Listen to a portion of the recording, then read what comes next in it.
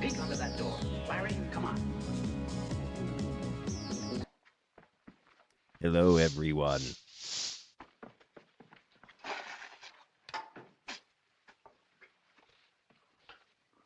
Push me up that fence.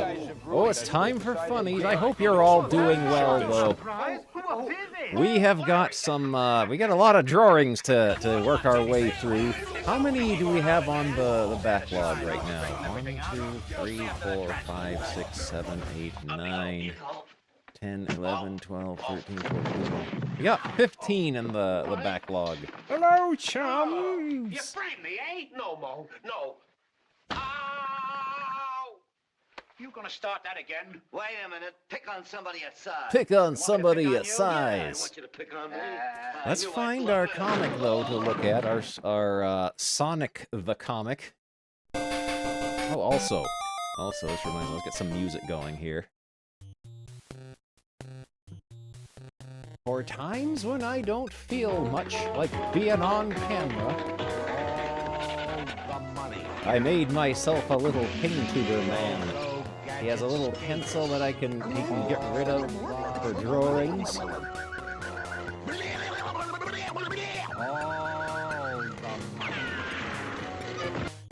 So we've got this to play around with now. I can make other things later on for him to hold on to. Perhaps some funnies, a funny book for him to look at.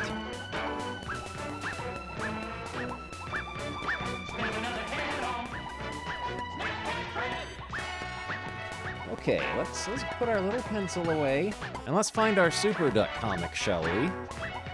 We'll just leave him up for now. We'll just leave this little guy up here. The comics. Sonic the Comic.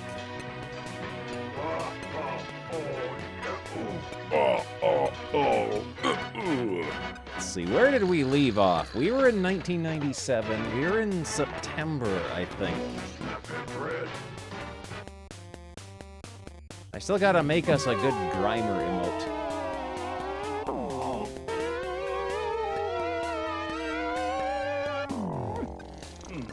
One of them var video tubers. Sonic the Comic on 100% recycled paper. Smashing news stories, plus a Sonic pinup. Onic Lecap Ales. Sonic is doing something rude with his fingers here. Dancing scene. Your swinging artwork. The dreaded web VTubers. House shoes.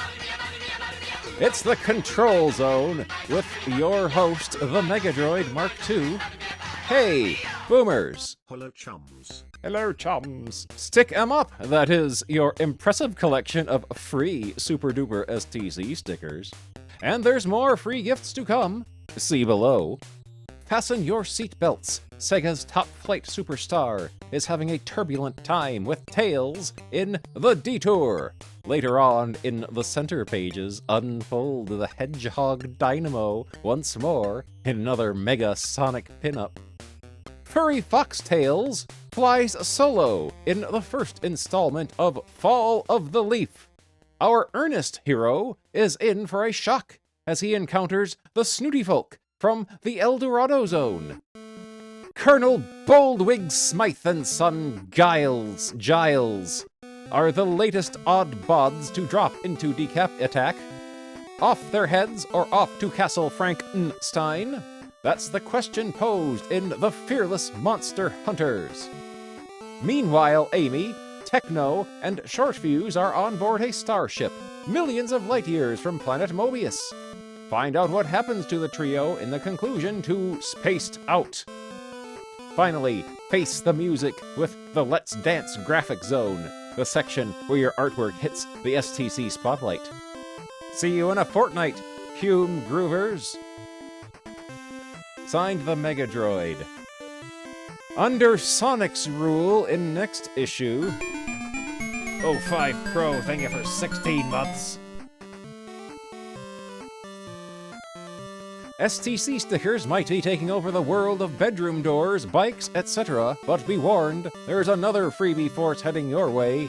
To give you a clue, STC's next giveaway is not curved or bent, but it is called something similar to the picture shown. Confused? You should be. So turn to the next issue page to see what's lined up for you next issue.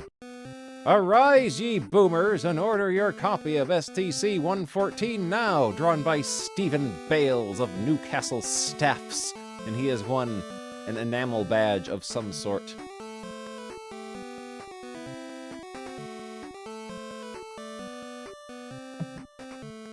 Let's see. Sonic the Hedgehog. In The Detour, a complete story. Yeah, this is my horrid little man I made. Somewhere in the skies over Mobius. Well, Tails, can you land this thing, or not? It's a fog, Sonic. It came out of nowhere. I've never seen anything like it. Down there, there's a gap in the fog. Oh, no. Richard Elson does not want to violate the Sonic the Hedgehog model sheets, so he just sort of twists him up. Takes all the approved parts and positions them, so he's pointing at this thing behind him. Right, and I'll do my best. Yay, I did it. What is this place? I don't know, buddy, but I can tell you one thing. I don't think we're on Mobius anymore. What is this place? Keep your eyes peeled. Guess we'd better take a look around. Wait up, Sonic. You're getting hard to see in this fog. Completely lost. This is worse than being stuck in a maze. Funny you should say that. Yeah, they died. Hey, this reminds me of a story I once read, except in this story there's a gigantic bull monster that lived in the maze and... Ah! About the bull monster, Tails. Oh, we don't get to see what's going on in this area of the bull monster's body. We get to see his legs here, but not anything else. They conveniently cut off the top of the panel there. That's him! It's the Minotaur! And he's none too pleased to see us. Crack. Whack. With everything I've been through lately, creeps like this don't even slow me down. Come on, Tails. I haven't got time to waste fighting this character. Let's find out what's going on around here. Incredible, a Minotaur, just like in me book. Heh, at least it wasn't a Yeti. Boy, out of all the monsters in the book, those things were the scariest. What? Just tell me, just where would you find these Yetis? They live in the mountains. I had to ask. Grah! No, it can't be. It's a Yeti. It's a Yeti. Don't worry about it, pal. It's only one Yeti. I can handle it. You're right. I'd hate to think what would happen if he brought the rest of his tribe. Sonic, it's the rest of his tribe. I'd figured that one out, actually. This is getting out of hand. I need a little time to think. Maybe we can hide from them in that cave. It's worth a try. Okay, Tails, there's something screwy going on around here. First you mention a maze, then the next thing you know, we're in one. You talk about a Minotaur, and straight away, one turns up. Oh, now Tails is doing the pose. Tails is doing the pose. He just took the Sonic model sheet, traced over it, and made it Tails instead. Same thing happens with the Yeti. When I mentioned his tribe, they were suddenly there too. It's almost like there was somebody listening to us. You might just be onto something there. Sonic, no! What are you doing? I just want to test a little theory I have. Okay, you've had your fun, but now the game's over. Come on, show yourself. You heard me. We're not playing anymore. He's angry. You must do as I want. I am of the Tantaro. I am a superior being. You will do what I want. The Tantaror first appeared in STC 74 to 79, years and years ago.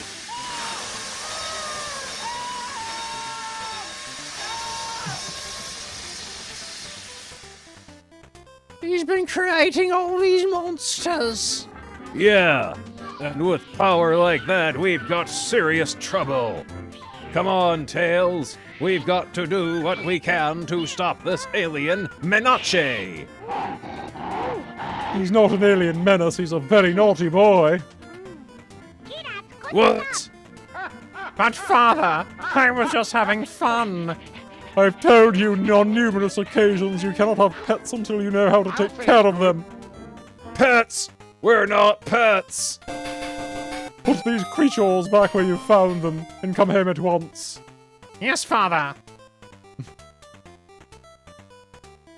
Sonic, we're back on Mobius. Do me a favor, Tails. Keep this little episode to yourself, will you? Could be bad for my image if people find out that some kid wanted to keep me as a pet. Next issue, Crisis on Infinite Chemical Plant Zones. Oh no! Oh no! Since Dr. Robotnik was ousted from power, the residents of some zones have become wealthier, such as the folk of the El Dorado Zone, built on the site of the old Diamond Mine Zone. Oh no. Shameful reader and Sonic fans. Wonder if I can buy a decent veggie burger around here. Tales in Fall of the Leaf. Oh. Excuse me, can you tell me where the local chippy is? We don't have chip shops in our zone. We dine only in expensive restaurants. This place is far too classy for the likes of you. You Beckman wouldn't bought get me a in horrible without a sandwich tie for 10. anyway. Biffo Uh-oh. and Mickey the monkey angrily arguing about who the objectively best early game elf is. Good. Excellent. We're gonna get in a fight. What awful snobs! Folk around here got rich because of the local diamond mine, but that does not entitle them to so stock up. Perhaps I should just go home and... Help! Help! Or maybe not! Oh no, it's one of the drill bots from the underground mines. Crash! Its table manners are appalling! It's bongo colored. Maybe I can help. Says the only Tails in existence who is weirder when drawn from the side than when drawn from the front. Do you have a reservation, sir? Plenty, but I'll still have a go. Help! That drill will simply ruin my designer clothes! Relax, I've battled a few robots in me time. I find if you steer clear of the sharp and dangerous bits, you can usually find their weak spot. Whirr. Or in this case, it's power off switch. Whirr. Click. Good work, Tails. The diamond sensors on my drill bot went wild when they detected the jewelry on the customers up here. You lifesaver! Here, you must have a reward! Thanks for the offer, but it's not me style. What's wrong with you? Class A diamonds they are. Still prefer veggie burger. Anyone who thinks of around here's money heading back to the Emerald Hill Zone. Help! Not again, it's a busy life lately. A diamond tiara has been stolen from my apartment. Hurrah! Calm down, Mrs. Curly Smythe, and we'll find the culprit. I got a printout from the security camera. How we can identify the burglar. The photo shows someone entering for the 13th floor from the outside. Wow, it's some climb. Yeah, or a short flight to someone with your abilities. How can it look like me? It's not possible. Stop thief! Accused of a crime I didn't commit. Where's the justice? This is working out better than I expected. Now I'll be able to continue my crime spree in the El Dorado Zone, and Tails will get the blame. Next issue, Fox Hunt.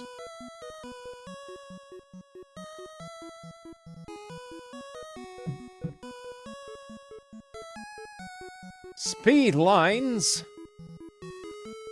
Everything printed in speed lines with an exclusive enamel badge. I guess this is possibly what the badge looks like. Killjoy. Oh no. Dear STC, what goes hey dude, thud? A. Sonic laughing his head off from Carlos, the green-eyed monster, age 230, from the home dressing room in Wembley. Carlos has won an enamel badge. So, Carlos, when was Kyle Rosher, postmark spotter, part of Wembley? Blue Boon! Yeah, Megadroid, what was our hero Hedgehog say after he's told a mega funny joke? Sonic Boom Boom. From Jack Jefferies of Hay Mills, Birmingham.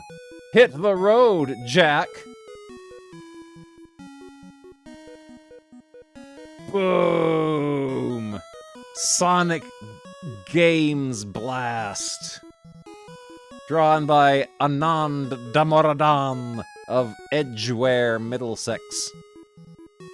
Wit or without? Dear Mega Real Droid, I think that you deserve a little laugh every once in a while, so I've sent you a joke. What do Sonic the Hedgehog and Shot Fuse the Cyberneck have in common? Both the middle names are the. From David Nicholson of Gainsborough Links. And your letter started off so impressively, David. Where is my face?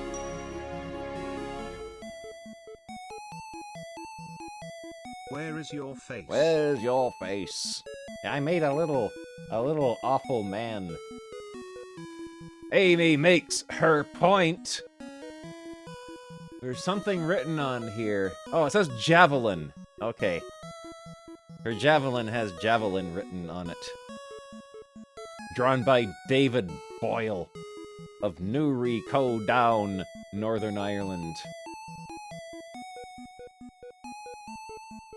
It's time for Decap Attack in The Fearless Monster Hunters. Decap Attack, a very hot game in late 1997. It's not working, confound it. Monster Detector. Maybe the batteries are flat, father. From the Diary of Colonel Baldwig Smythe, fearless monster hunter and part-time fish smuggler. We arrived in Transylvania in search of the hideous two-headed monster. This way to Castle Frankenstein. You're almost there. First on left for Castle.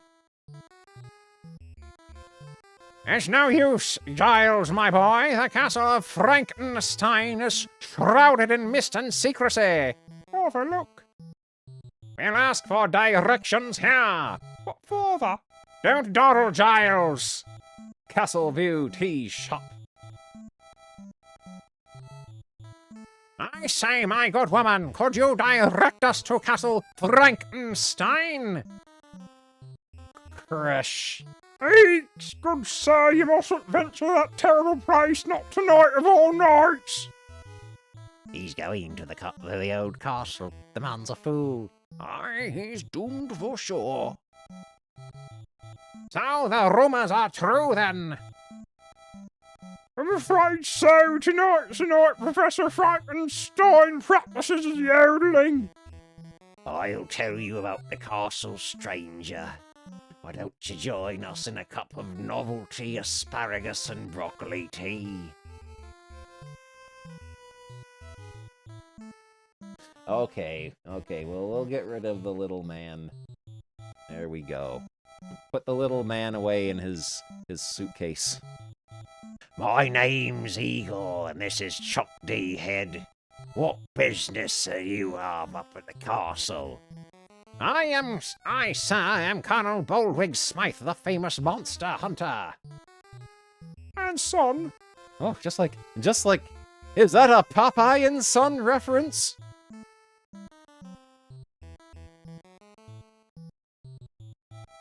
well, I've never heard of you. What monsters have you caught then? Was it not I who captured the abominable snowman? Unfortunately, by the time we got home, he'd melted. All we had left was a container full of slush. And last winter we spent 3 months on a trawler searching for the flying fiend of the deep. Guys, can I come over and play video games? No. It's Maggot Man. Decap. Attack. Decap. Attack.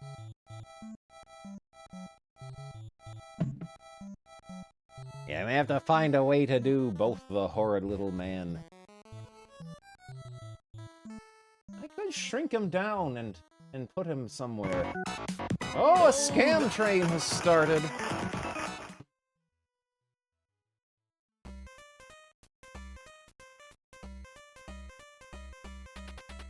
And last winter we spent 3 months on a trawler searching for the flying fiend of the deep.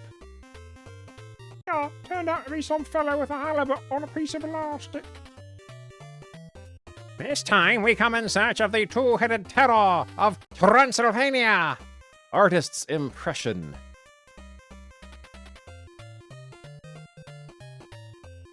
You know, I might be able to help you there, if the price is right. Yeah, the horrible little man could, I really don't see the pressing need to have chat on screen at all time anymore. Why me? Why me? But yeah, we'll figure something out. Could always put the horrible little man above you. 100 bits for the horrid man for 5 minutes. I would pay handsomely for information leading to the capture of such a beast. This could be your lucky day. Igor, what are you doing? You aren't heading me to end up getting captured. Yeah, that's exactly what I Scientists were able want. to mimic Nessie Amun's voice by recreating his mouth. Here's and your vocal monster, cords with a Colonel. 3D I prefer printer. cash, by the It way. allowed them to produce a single sound. Rip. You insult me, sir. I'd have to be as blind as old Jack McBlind to fall for an obvious fake like this. Father, are you sure? He looks genuine to me. Igor, you'd serve your own mother. Who told you about that? Still, I got a good price. Father, I think... 33. We're wasting our time here. I've heard tell of a 3-headed Essex vampire dressed in radiant white with jumpers tied around his waist. He's known by his fearsome cry of, "That was a googly!" I think I was an umpire, Daddy. Don't argue with me, boy. From the diary of Colonel Boldwig Smythe. As we took our leave of Transylvania, we heard a blood-curdling wail from the distant mountains. The unmistakable cry of the mountain banshee. One day we will return. Yeah, we got a new animated emote for when we learn things.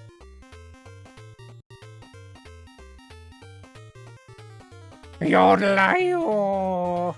Next issue, Chuck and the Cheese Factory, Part 1. We got a multi-part Decap Attack story starting next issue.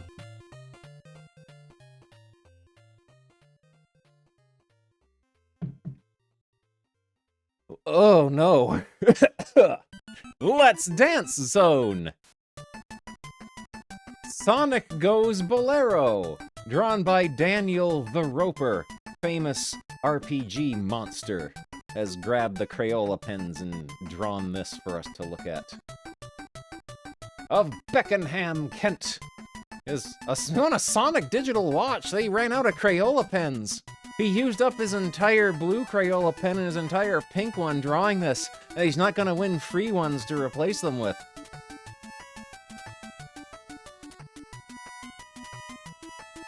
Walking in Rhythm from Gemma Hale of Yorkshire, who owns a Game Gear and Mega Drive and is on a Sonic digital watch.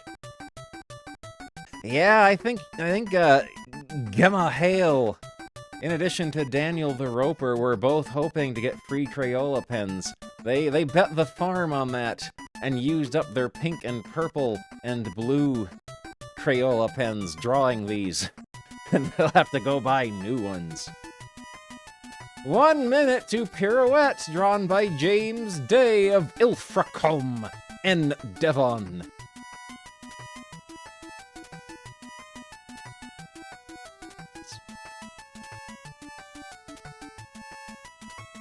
This Sonic does have kind of a cute face. His upper body is obviously not connected to his lower body, though, and he's got very thick thighs.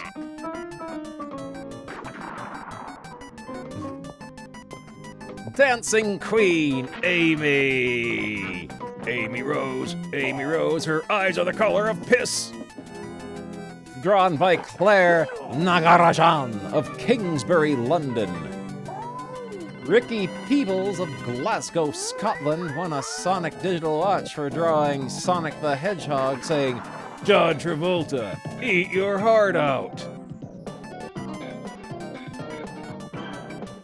It Takes Tutu to Tango, drawn by Mark Story of Whitley Bay, Tyne and Ware, who owns a Mega Drive.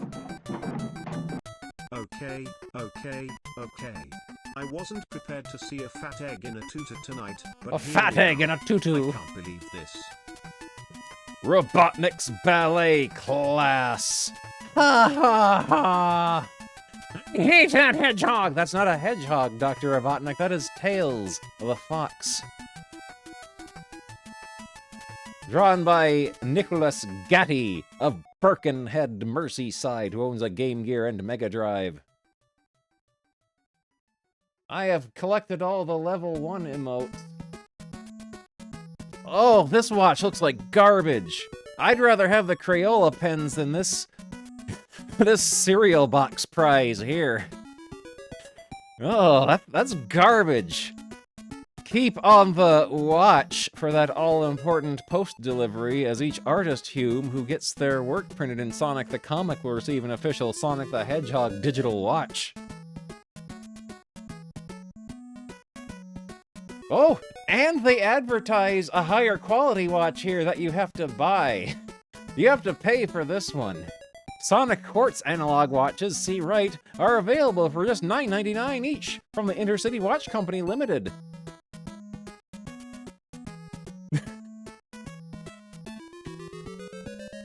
This is either, yeah, like a cereal box prize or like a Happy Meal prize.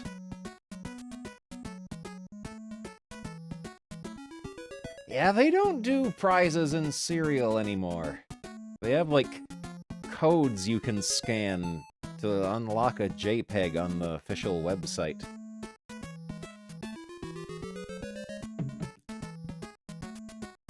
Sonic's World, Amy and Techno in Spaced Out Part 3!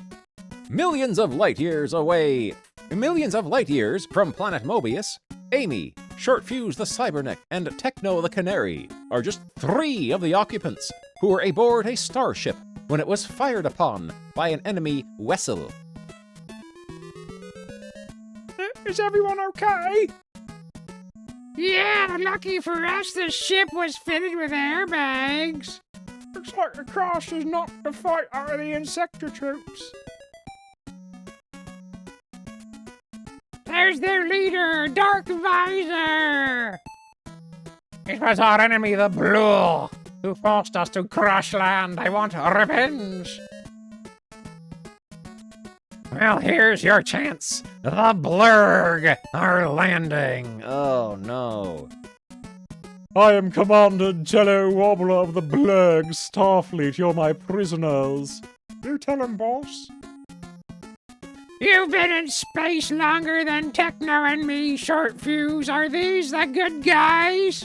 Afraid not, Amy. The Blurg are just as warlike as the Insectras. This guy did not want to be drawing Sonic the Hedgehog comics. He wanted to be drawing, Bucky O'Hare comics. Our world's been at war for 10,000 years, Wobbler. No surrender. You're beaten, Dark Visor. Half your troops are knocked out. It's over. Shh! We can't end the hostilities. We lose all the perks we get as leaders. No expense accounts. No company vehicles. Think, man. Yeesh, sorry I got carried away. I've changed my mind about capturing you lot. We'll continue the conflict right here on this planet. My troops are ready to take on yours, Wobbler. Oh, gross. Oh, I hate these characters. Oh, they're... Hey, not on our planet, you don't. I'm losing track. Who are these guys? Must be the local life form of this planet we've crashed on. My name is Mello, spiritual leader of the Comdarn. Ours is a peaceful planet where wars are forbidden. I assume that means there are no weapons here. It's just a temporary truce, Visor. Let us combine our forces and conquer these peace-loving fools. Troops, exterminate the Comdarn! No, you can't. Silence, Pink One, you're next. Plasma blasters aren't working. Click. They were only recharged this morning. What's going on? Our culture combines science with natural laws. We are one with our world, and our planet's energy flow doesn't allow weapons to function here. It spares us much grief, I can tell you! Not so tough without your guns, are you, damn jar face? Oof ya! Clump. Let's see how good you creeps are at armed combat. Oh well, we're useless in a fair fight. Okay, we give in. Unhand me, Cybernick. We'll find some way to destroy you. Dream on, Gel Boy. Count us out, Wobbler. We're fed up with this war. But the war is our tradition. What do we do now? How about you give peace a chance, Visor? Butt cheeks. Later. Me and Sector and the Blurg have agreed to live here and end the war. Cool. This planet certainly has a calming effect on them. I'm staying here too, Techno. The Comdarn may be able to use their positive energy to free me from the armor that Robotnik locked me into 2 years ago. Oh, good. He's not coming home with them. He's staying here. You've been trapped in that armor for 2 years! Since way back in STC 45.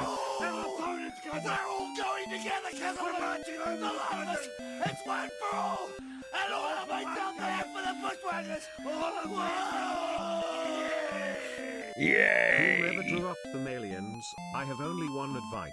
Put them back in the oven. They're still undercooked. So undercooked, you got people going. What is that? What is that? What happens when you need to...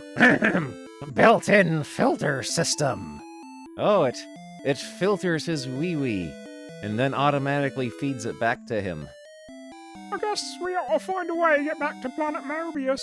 Yeah. Anyone got a map? The end. Next issue, Earthbound, famous Sega game.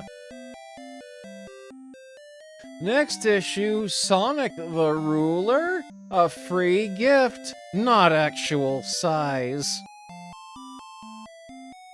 3 new stories, Sonic in Crisis in the Chemical Plant Zone, Sonic's World, Amy and Techno get Earthbound. Don't throw away the packaging, keep the manual. It'll be worth a lot of money someday, Amy and Techno. Decap Attack, Chuck and the Cheese Factory. Plus, Tails Fall of the Leaf Conclusion. Metal Sonic Pin-Up. Oh, that's the end. That's the end of this issue.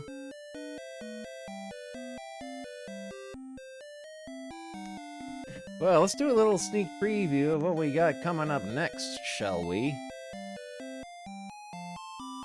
Free Ruler Mania free, Sonic the Comic on 100% recycled toilet paper. Line up for your free ruler, there it is. How do you measure up to Sonic?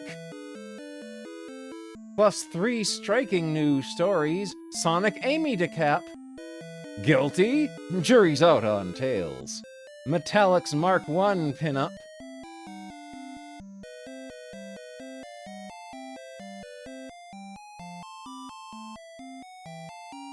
So we have this to look forward to next time.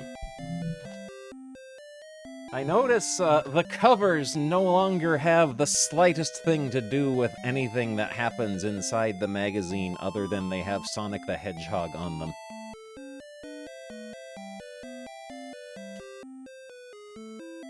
Free ruler. Just what I ever wanted. It's shaped like Sonic's wiener. Alright. Let's get the old grot glove on. We got drawings to do. See, this is the grotty grot glove. I don't want to use that one. Play with it. That one's gross.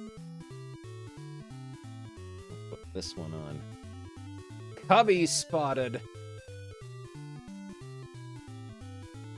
Alright. What do we got coming up first?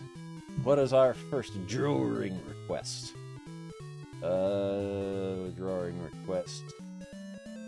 There we go.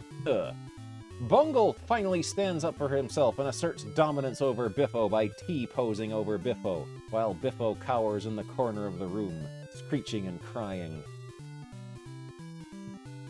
Cubby the bear.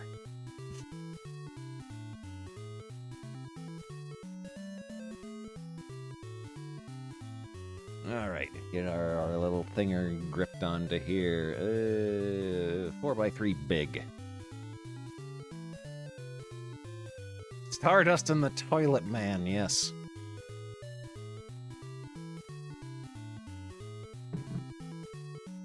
Stardust and the Toilet Man. That was a fun one to do. With Officer Squintley.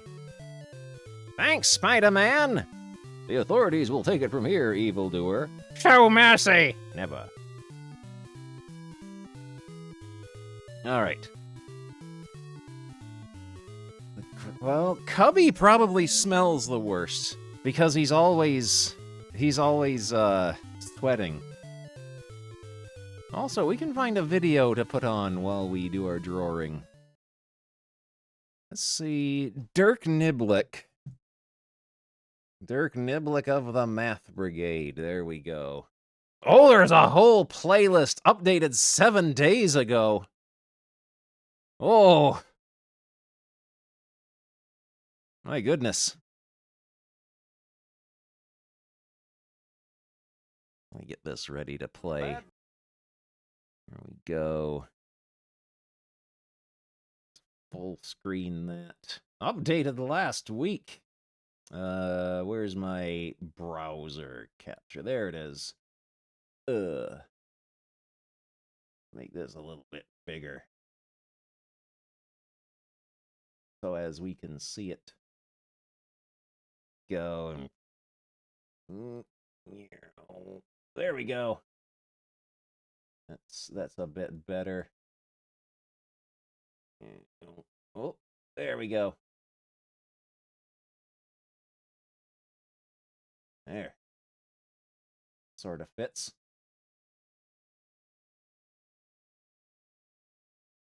Good enough. Here we go. Let's get our Dirk Niblet going. Here comes Dirk Niblick of the Math Brigade. There we go. You right in the eye. He's always pleasant, Never dismayed. He's seldom flustered. rarely afraid. I'll show you numbers that should be displayed. He's a hero. I'll show you numbers that should be displayed. As today's very believable episode begins, Lieutenant Dirk Niblick was doing his math aerobics. 1 times 8 is 8, 2 times 8 is 16, 3 times 8 is 24, 4 times 8 is 32, 5 times 8 is 40, 6 times 8 is hard. Let's see, is 5 eighths, let's see, if 5 eighths are 40, one more 8 would be right. 6 times 8 is 48, and... Just as Dirk was starting to run out of breath, he received a call on the math phone. Math Brigade, Lieutenant Dirk Niblick breathlessly speaking.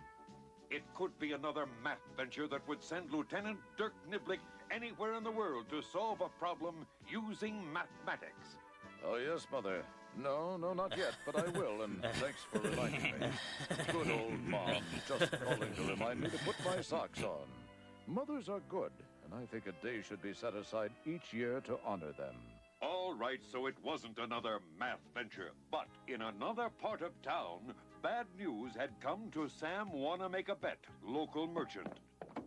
Sorry, Mrs. Biddle, the store is closed. Closed, but I need cat food. Why don't you learn to eat something else, Mrs. Biddle? It's for my cats, you silly merchant. I'm going out of business, Mrs. Biddle. My new accounting firm, Read 'em and Weep, showed me I was losing a fortune. Sorry. Oh, no. Trusted old Sam Wanna-Make-A-Bet has fallen on hard times, and he wasn't the only one. All over town, small businesses were closing down. My clothes are still wet. What's the meaning of this, Dwayne? Sorry, Mrs. Primus, but my accountant showed me that I'm losing money. I have to close the store. Yep, that's right, Mr. Pulitzer. I'm losing money. I'll have to close up shop. But what will I do without my morning newspaper? Well, as I see it, sir, you have two choices. Publish your own or wrap the garbage in something else. I'm finished. My savings are wiped out! This is terrible. What a black day in the annals of business. I'd jump off something high if I could afford to climb up on it. I'd like to order a large pizza with sausage and syrup to go. Closed? How can you be closed? It's the shank of the day.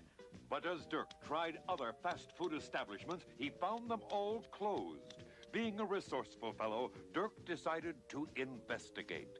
I can't believe Sawdust Burgers is closing down. Sorry, Lieutenant Niblick, but my new accountant showed me that I'm losing money. But you're always packed with people stuffing their punums with Sawdust Burgers. Look at my books.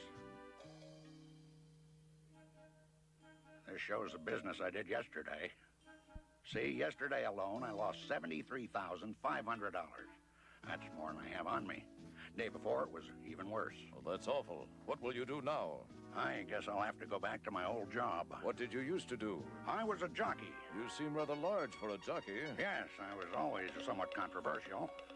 And as Dirk checked throughout his little hometown of Vera Ralston on the Rilleraw, he found the same story over and over. So you see, Lieutenant Niblick, yesterday I lost $395,000 when I sold one car. Boy, it's a good thing I didn't sell any more. I'd have to dip into my savings. And you say you have a new accounting firm? Yes, Read 'em and Weep. I've only got a pair of jacks. No, Read 'em and Weep is my accountant. Perhaps I'd better pay a call on Read 'em and Weep. And no sooner had he said it than he had done it. Yes, it is unusual that an entire town would be going bankrupt, but figures don't lie. What are you doing? Here are the figures. The numbers don't lie. And they spell disaster for you at at sacrifice. 1,500 times 50, 75,000. That's $75,000. 1,500 burgers sold at $1. That's $1,500. We subtract 1,500 from 75,000 and get a loss of $73,500. You certainly do. But you'll be happy to know, Lieutenant Niblick, I do know, Lieutenant Niblick. that my company, Read 'em and Weep, is willing to buy up all these stores. You're buying the stores? That's right. At a fair price? Of course not. Read 'em and weep, I think you are cheating these people, and I, for one, resent it. My dear Lieutenant Niblick, remember, as I said before, figures don't lie. But liars do figure. Well, math fans, what about those developments? Read 'em and Weep is going to buy up the town for a song if Dirk doesn't stop him. Take a look at Dirk's problem and see if you can help him figure it out. If you can, you will win absolutely nothing, but you will feel better about yourselves. When we last left our mathematically inclined hero, Dirk Niblick was trying to puzzle over a problem. He decided to revisit the used car salesman, Madman Mandel. Well, that's nice of you to try to help me, Lieutenant Niblick, but I gotta get out of business. I don't want to lose any more money. Well, that's just it, Madman. You're not losing money. Oh, for joy, for joy. My wife would be so happy to hear that, if I had a wife. You said you sold one car for $5,000. Yes, your mileage may vary. So you took in $5,000. That's right, and a happier used car salesman you'd never see. But then Read 'em and Weep showed me how much money I had spent. 80 times 5,000, 400,000. $400,000. Yes, 80 times 5,000 is 400,000. But in this case, the 80 represented 80%. It should be written like this. Uh-huh. You put a little dot there. Big deal. One little dot isn't going to change anything, is it? It's a decimal point, and you bet your axle it will. Look, you spent $4,000, not 400,000. You made money, Madman. I did?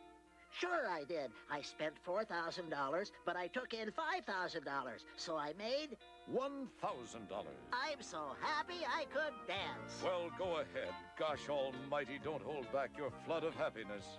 May I lead? So you see what happened, Mr. Sawdust? Your accountants didn't use a decimal point.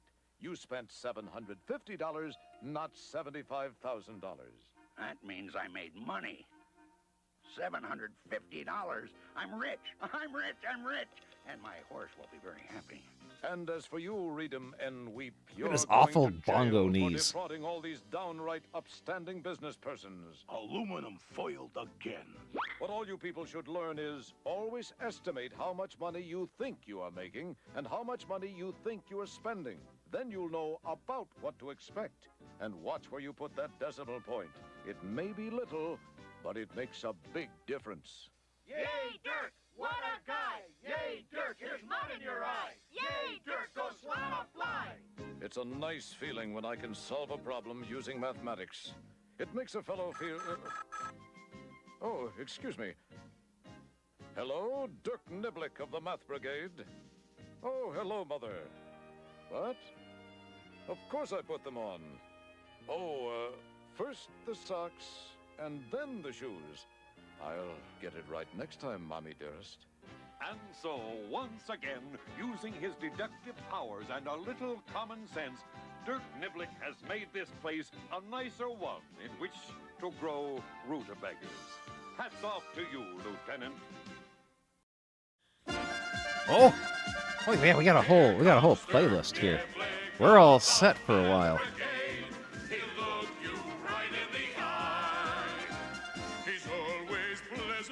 Never dismayed.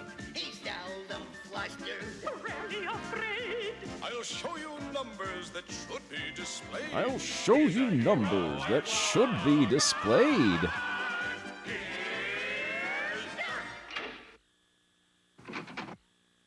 As today's math-intensive episode called You Can Fool Most of the People Most of the Time begins, Lieutenant Dirk Niblick of the Math Brigade was taking a little time off from his favorite subject, mathematics, and studying another interesting subject, geography. Golly gee whiz, but Australia is a long way from Perth Amboy, New Jersey. Suddenly, Dirk was interrupted by the tintinnabulations of the bells on the math phone. It could be a call that would send our hero into another life-threatening adventure. It could be a call from the White House, and the President of the United States might ask Dirk to help save the world from yet another disaster. Or it could be... Oh, hello, Mother. His mother. What's up, Mommy dearest? You say you just got back from a train ride. I once took a trip on a train and I thought about you. Did you enjoy yourself? Mm-hmm. What, you had an adventure? What kind of an adventure? 2 pairs of train tracks run parallel except for a spot where they go through a tunnel. I see. The tunnel isn't wide enough for both tracks. That's a shame. So what happens in the tunnel? They become a single track for the distance of the tunnel. You say your train entered the tunnel going one way this afternoon, and another train entered the same tunnel going the other way? Oh my gosh almighty. Were you killed? You weren't. Oh, that's good. Did the trains collide? Will there be news at 11? What do you mean nothing happened? Oh, your train went through the tunnel at 1 o'clock, and the other train went through the tunnel at 2 o'clock.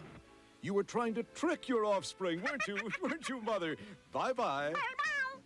And as Dirk pondered whether or not to have his phone number unlisted, in another part of the city, at the Huckster Sleazeball Advertising Agency, this scene was taking place. All right, people, and I use the term loosely. Have you come up with an advertising campaign for our new car introduction?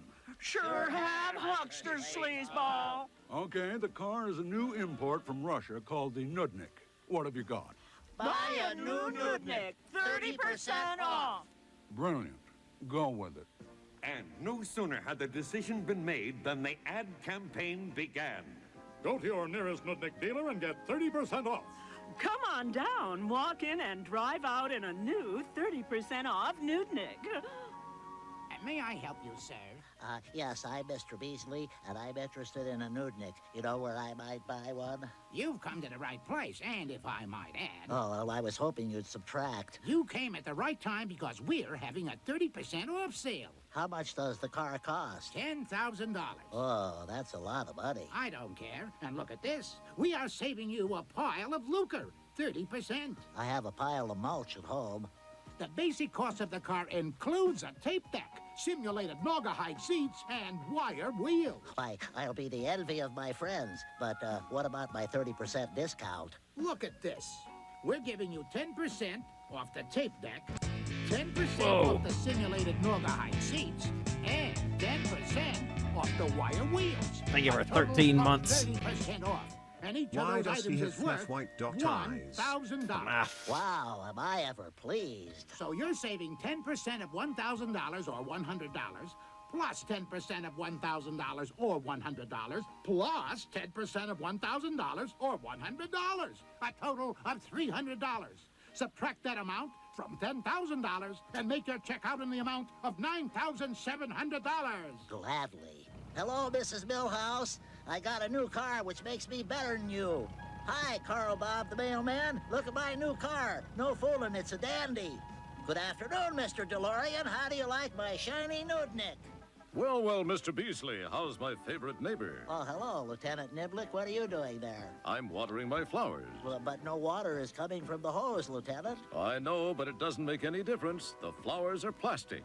Say, I see you got a brand new car. Yes, I did. What happened to your other car? I loaned it to my left side neighbor, George Franklin, and he lost it. Well, it's spiffy. How much did you pay for it? Well, that's the beauty part. It cost $10,000, but I got 30% off. That's a fantastic savings. So 30% of $10,000 is $3,000. That's a deal. You bought the car for $7,000. No, I didn't. I just paid them $9,700. There seems to be a discrepancy here. Tell me about it. I think I see the mistake. But do you, our loyal viewing audience, see the mistake?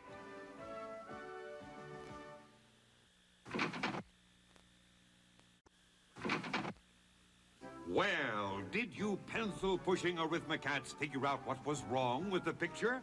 Dirk did, and he's going to do something about it. What an honor. You're Dirk Niblick. That's right, but how did you know? Who else could you be? Good point. Are you interested in buying a car? No, I'm interested in the car you just sold my neighbor, Mr. Beasley. It must be tough residing next door to a living legend. George Franklin? Dirk Niblick. It's not so bad. He doesn't borrow much from me. You told my friend that you were selling him this car for 30% off. That's what he said, all right. And I did. Look. No, you didn't look. See? 10% off, 10% off, 10% off. 3 10s equals 30. 30% off. You are advertising that you'll give 30% off the $10,000 price of the car, a savings of $3,000. You're doing 2 things wrong. First, you're only discounting 3 parts, not the whole car. That's not what you said you would do. You're not a nice person. Second, your discount is only 10%. Get his not ass, 30%. Dirk. Look, 10% off the $1,000 He's gonna get tape the deck is chair for $100. math crimes. 10% off the $1,000 simulated Naugahyde seats is $100, and 10% of the $1,000 wire wheels is $100. That's only $300. 10% of $3,000. You owe Mr. Beasley $2,700. But What's the trouble here? Deceptive advertising, that's what's the trouble, and you are responsible. No, I'm in advertising. I'm irresponsible. You can't dupe the public. It's illegal and not nice. I want this campaign to cease and desist right now. And you too are at fault, Mr. Beasley. Do you know caveat emptor? Cravat Emperor? That's a necktie a potentate wears, isn't it? No, caveat emptor means let the buyer beware. You have to take some responsibility when you buy a product. Make sure it's exactly what you think it is. Don't let yourself be cheated. That's a good lesson, and you've learned it to me good. Thank you. It makes me feel wonderful to bring a little common sense into the world. And now, I think I'll finish watering my plastic flowers. And that's precisely what did Dirk. I mean, Dirk did. There we and go. we can all sleep more comfortably tonight knowing there's a man like Dirk Niblick around to protect us. And also because the temperature should be a nice, cool 47 degrees. Oh, this one's a good quality rip. This is from like a 12th gen VHS tape that's been recorded over with Mama's stories. I'll show you numbers. Keep circulating the tapes. All right. What was I gonna do?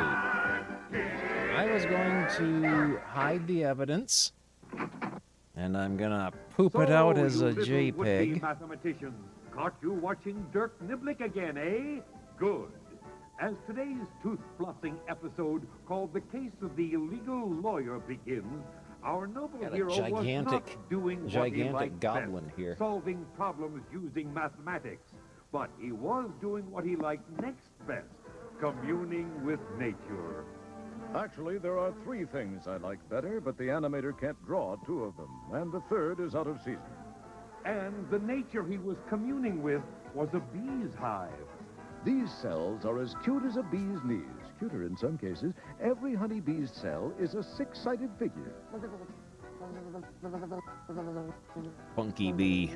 A hexagon. And they build them without blueprints or tools or union problems. There we We go. could learn plenty from bees. There's if we our could teach them drawing. to talk. And as Dirk continued to observe nature, in another part of town, Beezer. this scene was taking place in the law offices of Morley Corrupt. And now to read the will of your late great-uncle Ebenezer Noodleman. But, Mr. Corrupt, we didn't even know we had a great-uncle Noodleman. And he didn't know you either, but his will directs us to give part of his fortune to his next of kin. Now, according to our search of the Noodleman family tree, See you what two, is Fluff next. and Fold Noodleman, are his only living relatives. Gee, Fluff, maybe now we'll have enough money for you to open that little roadside book depository and for me to get out of the fight game. Ebenezer Noodleman left $100,000. Wow! He left 1/2 of his estate to Fluff because she's older, and 1/4 to Fold, who isn't. Makes sense. The rest goes to me, Morley Corrupt, for legal fleas. Legal fleas? They're probably fleas that have licenses to bite dogs. I mean legal fees. Now then. Tim 1/2 Conway plus as 1/4 is Ganondorf. 2/6, right? 2/6 reduces to 1/3. So you kids get 1/3 of the estate, and I get the rest. 1/3 Where'd it of go? $100,000 is 33,000 There it bucks is. and change. We'll take it in small bills. Not so fast. That wasn't fast. This is fast. We'll take it in small bills. You'll get the money when you become 21 years of age, or 21,000 miles, whichever comes first. In the meantime, I'll hold the money at a company that I manage. What company? The Double Knob Trust and Escrow Company. Now, Double run Knob. along.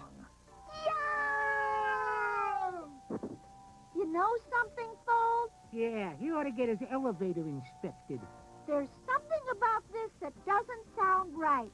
Let's go see Lieutenant Dirk Niblick of the Mass Brigade. Uh-oh. And that's just what Morley they did. Corrupt is in trouble now. Lieutenant Niblick, I didn't know you raised bees. Yes, Fluff, I love bees. I know lots about them, or as much as anyone can know, considering the fact they don't talk. Lieutenant Niblick, we just inherited a bunch of money from a great uncle we didn't even know. That was serendipity. No, that was Noodleman. But we think maybe a crooked lawyer is cheating us. A crooked lawyer? A I've crooked never lawyer? heard of such a thing. But what makes you think he's up to skullduggery? Fluff and Fold explained their suspicions. So you say you, Fluff, were given 1/2 of the fortune, and you, Fold, were given 1/4 of the fortune. Yes, sir. And the lawyer Morley Corrupt took 2/3. Well, that does sound perplexing, doesn't it? And wrong. Well, reference Matt material Van, for as Dirk stumbled onto something, Ganondorf. Try and figure out what is wrong with this picture. We'll be back pretty soon, right after this. Well, smart kids, did you figure out what was wrong with the picture? There we go. Dirk thinks he did, and he is on his way to Morley Corrupt's offices. Are you Morley Corrupt? Of course not. I'm just backdating some records here. That's the man, Lieutenant. My friends here tell me that you tried to cheat them out of their rightful inheritance. That's impossible. I'm as honest as the day is long. You want to hit the light switch? It's on the wall. Look here. Did you tell them that 1/2 plus 1/4 equals 2/6?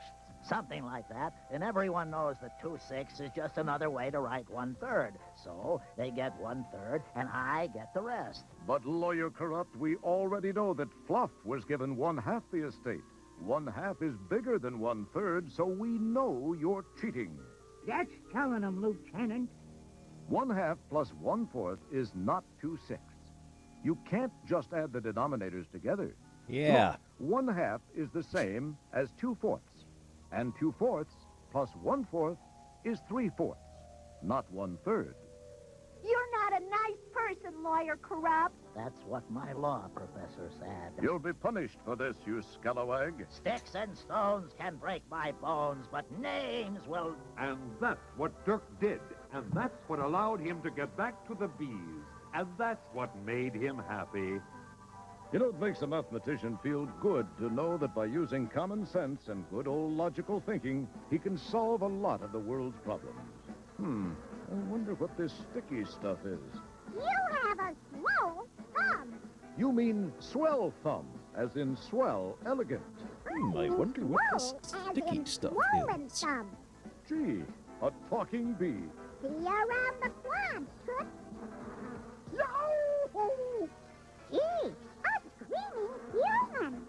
And as Dirk's thumb rises slowly in the east, we bid a fond adieu to one of the world's best mathematicians and worst naturalists.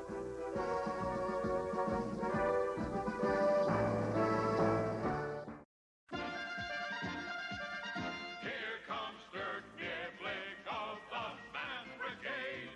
He'll look you right in the eye. He's always pleasant, never dismayed. He's seldom flustered, rarely afraid. I'll show you numbers that should be displayed. He's a hero and what a guy. Here's Dirk.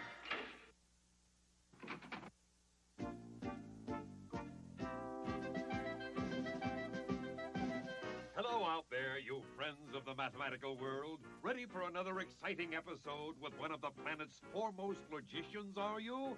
Good, because in today's story titled To Heck and Back, Lieutenant Dirk Niblick of the Math Brigade was feeling a little guilty. Not a little guilty, a lot guilty. All Dirk's neighbors were out on a beautiful day mowing their lawn, but Dirk wasn't. Do you know why? I'll tell them why. It's my show. I don't mow my lawn because last year I had the sod taken up and replaced it with artificial grass. So, Dirk doesn't need to mow his grass anymore. That's right, but I realized I actually enjoyed it. Oh, well. Yes, back to the task at hand. Whatever that is. I'll tell you what that is. My bank called me and told me one of my checks bounced. I've gone through all the other checks in my book, 500 of them, and none of them bounced. That probability is mind-boggling. I think the bank may not be playing with a full FDIC. Suddenly, Dirk's doorbell chimed. I've got to get those chimes, too. Well, well, well, if it isn't Mr. Beasley, my next-door neighbor. If it isn't Mr. Beasley, your next-door neighbor, these policemen really have the wrong guy. How may I serve you? Mr. Beasley's in You trouble could with throw the me up in law. the air and hit me with a tennis racket, or you could put a pomegranate in my mouth and bake me in your oven at 350 degrees for 4 hours, or... Come on, Beasley, stop stalling. Oh, I'm sorry, officer. I just stopped by to ask you to pick up my mail while I'm away, Lieutenant Niblick. Of course I will. How long will you be gone? 7 to 10 years. What? He robbed a bank and got caught. You robbed a bank? That's what they say. Hard to believe, isn't it? I was always such a shy, self-effacing sort of chap. Well, yes. I'm sort of the last guy you'd think of who'd stick up a bank, huh? But these nice officers said I did it, so I'll be going now. Thank you for watching the mail. Well, sure thing, but... Oh, listen, if you think of it, in a year or two, you might feed the cat. I'd better look into this. And that's what our hero did, by gosh. He went right to City Hall. Now, sir. I'm afraid you'll have to stop. How's come? You can't fight City Hall. Dirk decided to talk with the district attorney and find out what happened.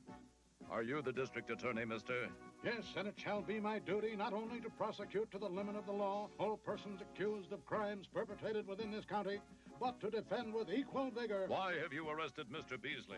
He robbed a bank in a nearby town. What town? A town called Heck. He went to Heck and robbed the Heck Savings Bank. To Heck, you say? The heck I don't. He robbed it at high noon, and we arrested him at home at 1 o'clock. We know he did it because witnesses described the getaway car as bright red.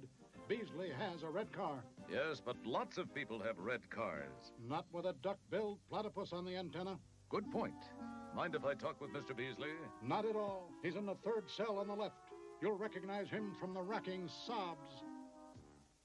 It was nice of you to come, Lieutenant Niblick. Did I get any mail?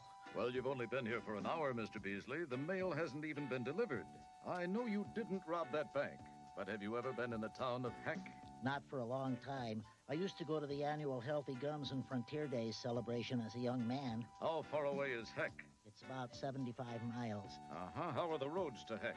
Oh, a lot of potholes, but they're paved with good intentions. Where were you yesterday at high noon, Mr. Beasley?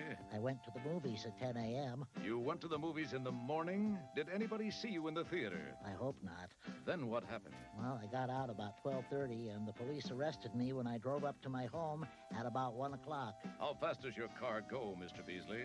Well, if I slap the pedal to the metal, I can hit about 50 miles an hour top speed. Mr. Beasley, I may have you out of here before the cock crows. Oh, for joy.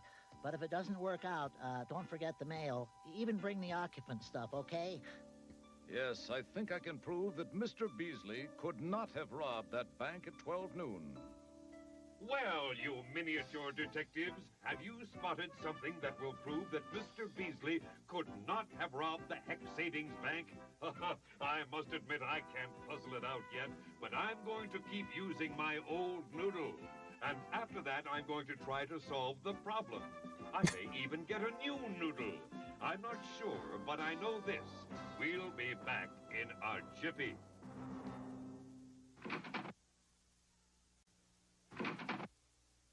Well, Have you figured out what Lieutenant Dirk Niblick has figured out? I thought I had a minute ago, but it was not to be.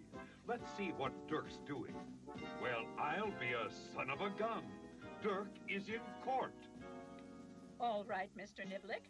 You've told the court that you have evidence that will prove your neighbor, Mr. Beasley, did not rob the Hex Savings Bank. I object. On what grounds? None in particular, but my wife says I'm very objectionable. You're out of order. No wonder I don't work very well anymore. If it please the court, Your Majesty, Go for it. I would like to call the court's attention to this chart. What about it? Mr. Beasley says he was at the movies from 10 until 12:30. But he has no witnesses. That's right, but his car can go no faster than 50 miles per hour. The bank is 75 miles away. We're I do learning. get good mileage, though. So, he could have left town at 10:30 a.m., got to Heck at noon, robbed the bank, and split. And then what, Mr. District Attorney? Then he was arrested. Yes, he was arrested in this town 1 hour after the bank was robbed. He couldn't have gotten back here in 1 hour because his car only goes 50 miles per hour at top speed. Hey, that's right. I couldn't have robbed the bank. I didn't think I did it because I'm such a shy, self-effacing person. Even if Mr. Beasley was in Heck, he could only have gotten within 25 miles of this town by 1 p.m. He is innocent as a newborn babe. Lieutenant Niblick, you make an excellent case. Mr. Beasley, you are released.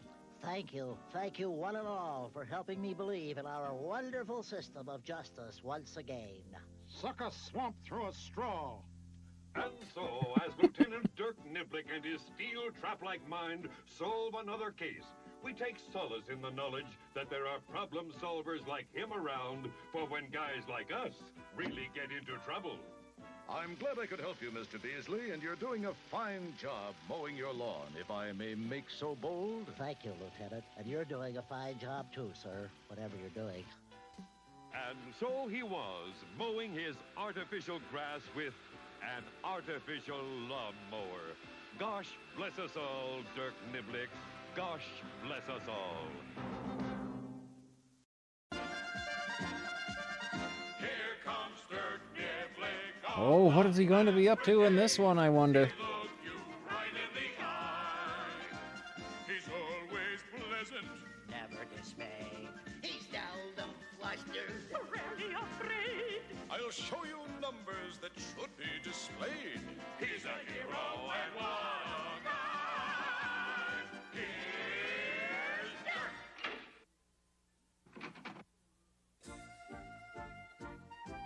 So, there Scientists you were are. able Whoa. to mimic Waiting for Nessie you Emeren's as you voice by finally recreating his mouth We're and about to tell vocal you another cords with a hair-raising 3D printer. adventure of one of It the allowed world's them to foremost produce a single numbers people. sound. Dirk Niblick of the Math Brigade. This educational programming As brought to you with today's limited episode, gotcha interruption titled The by. Lip Trap begins, Lieutenant We're Niblick is learning looking stuff. at Thank his you very number much for the shell. big old, What the an big old amazing chunky shell. cheer. If you hold it up to your ear, you hear a sound not unlike the ocean. But if you look closely at it, you can see that the spiral formed by the chambers of the Nautilus has the proportions of a spiral made of Fibonacci numbers. Incredible bits of mathematics abound in nature, but you'll have to trust me because they're gosh darned hard to draw. As Dirk continued to muse, You can listen to the Nautilus, you can look at the Nautilus. I wonder what happens if you smell it. I don't recommend it. hark, a knock at the door. I hope it's a door-to-door salesman selling a Nautilus shell remover. Good day, sir. You have a Nautilus shell on your nose. So do I. How may I serve you? I'm soliciting laundry. I gave at the office. You gave what at the office? The shirt off my back. There. Better? Thank you. I thought I'd never smell again. An unfounded fear, monsieur. What can I ever do to thank you? Give me your laundry. What do you want with my laundry? It's all dirty. I want to clean it. I'm Soapy Lafong, and I've just opened a new laundromat. Well, that's swell. I'll be happy to give you my laundry. Ooh, I love it when I make a sale. I'll have it back to you tomorrow, all cleaned and fluffed and folded. Here you are, and thank you for your service. Yet another business has started up in Dirk's hometown. Soapy Lafong's Laundry and Croissant Shoppy. It sure is lucky we got this job after school, isn't it, Fold? I'll say, and we make good money, $10 an hour. Before too many moons set, we'll have enough money for you to buy that new fun fur you've had your eye on, and for me to go to longshoreman school. Quitting time! And payday, too. Next to Guy Fawkes Day, payday is my favorite. Okay, you two, it's the end of the week. Here are the timesheets showing how much you worked this week and the money I owe you. Let's see, you worked a total of 20 hours, and remember, I pay you by the hour. And the time just flies when you're getting rich. So, 20 hours times 10 for $10 an hour is... $200! Wow! $100 each! Thank you, Mr. LaFong. Come on, Fold. Let's go show Lieutenant Niblick. Let's just tell him about it. He might hit us up for another loan. And that's just what the little hard workers did. Ooh, you have a bandage on your nose, Lieutenant. Is it noticeable? Smelling the Nautilus again, Lieutenant? Yes, but you didn't come here to talk about my nose. How's your new job? Whoa. Fennec WF bought me a horrible sandwich for 10. Desperate Dan Habiki has easily overpowered a Kuma in a fight. Excellent. That's semi-swell. What do you do at the laundry? We fluff and fold the clothes. What a semantic coincidence. Let me guess. I'll bet you fluff, and you fold. No, I fluff. And I fold. So fold fluffs and fluff folds. Except sometimes when I get behind, then fluff fluffs too. So there are times when fold fluffs and fluff fluffs. Unless we get really busy. Then what happens? Fluff folds and fluffs. And fold fluffs and folds. Where are you going, Lieutenant? I'm going to smell my show. Wait, we'll stop. We're just silly because today was our first payday. Yes, look, we just got paid. What? I don't think you were paid. I think you were underpaid. Well, fans of mine, has Dirk Niblick found an error in Sophie LaFong's accounting system? See if you can figure out what the my gosh is wrong here. Were Fluff and Fold underpaid for fluffing and folding, or was the folding done at a fair fee? We'll find out in a flash. Yes, you two have been underpaid.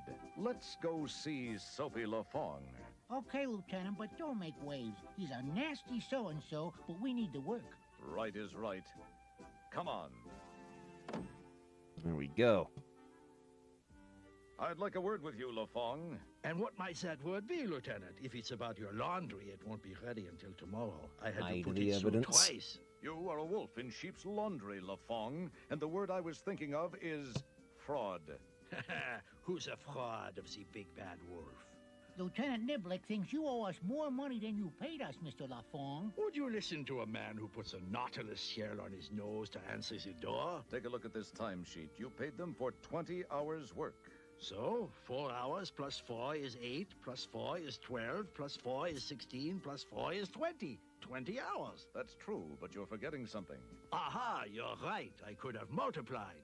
Additionally, I forgot to put the cat out. I'll be right back. You stay right here. Mais oui, but the We're cat will be learning. miffed. Let the cat be miffed. You didn't add up the extra minutes these kids worked. Minutes are time, and... Time is money. Nitpickers. Now add those minutes up and pay those two what is rightfully theirs.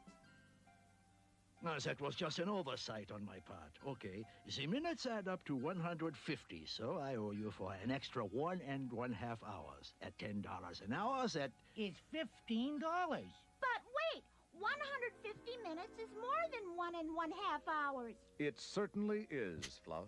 Hey, yeah, ours have 60 minutes, not 100. Sure, 60 minutes is 1 hour, so 150 minutes... In 150 minutes, you got 2 hours. 2 hours is 120 minutes. With 30 left over. You owe us for 2 1/2 hours, not 1 1/2. And that amounts to $25. Fork it over, LaFong. Okay, here you go. But Dirk don't buy Niblick's any gonna candy rough him or up. And don't you cheat people anymore, LaFong. I won't. And to show there are no hard feelings, I'm not going to charge you for the starch I put in your long underwear. And so another episode of Dirk Niblick draws to a close. And I've learned a lesson, too. Don't smell Nautilus shells. Just look at them and count the Fibonacci number sequence, or listen to them and hear the sound of the ocean. We bid a nearly dry adieu to Lieutenant Dirk Niblick of the Math Brigade. I've got to get this into the shop.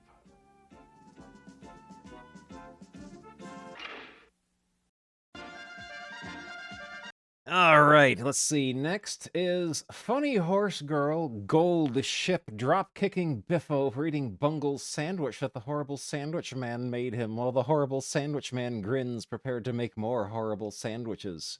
Add frolicking, horrible babies, too, if you want to make it an overwhelming doodle. This one will be fun. I get to draw a Baltob.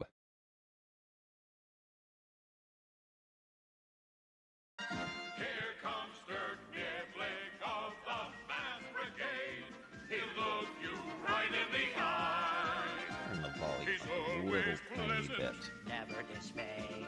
He's down There we go. Rarely afraid. I'll show you numbers that should be displayed. I'll show you numbers that should be displayed.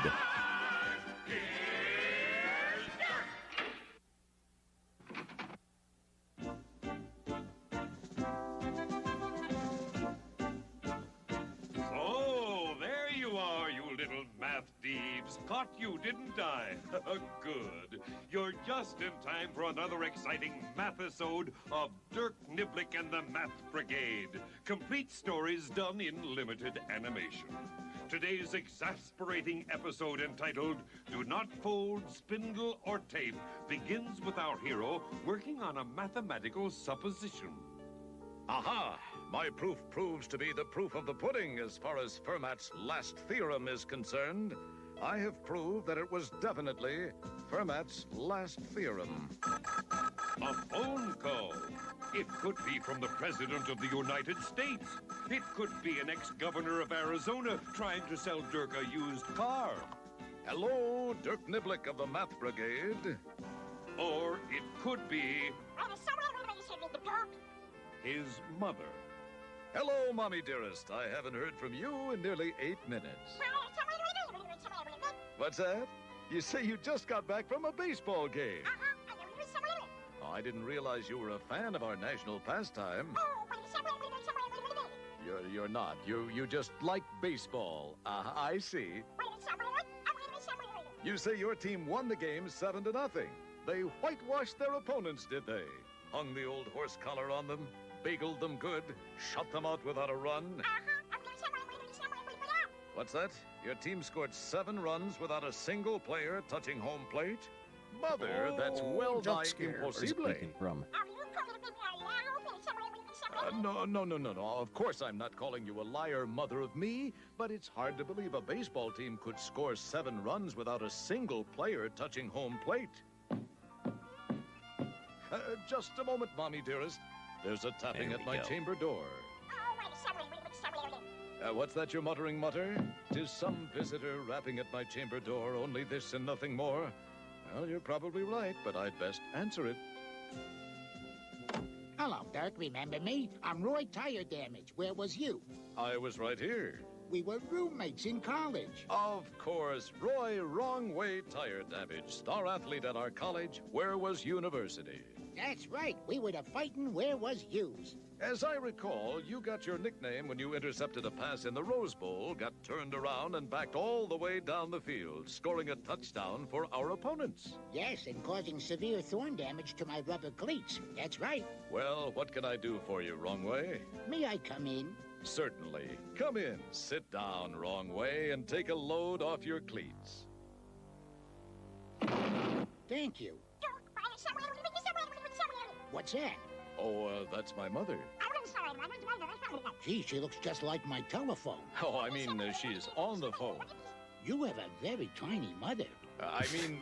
Mother, I'll have to call you back in a few minutes. Now then, Wrong Way, what can I do for you? Well, Sir Lieutenant, you were always pretty smart in school, especially in mathematics. Oh, well... Don't be modest. You even helped me through a couple of tough classes. Remember? Oh, I guess perhaps. You even showed me how to print my name. Did I really? Uh-huh. And on the test, I got 60% of it right. I'm sure you didn't come here to wool gather, Wrong Way. No, I didn't. I came because I just bought some blank audio tape cassettes. Blank cassettes, eh? Don't tell me you came here to listen to them, right? No, I bought them to record my thoughts, and I think the man who sold them to me cheated me out of my money.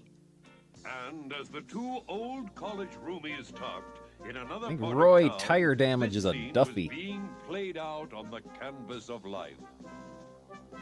Let's have the deal once again.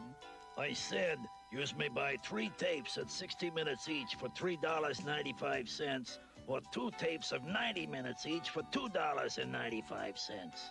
Very well. I'll have the 2 90-minute tapes. I wouldn't if I was you, Toots. 360s is a much better deal. It is? Would I kid a dowager? And back in Dirk's HQ, Wrong Way Tire Damage was just concluding his story. And he kept pressuring me and told me to hurry up, and so I bought the 3 60-minute tapes. I see. Did you try to buy the 2 90-minute tapes? Uh-huh, but he said it wasn't a good deal. He told me to buy the 60s. This was his offer. Dirk decided to write the problem down to help him think about it more clearly. 3 60-minute tapes for $3.95, 2 90-minute tapes for $2.95. Yep, that was his offer. 3 60s for $3.95 or 2 90s for $2.95. Don't your ma yell at you for writing on the walls? Do you see the error in your thinking, Wrong Way? Yeah, there's plenty of air in my thinking. I got a whole head full of it. So, boys and girls, and any puppies or kittens that may be viewing, Dirk thinks he has found the answer to this problem. Have you spotted it? What is wrong with this proposition? Puzzle it out. Use your noodles. We'll be back in a cliche. Wrong Way, let's pay a visit to your tape-selling friend. Okay, I'll walk with you. Let's take my car. As our hero Dirk and Niblick his has a friend car. drove to the site of the tape sale, Wrong Way said, You know, Lieutenant. Wrong Way, you don't have to call me Lieutenant. Okay. You know, Sergeant, writing backwards gives one a sense of deja vu.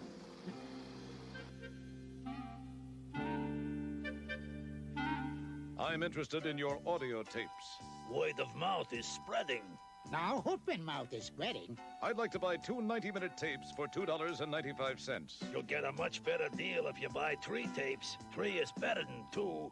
Not necessarily, and I want to buy 2 90-minute tapes. Well, the truth is, I'm, out of 90-minute tapes. Yes, the truth is you never had any 90-minute tapes, did you? Well, actually... This is bait-and-switch advertising, Oh. and it's unethical. Go get him, Dirk. But it's profitable. Rough him up. What's bait and switch mean, Corporal? They use a good deal as the bait to get you interested.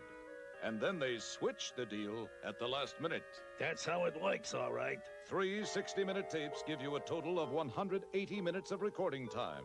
That's the same amount you get from 2 90-minute tapes. 180 minutes. Right, only he didn't have any 90-minute tapes to sell you. You're a bad person, Mr. Blank Audio Cassette Salesman. I'm semi-ashamed.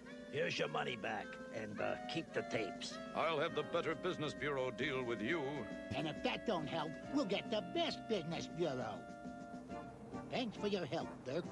Anytime, Wrong Way. Remember to look back both ways when crossing the street. And also, Wrong Way, you have to be careful when you're buying products from people. Really, you've got only yourself to blame. Ah, stop preaching, Niblick. It does make a fellow feel good to use some common sense and some mathematical prowess.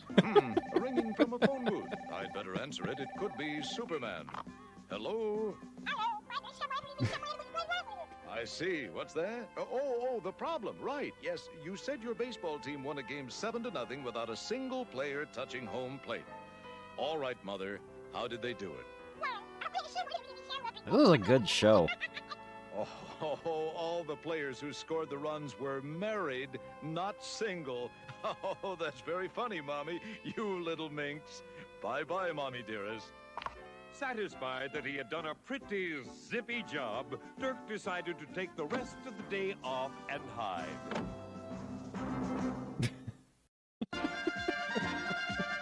Here comes Dirk Niblick of the Man Brigade.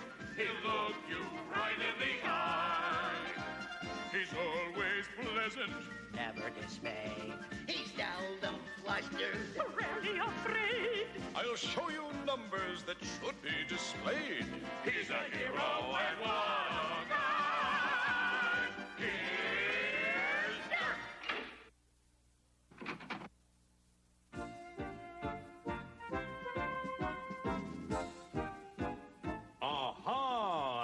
you are, you mathematical wizards.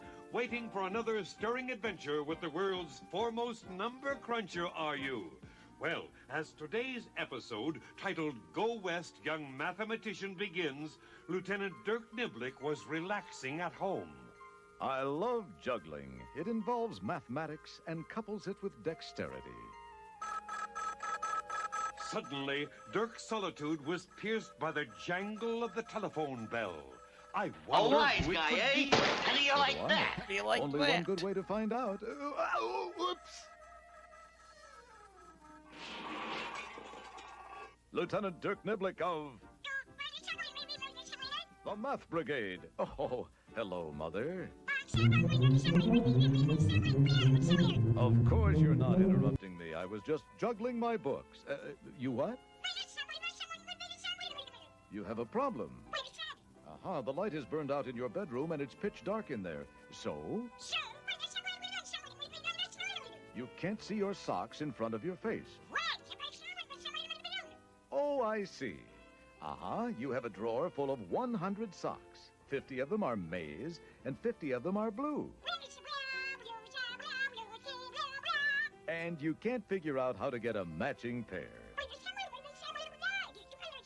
And your feet are getting cold. Well, I'm not surprised. You want to know how many socks you would have to pull out of the drawer to make certain you have a matched pair. There are 100 socks, 50 are maize and 50 are blue. How many do you think you would have to take out of the drawer to make sure you had 2 of the same color? Mommy dearest, I'll have to ask you to hold on. Mothers are so cute when they talk cranky. Hello, who are you? I'm a tough Annie Oakley type. Name's Ethel Nails. I need some mathematical help, and I heard you was the fella who could lend it. What seems to be the problem? Well, I bought some land from an hombre, and I'd like you to take a gander at it. I'd be glad to. Mount up. You mean get on top of this horse? Well, that's the best way I've found to ride him so far. Where is this land? Montana. Last one there is a notary Sojak.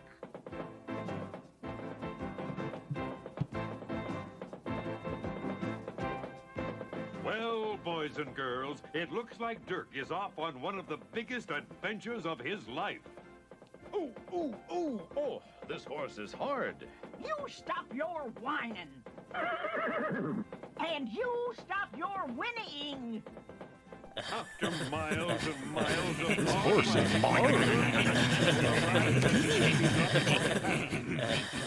Well, here's another nice mess you've got me into. But what are those 2 hairy bumps? What are those 2 hairy To bumps? build my dream house on. It's 10,000. But what are those 2 hairy bumps? 10,000 square meters. He really wants to know what those 2 hairy bumps are. It was 100 meters by Oh, I'm not sure. Come on, just make some more, because we're going to need them. I'll make some big 10,000 ones. square meters. Look at what he's sold. Oh, Jeffrey, look at some of our favorites. Don't we have some, please? Oh, I'd like to talk to the man who chiseled me out of my moolah. The man who what? Cheated me out of my money. There's the man! Did you sell this woman 10,000 square meters of land, Mr. Trump? I certainly did, and I'd be happy to do the same to you. What's the guy's 10,000 square name? meters of land, 100 meters by 100 meters. That's what she thought she was getting. Oh, she was mistaken. Uh-oh. Hey, put me down! Mr. Trump, that lot is not 100 by 100. Go get him, No, Dirk. it's not. I sold her a lot that's 10 meters wide and 1,000 meters long. Well, I can't believe you've done this. Can't believe you've done this. Sell my land office. Doing land office business, are you? Ms. Nails, I'm afraid he's right. He did sell you 10,000 square meters of land, just like he said. But that land is worthless. How can anybody do anything with land that is 10 meters by 1,000 meters? Did he sell any more land like that? He sold me one of them. I bought one. I put my whole retirement pension on one. I've been swindled. How many of you are there who purchased land? 10 of us. 10 people, eh? And we're mad as heck, and we're not going to take it anymore. I have an idea that could make your land valuable. So, Dirk has an idea, does he? We'll find out what it is in just a minute or so. See if you have an idea as to how they'll... Well, here's another nice mess you've gotten me into. All right, Math Brigaders, have you figured out how to make these 10,000 square meter lots usable? I have to admit that I can't figure out what Dirk has in mind. But then I didn't get to go to school when I was your age. I had to work bringing in the sheaves. Let's see what Dirk is up to. Oh, dag nabbit, I got something in my eye and it smarts. Then take a look at your lot. It's a sight for sore eyes. Well, what you got in mind, Niblick? I want to get back to my condo, because in a few minutes it's almost time for Square One TV. A little plug. Don't worry, Ethel. This won't take long. Hey, what's the meaning of this? I sold each of these people 10,000 square meters of land, and they got no kick coming. Oh, says yo. Oh, yeah, you can't do that. We can't build anything on a 10-foot wide lot. What the heck? Well, sticks and stones can break my bones. Enough. Here's my plan. There are 10 of you who each own 10,000 square meters of land, right? That's right. How much land do you own if you add it up? Well, there are 10 of us, each with 10,000 square meters. 10 times 10 is 100. 100,000 square meters. Well, so what? What if we put it all together? Yes? And redistribute it, like this. Oh, no, you don't. I won't allow it. Hey, that works. We each still have 10,000 square meters of land. But now it's 100 meters by 100 meters. It's land that you can use. We love mathematics. And as for you, I am Trump. You have nothing to say about this because you don't own the land, remember? Don't rub it in. I sold them the land in those dimensions so they couldn't build on it. But why? Hey, why not? And so, once again, Dirk Niblick has put good old common sense and know-how to work. Hello, Mommy dearest. Did you figure out how many socks you would have to take out of the drawer in order to get a matched pair? You had 50 maize socks and 50 blue socks? 2? No, that's not right. The answer is 3, Mommy dearest. If you pick 2, and 1 is maize, and the other blue, the third sock you pick has to be maize or blue. So that's why you need 3 to be sure of a pair. You still say 2? Oh, I see. You had the building super put a new light bulb in the socket, turned it on, and just reached in and got 2 that matched. You're a pretty resourceful mom, Mom. What's that? I couldn't have said it better myself. Thank you, Lieutenant Dirk Niblick. Thank you from the bottom of our socks.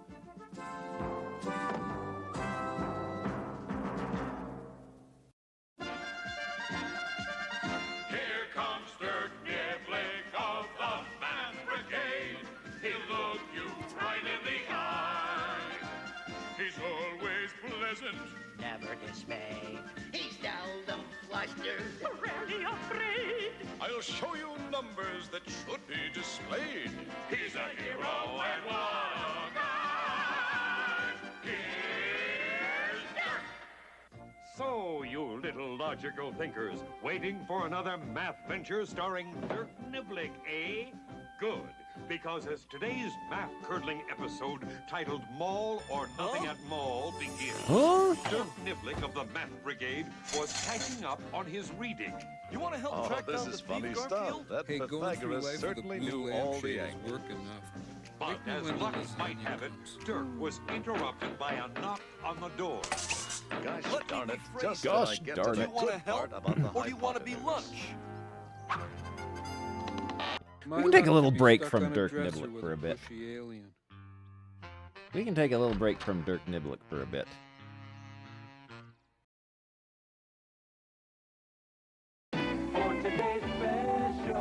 Let's get some music going.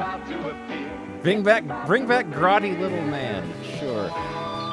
Today's special. Shout it loud and clear. We can bring back the grotty little man. Today's special is trash. There's the grotty little man. Oh, we gotta have him drawing. Walter! Walter, run! Walter, run!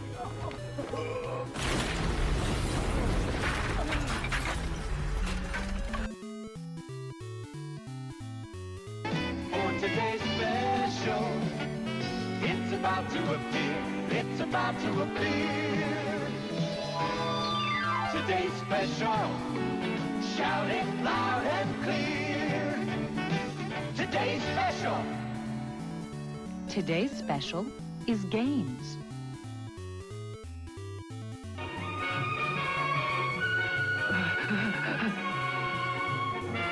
He's going over that cliff.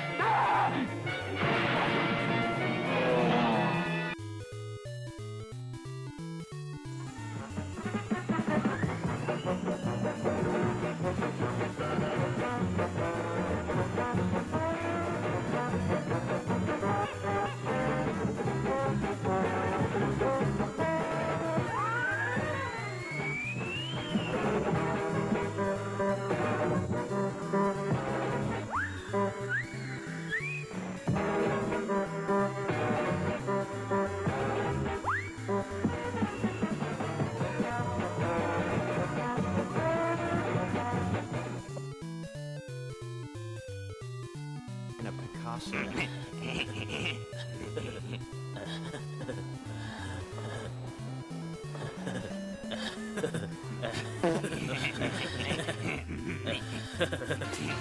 You'll never get away with it, you little nugget.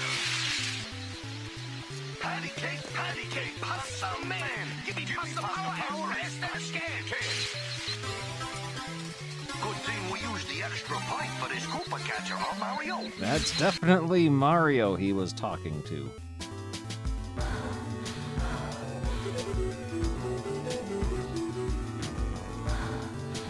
Well, I hope you'll be better than those horrible eggs. Oh, very funny, I'm sure. Are we going to talk about banana tree. bottoms today, Jeffrey?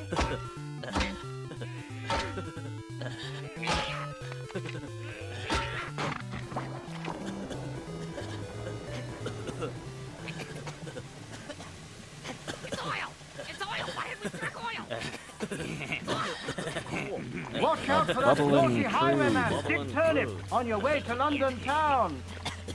Oil, that is. Black gold. Ugh. Oil smells like turd. Yeah. I bet that's why it's so expensive.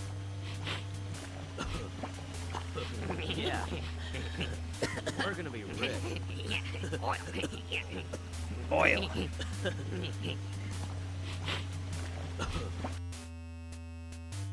For today's special, it's about to appear. It's about to appear. Today's special, shout it loud and clear. Today's special. Today's special is teeth. I've got to start my preparations. Hey, Biggie. That's a new one, yeah. That one's actually been in the rotation for a while, but it just hasn't come up.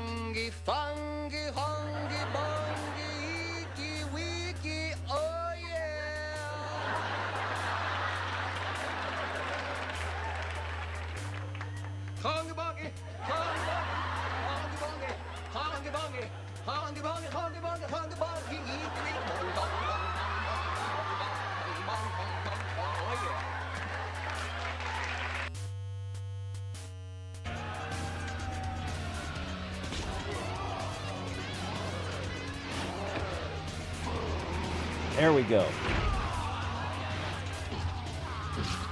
There we go. We got everything set here. Yeah, he's my little man that I've made.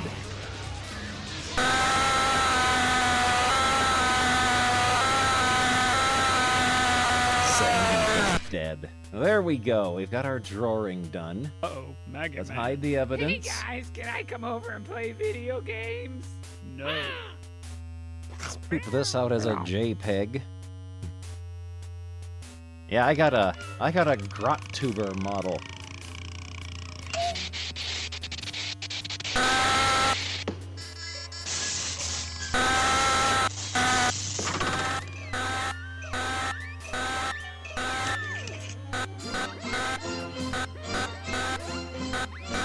There we go. I'm tubing.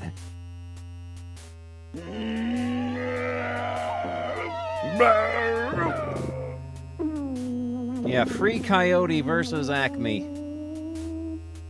You know, I almost believe you did that on purpose. All right, let's see what's next. Come on, Billy, cut it out. Billy, where are you?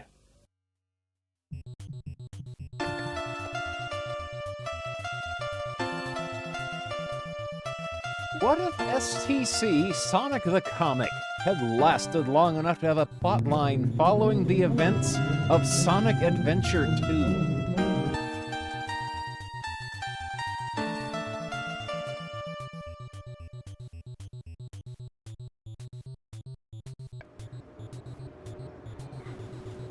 Oh my God! What happened to my Let's see. Goldberg? Where are you? Goldberg! Goldberg! Goldberg!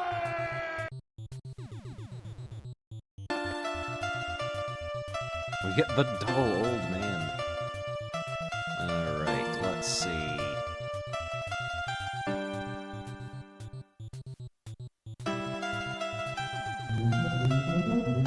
Find some reference here.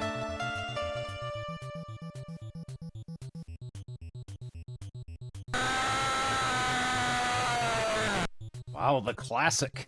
They would still have Decap Attack. They would still be giving away Scientists were able enamel to mimic pins. Nessie Amun's voice by recreating his mouth and vocal cords with a 3D printer. They'd still have it allowed Grimer. them to produce a single sound. Jesus! They would still have Grimer. Alright. Let's see here.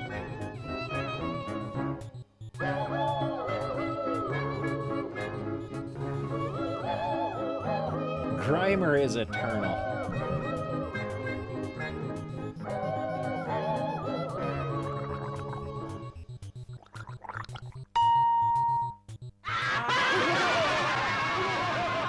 They bring back and write out short fuse for the 80th time.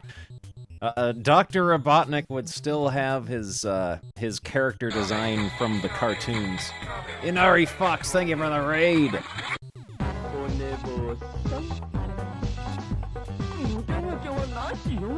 Richard Elson would still be tracing from the model sheets. Exciting new Grimer solo story inside.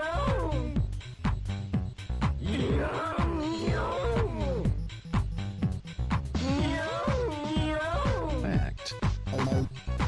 Uh-oh. Super Ninja bought me a horrible sandwich for 10. Oh, a bonus! Thank you so much for another doodle. Here's a bonus. P.S. Don't forget your John Hancock tilde. Oh yeah, I gotta do my John Hancock.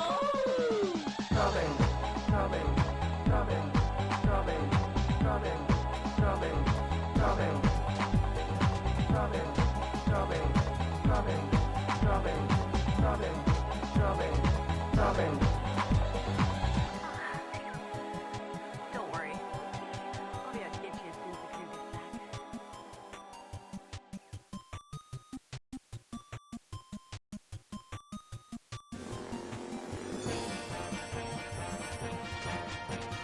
A true hero seeks neither fame nor fortune, only the courage which he needs in which to fight. There we go. This Britain's official Sega comic. Okay, let me take care of signing this one here before I forget.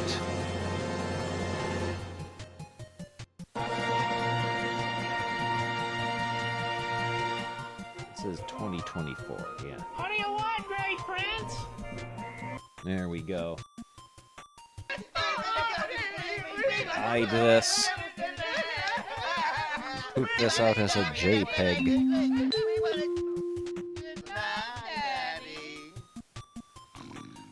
Maybe evil Sonic will be good.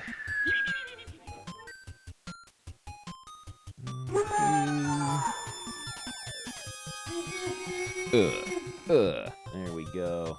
Shadow is polite and generous.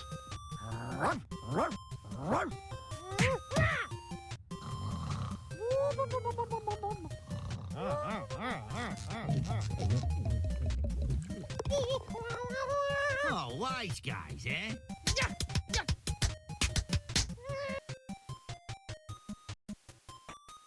Ladies and gentlemen, Randy Bryant. Bill Ash, 2 long years is finally over. It's been a long, long wait. You're going down this time, Bill. You're going down. We'll be back. This is what Bill Ash did to Randy Bryant. This is why Randy Bryant wants Bill Ash. Bill Ash, it's been 2 long years. You've been talking the talk, but now it's time to see if you can walk the walk. I'm gonna get you, Bill Ash. No matter where it's at, when it takes place, you're going down. You're going down. Hey, where's your manners? I just lifted my hat to you. You saw a cat? Really? Upstart?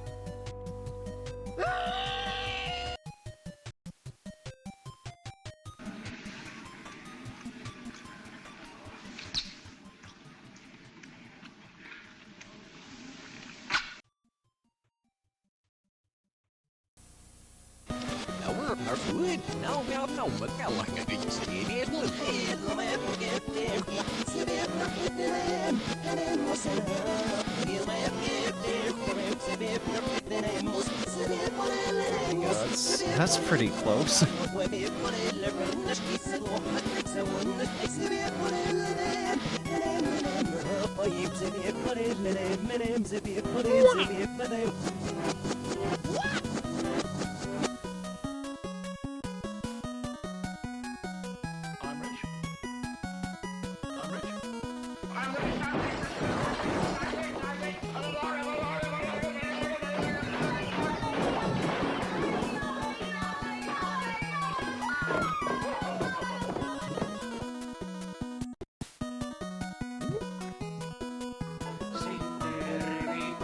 Buster, you're not cheating. I'm sorry. I'm sorry.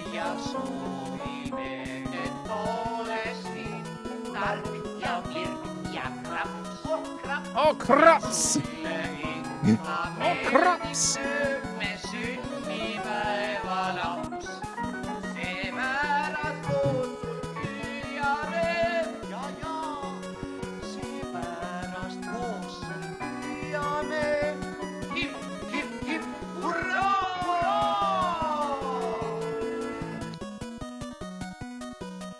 Here's Randy Bryant.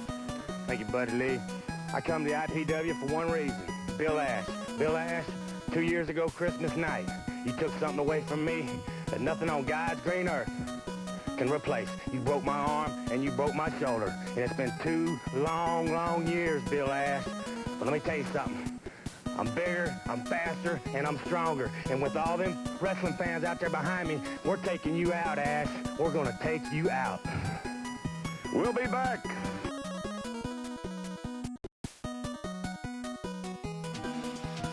We'll fix breakfast and surprise Dad.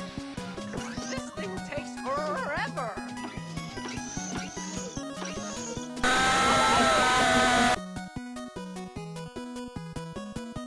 Where's Rick? Where's Oh, Rick? never mind. Give him a guitar.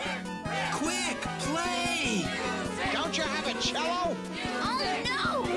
What's this wire for? Those people want their music. Inspector Gadget got what he deserved for not giving it to them.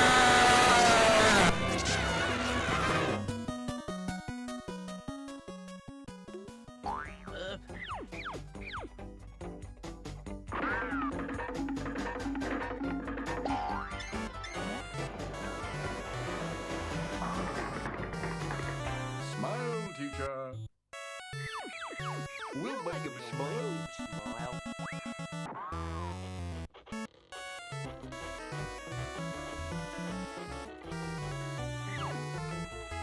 See, what would they misinterpret Shadow the Hedgehog's, like, white chest fluff as being? Maybe, like, some Ladies and sort gentlemen, of... Randy Bryant. Bill Ash, 2 long years is Like finally bib. over. It's been a long, long wait. You're going down Cravat. this time, Bill. You're going down. We'll be back. This is what Bill Ash did to Randy Bryant. This is why Randy Bryant wants Bill Ash. Bill Ash, it's been 2 long years. You've been talking the talk, but now it's time to see if you can walk the walk. I'm gonna get you, Bill Ash. No matter where it's at, when it takes place, you're going down.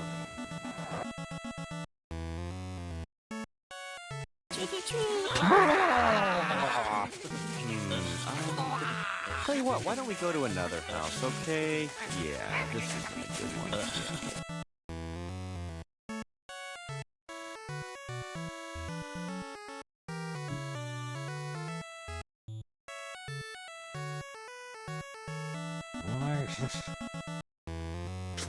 I've gotta look up reference for this next character for them to misinterpret.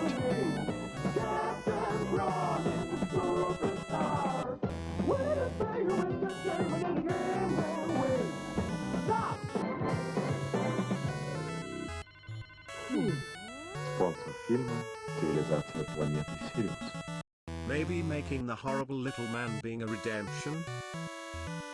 Or a little man being that's a possibility.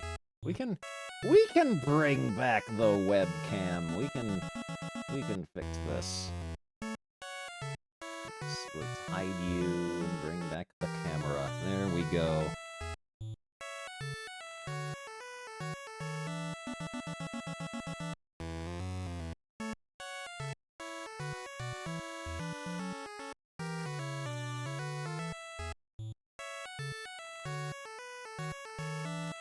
There we go. This is gonna be a good-looking character here. Gotta give her the brow ridge.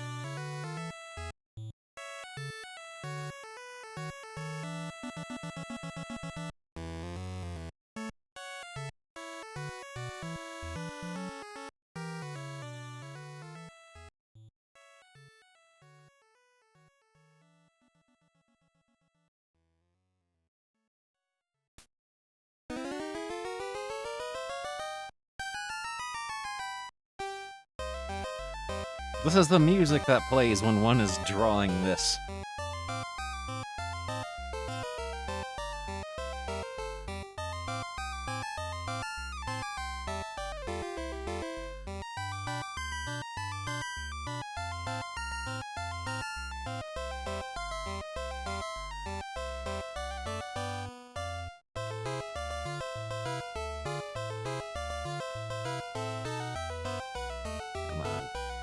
Go the right direction. There we go.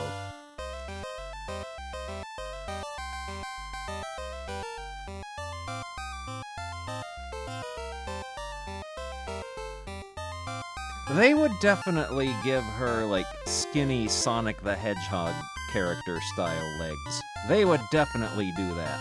She would have rubber hose legs. They wouldn't understand, like, anything else.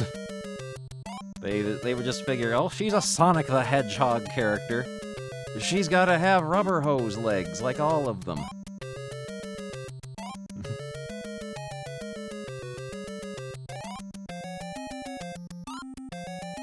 That's how they draw girls in the Beano.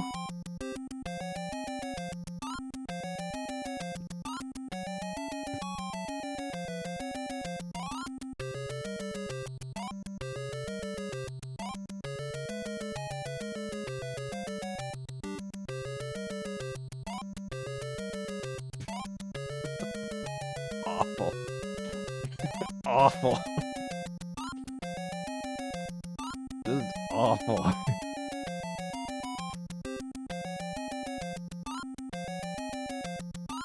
See, will this jump scare us? Yes, it will. Now we gotta figure out what part of this monstrosity it's leaking out of. What part of British Rouge the Bat's anatomy has sprung a leak and is oozing out? No.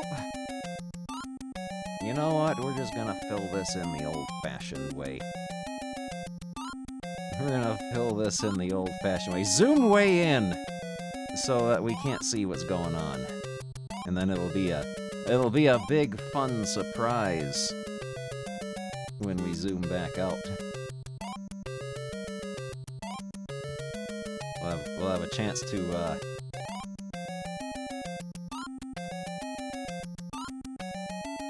be surprised by it once again. We'll have forgotten what it looks like. There we go. That's too big for a butt crack.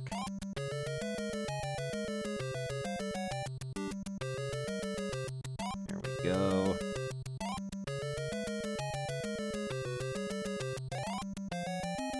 Oh, how are we gonna color this in without oozing out of the lines? Well, let's examine him. Oh, we gotta plug up all of his leaks and orifices.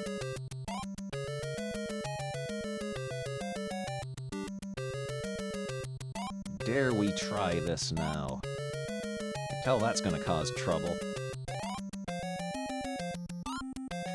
Okay, we got a leak somewhere. We've got a leak somewhere.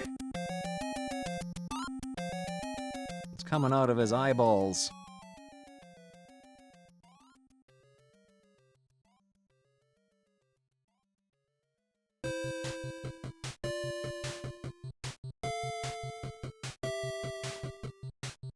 Oh, it's leaking out of his schnozola there. His muzzle. Okay. Where are you leaking out of? Where? What part of your body is leaking? Shadow the Hedgehog, except British? Okay. It's coming from down here somewhere. Coming from down here. I'll make sure this is all filled in there.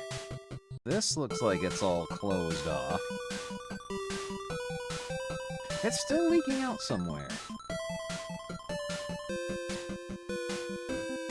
There we go. That has sort of fixed it. That has sort of fixed it.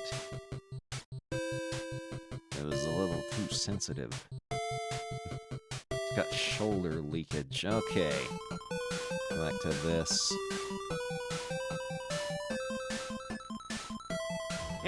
Oh, it's time for funnies. You know what that means. That means Super Duck will finish this awful drawing here. And then we'll look at our funnies.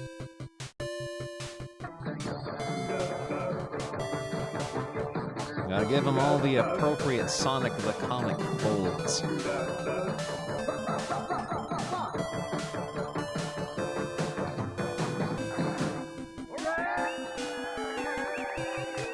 Oh. We almost forgot someone. I can't figure this thing out. One touch of that button gadget, and you'll be under my spell. Not much of a game if you ask me. Press the button. I'm fed up with boiled eggs, and I don't want any toast soldiers. Gotta have Grimer. Something different. See if you can Gotta have Grimer. like when you smoke He's still around. Can't have Sonic the Comic without Grimer.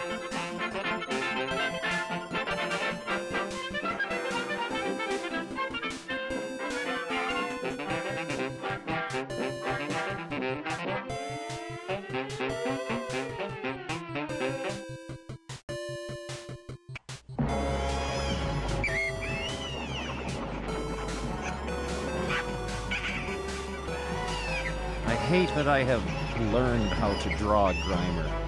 That is an awful thing to have to say.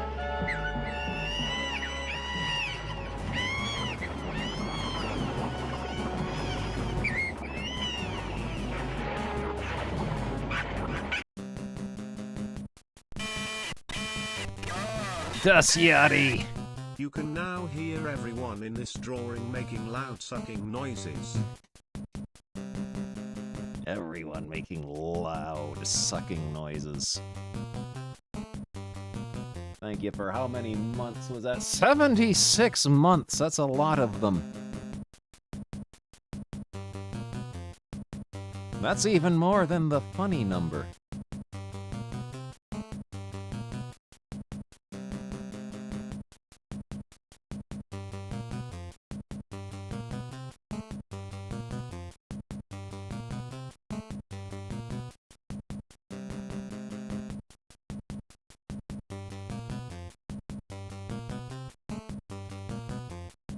Will we be able to fill this in? Oh, yes, we can. Look at that. Look at that. Oh, it's a Christmas miracle. Will we be able to fill in his awful hair, though? I've got my doubts about that. Oh, there we go.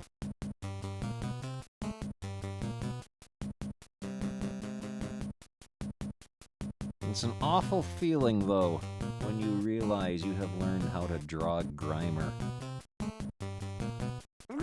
Oh, look what he did! He betrayed me!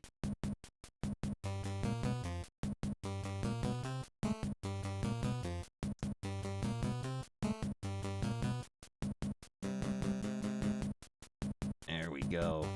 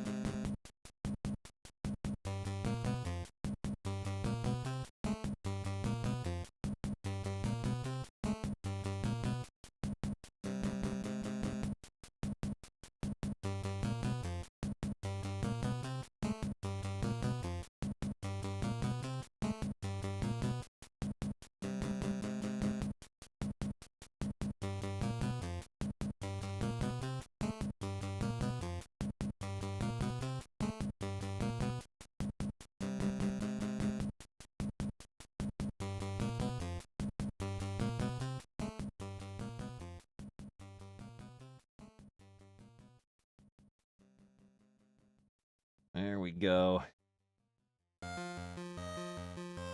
How awful. How awful. There we go. Excellent. Grimer. Cannot get rid of Grimer. Grimer is eternal.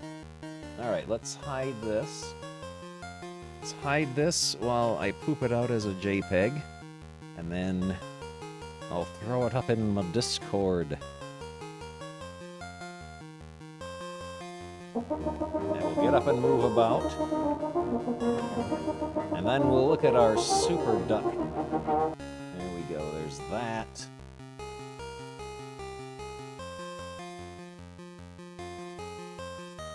That. Get up and move about. Let's get our super duck comic first.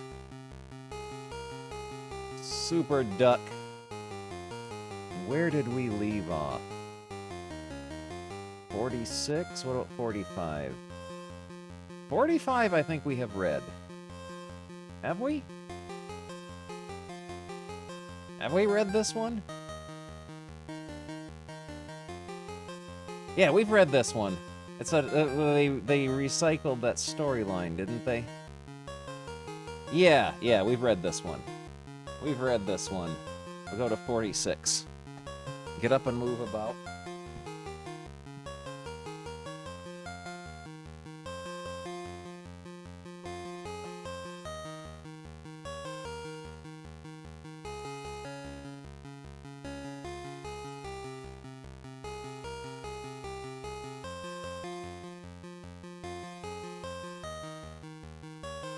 Oh, that made cracking noises. Alright, here we go. Super Duck, the Cockeyed Wonder. Silly game, Jeffrey. Oh, let's have a story. This is the life font. Nothing like a good swim to make you hungry. Look at this weird-looking Fauntleroy here. Look at his toes. Toes. Feet. Toes. Super Duck's old-timey swimsuit is just jammed right in there. Jammed right in the old bits and pieces.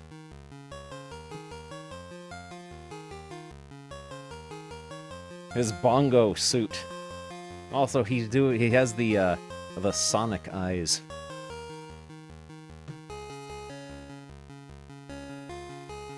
His beak kind of looks like two slabs of ham pressed together.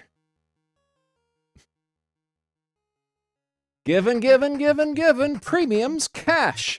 Archery sets, footballs, baseball bats, 1,000-shot Red Ryder air rifles with tube of shot.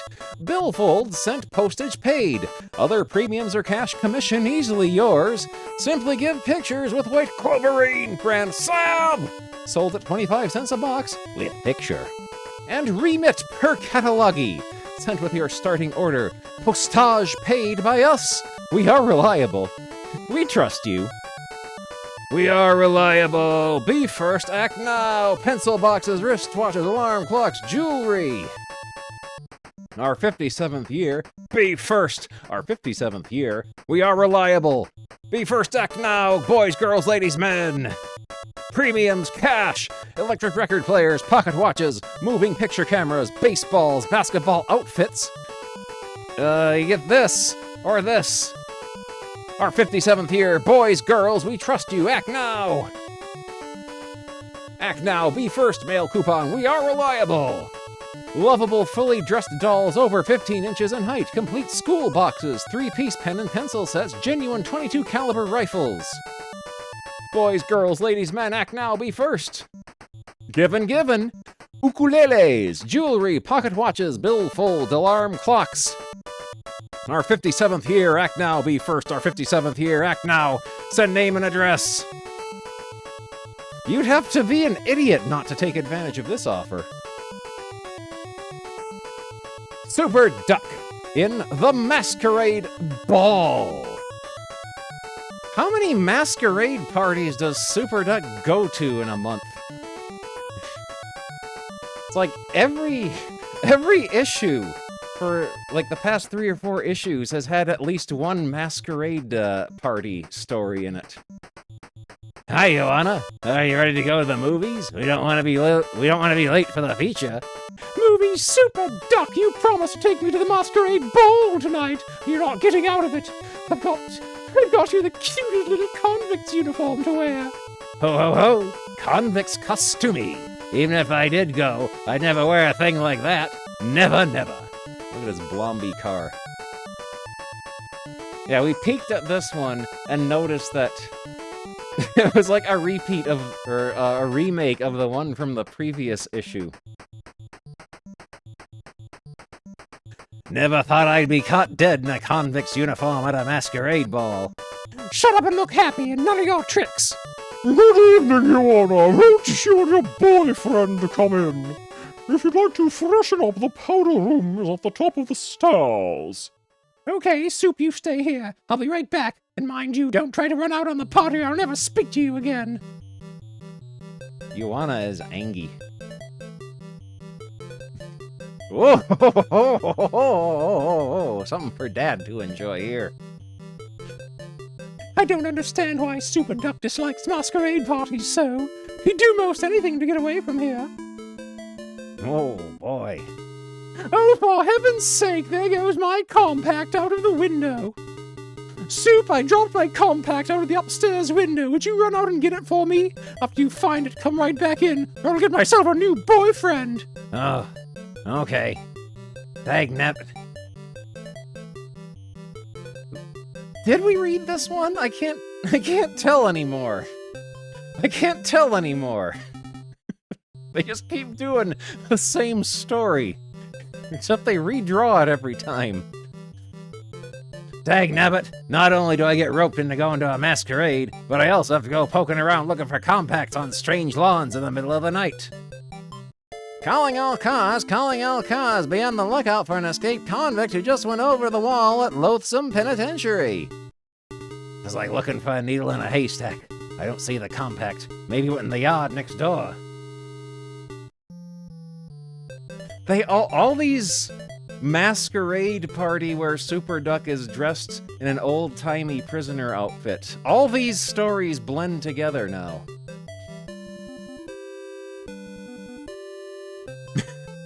I'll just hop over the fence and take a quick look over around here. That party next door's awful noisy. Heavens, is it a prowler in my yard? Oh my goodness, it's a convict! Help, police! There's a convict prowling around in my yard! Calling Car 10, the escaped convict has been seen prowling in the yard at 123 Easy Street. He's dangerous. Be cautious. That's us, Joe. Let's go. Car 69, Roger. Here's our convict, Joe. Come on, let's take him. Put up your hands, you jailbird. Huh? Come back here. No use trying to get away from us. There's lots of blood stains on this wall here. I can't remember. This is weird. This is weird. Okay, if that's the way you want it. Bang, bang, bang. Wait, don't shoot. I'll give up. I've got you. Now I'll take you back to Loathsome Prison where you belong. I'm not a real convict. This is a masquerade costume. Please don't take me to jail. I was at the masquerade party next door. I'm no convict. If you don't believe me, ask my girlfriend next door. Your boyfriend is at the front door calling for you.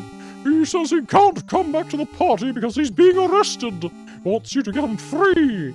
Oh, he does, eh? I knew he didn't want to come to the masquerade, but I didn't know he'd go so far to get himself arrested to stay away. But... Your Honor, tell these officers who I am. They think I'm an escaped convict and are gonna put me in the clink. This jailbird claims he belongs here. Do you know him, lady? Never saw him before. Hope you give him what he deserves. Wah! I tell you I'm innocent. Who are you trying to kid? Do you know what they do to convicts to escape? You'll be on bread and water for a whole year. Yeah, this has to have been a different one, because Super Duck's identical cousin Dirty Duck wasn't in this one. Super Duck in a gay blade. Why did you have to bring that overgrown kid? He's so heavy he'll break the ice. He likes to skate too. Besides, he can skate just as well as you can. What? That awkward kid skate as well as me? Well, I can skate circles around both of you. Pooh! You're always bragging. Let's see you do it. Ooh. Just stand still and watch this. A perfect circle. After you get through showing off, I'm going to make up a pot of hot cocoa. Well, how do you like? Crack, crack. Splash! Oh, Soup, come on back. I forgive you. I made some hot cocoa. Do you want 2 or 3 lumps on your cocoa? And... Super Duck in a live coward. I'm gonna join the Citizens Defense Corps. Join now, Civilian Defense Corps. Help fight America's enemies at home. You've been sworn into the Citizens Defense Corps. America needs brave men like you to help it fight its hidden enemies. You might be called at any time, day and night, for some dangerous assignment. Yes, sir. For some reason, this guy has the Japanese flag on his armband. Hi, Font. Look at me in my new uniform. I'm a brave member of the Defense Corps. Yeah? They gave him an M. Bison hat. Tell me about it later when you have to do some homework from the history class. Say, what does C-O-W-A-R-D spell, Soup? Famous names in history. It spells coward, someone who runs when he's afraid. Why do you ask? This book I got at the library tells about a famous coward that betrayed America during the Revolutionary War. His name was Benedict Arnold Duck. Is he your ancestor?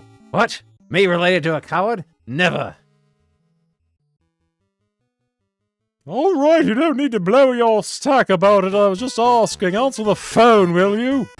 It's a lie. There were no cowards in the Duck family. Hello, Duck. An emergency. Run down to the corner of Spook and Ghost Streets. The Phantom Spy is in that neighborhood. Catch him. And remember, he's dangerous and wears many types of disguises. Phooey on that book. What if I am a descendant of a famous coward? I'll prove that Super Duck is as brave as anybody. I wonder if Benedict Arnold Duck was my ancestor. Gosh, but this is a scary neighborhood. Yeah, it's an awful dark place to capture a phantom spy in.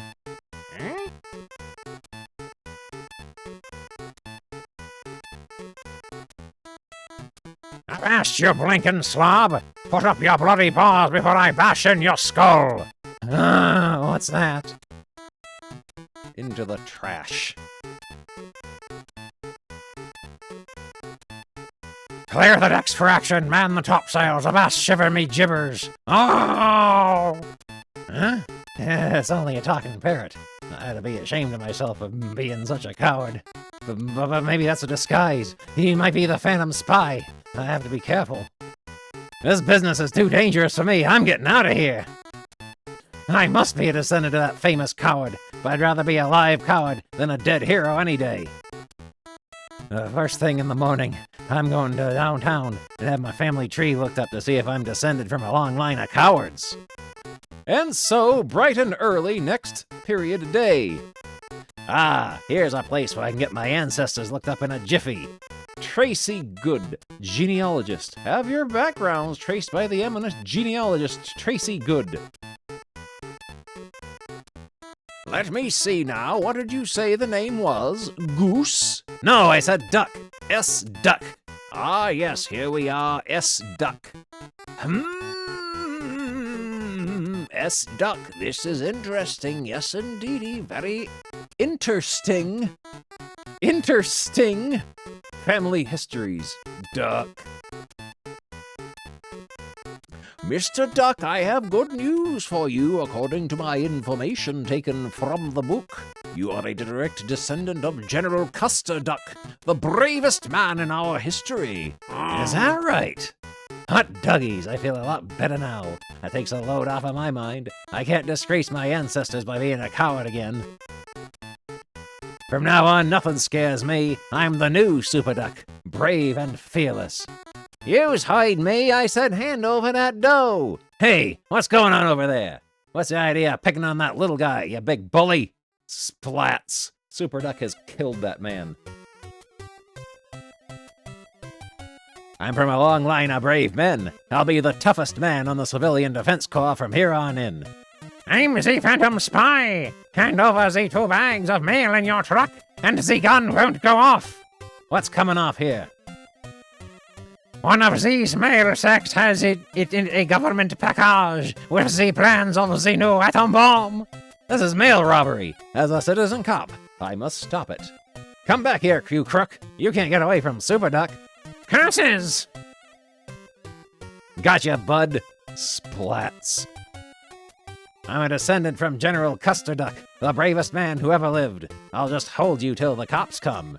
Hey, that looks like a letter to me. To Super Duck. I'll read it while.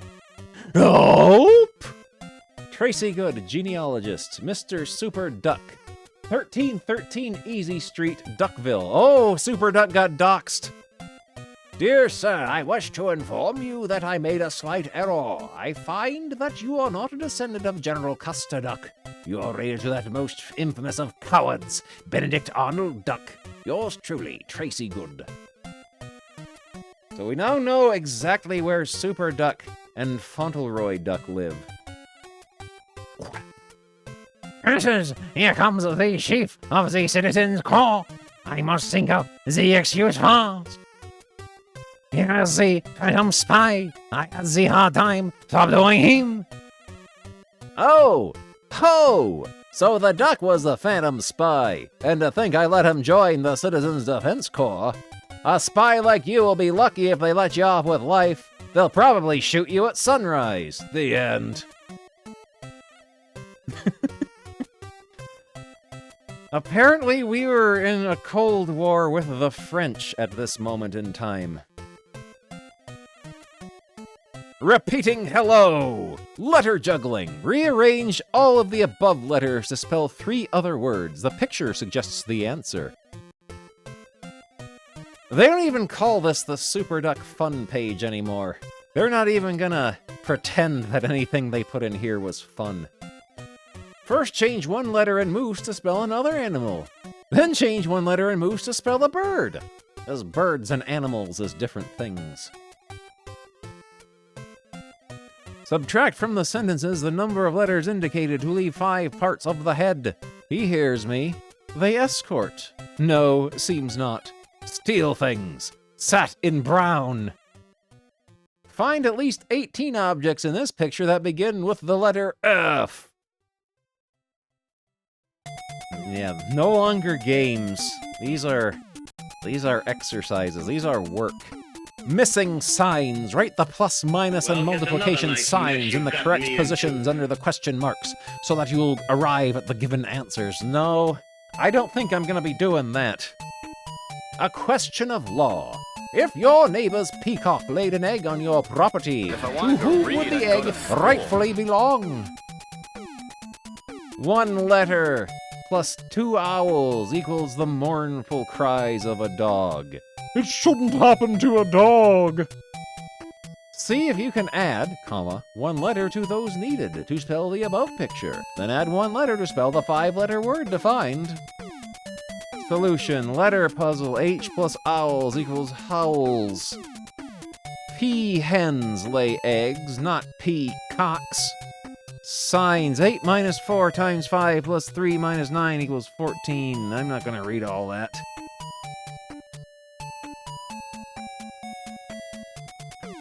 Join the big parade to our brand new comic magazine, Archie's Pals and Gals, starring Archie, Jughead, Betty and Veronica and Reggie. 116 pages of laughs and more laughs, more reading fun than you've ever had before, and only 25 cents. Archie's Pals and Gals will be out in October. Well, by getting on our pre-publication list now, you'll be sure of getting your copy before they're sold out. It's here! 116 pages of all new stories of America's favorite teenager, Archie, and all his pals. Just fill out the coupon below and send it along with 25 cents in coin. And we'll send you this first edition of Archie's Pals and Gals as soon as it comes off the press. Don't delay, act fast to get your copy of the brand new Archie's Pals and Gals comics and the free bonus. Fill out this coupon and send along with 25 cents in coin. Free is a special bonus for you boys and girls smart enough to get in on our pre-publication list. This beautiful pinup of Archie's Pals and Gals. Just send away for Archie's Pals and Gals and you get this. Ugh! Cubby the bear in hot and cold. I'm the sun, drawn by Red Holmdale, folks. What a scorcher! Esports are for losers. Chuboda Keysport 272 Mathman Esport 272 McGlitch Esport 272 McGlitch Esport 272 Mr. Glitch. McGlitch. Beware the evil Mr. Glitch. He will eat you if you are wrong. Thank you very much for 26 months. Phew, what a scorcher! The tropics may be okay for a vacation, but this must be the wrong season. Is Cubby saying this, or is the thermometer saying this? It looks like the thermometer is saying that, and Cubby is just listening to it.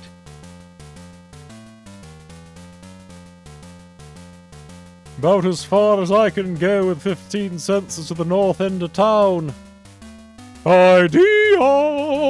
Frigid cooled Law of the Jungle now playing in the Beacon Theater. One, please. Ah, this is much better, says Cubby Bear. One eye pointing off this way, the other eye pointing off that way. Later.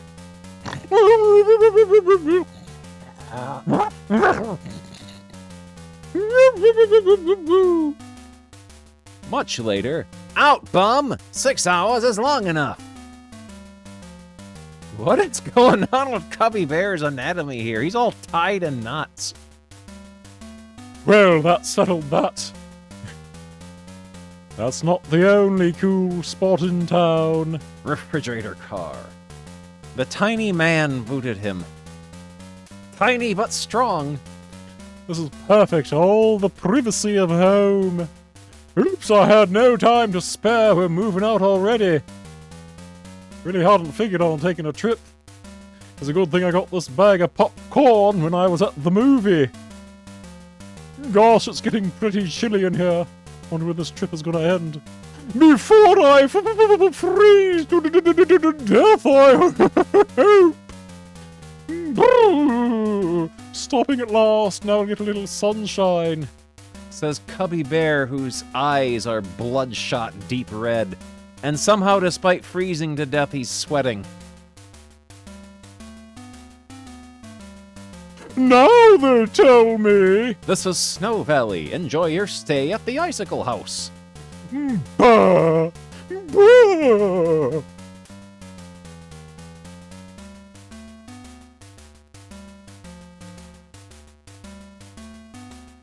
If I could only break this thing open! Most unusual case, most unusual. No matter what we do, he still complains he's cold. We can't seem to get him warm. The end. Apparently this panel here, Cubby Bear is breaking every bone in his body except his hands and his skull.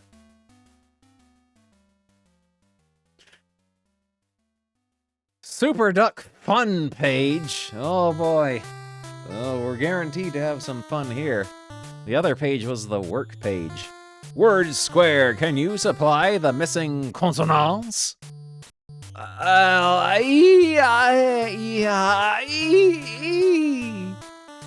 Riddles on parade. Why is A like 12 o'clock? Why is a pencil like a riddle? Why is the letter E like death? What has 4 legs and 1 foot? What can you give away and still keep? What smells most in a bakery? True or false, do fish get seasick? If raised in aquarium, may get sick if transplanted. Make a top. Draw a circle on a piece of cardboard, cut out and draw the design in color, push a pencil through the exact center and spin your troubles away. Tongue twisters, Susan ceased shining shoes, Slim Jim grind a grim grin. 1 old ox opening oysters, sunshine on shop signs.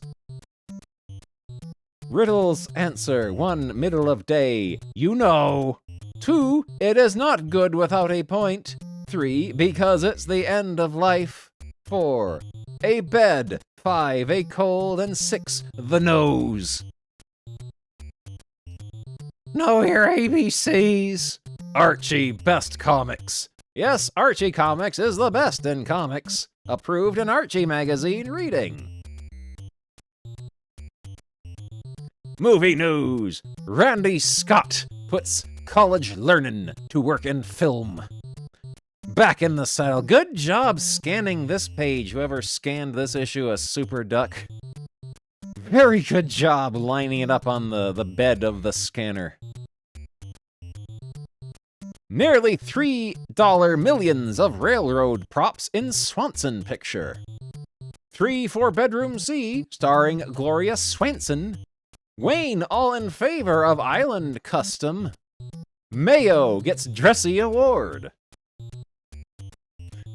Film art director has designs on Hawaii home. Wild peps up real estate mart. Star relives past in scene for baseball picture. Ronald Reagan's playing a page from his past for the motion picture cameras. Oh no. Bracken steps out of cradle to sing. Tunes up amateur movie. Super Duck fun page, another fun page of Super Duck. Can you name the 2 expressions illustrated below?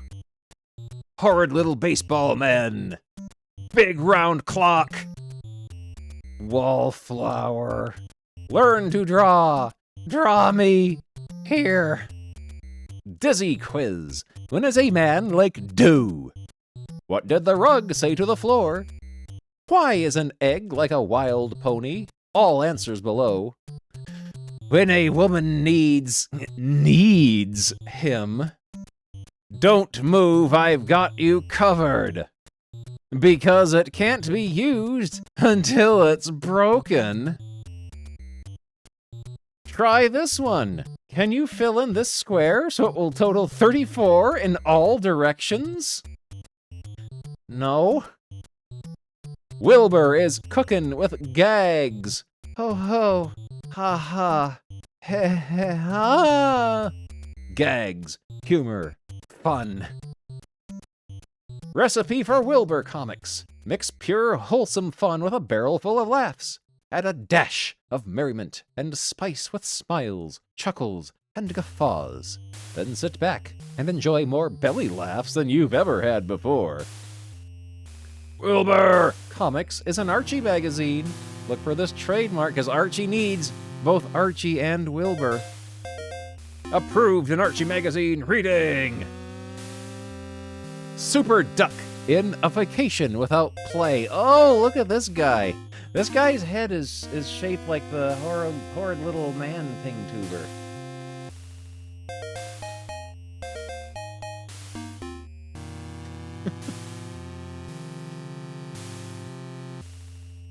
I hope we learned something. My vacation starts tomorrow, Joe. Doggone it, I'd like to go to the mountains this year, but I don't have a cabin. I can fix that for you. I have a little place up at Fallinda Lake, Thin Wallet Chateau. My vacation doesn't start till next month. You can use it for a couple of weeks. Wow, do you mean that, Joe? Super Duck apparently works in an office now. I wonder what comic this script was originally written for. It was nice of Joe Thinwallet to let us use his chateau for a vacation, but gosh, this is some road we have to get to the lake. Looks more like the road to ruin instead of the road to the lake. According to the map, that's Joe's chateau down there. What do you mean we're spending 2 weeks in that shanty? I guess this is the place. We'll just have to make the best of it. Thinwallet Chateau. Gee whiz, what a shack. The door is stuck, and we can't even get into the dad-blame place. Stand aside. I'll get in if I have to bust the door down to do it. Better be careful, Soup. Splats. Crash. Dead. Why, this blankety-blank shack? I had to rip down the whole thing. Calm down, Soup. Come on, let's go inside and investigate the rest of our vacation mansion. Oh, well. Okay. Hey, Soup, don't leave me alone in this old house! Speak to me, where are you? I'm down here in the basement, dagnabbit. I fell through the floor. Help! Something's down here. Gangway, that thing's after me. Are we missing something? I guess good old Uncle Al did not feel like drawing Super Duck falling through the floor. Get up on something high, Font. That thing'll get you. Ha ha ha! The thing's nothing but a little old porcupine. Oh my. Yow! Oof! Wah! Can't you pull him out without hurting? No! Hold still just a minute longer, I've got a few more to go. Whoa, ho, ho. Why they gotta draw Super Duck like this? Come on, Font. Let's explore the upstairs of this hoodoo shack. Why is it so light up here, Soup?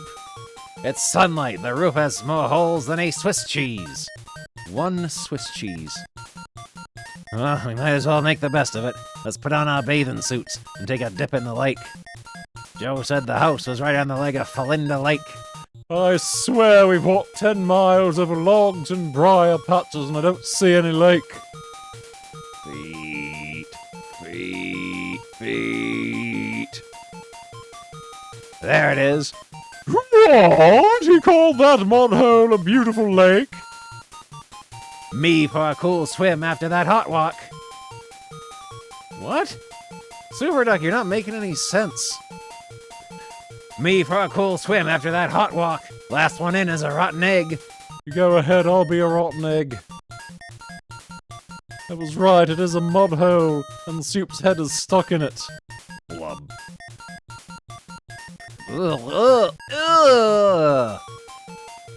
His toes are simultaneously human-like and webbed. Maybe this'll teach you not to go jumping into strange mud holes. Wah! Blob! Blub! Oh, good gosh almighty, now it's starting to rain. Well, at least you'll get the mud washed off of you. Whew! Puff pant! At least we can get in out of the rain. This looks like it's gonna last for a while. Puff. There's more water inside of this shack than there is outside. Found a dry corner back in this room, Soup. We'll stay here tonight. But in the morning, we're going back home. Yeah! Whammo! Rumble crash! What the heck was that? Lightning struck the house. Splats. Somehow the house did not immediately burst into flames. It just collapsed. Dag nabbit, that does it. We're going home right now, rain or no rain. What a night, what a house, and what a vacation. Holy cow, even the car is filled with water. Yeah. I might have had worse trips, but I'll be doggone if I can remember when they were. Here we are, home at last. Now we can dry off and crawl into some nice warm beds. That's funny, the door was unlocked. I could have sworn I locked it when we left. I want to get dried off. Now where's that light? Hey, Soup, I stepped on something. Who's talking?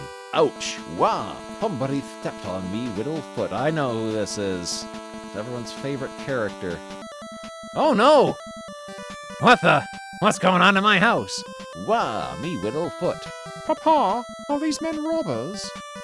Mr. Duck, I thought that you went to my chateau for 2 weeks. Here is it, Joe! What in the heck are you doing in my house, Joe Thinwallet? And what about all those kids on my floor? Well, you see, after you left the office, today the boss decided to stop my vacation today, too. I figured since you were using my mountain cabin, you wouldn't mind if I kind of used your house for my vacation. So I brought along my little family and... Where you going, Soup? Get myself a night's sleep and I can't sleep in here. Move over, Tiny. Looks like I'm gonna have to spend my vacation in the doghouse. It shouldn't happen to a dog. And...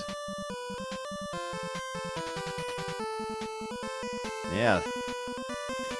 Joe Thinwallet is a very potent man. The show's on, gang! New super duper simply terrific television bank. Lights up like the biggest, costliest television sets. Shows brilliant pictures in full color. Hits every television high, fights and all.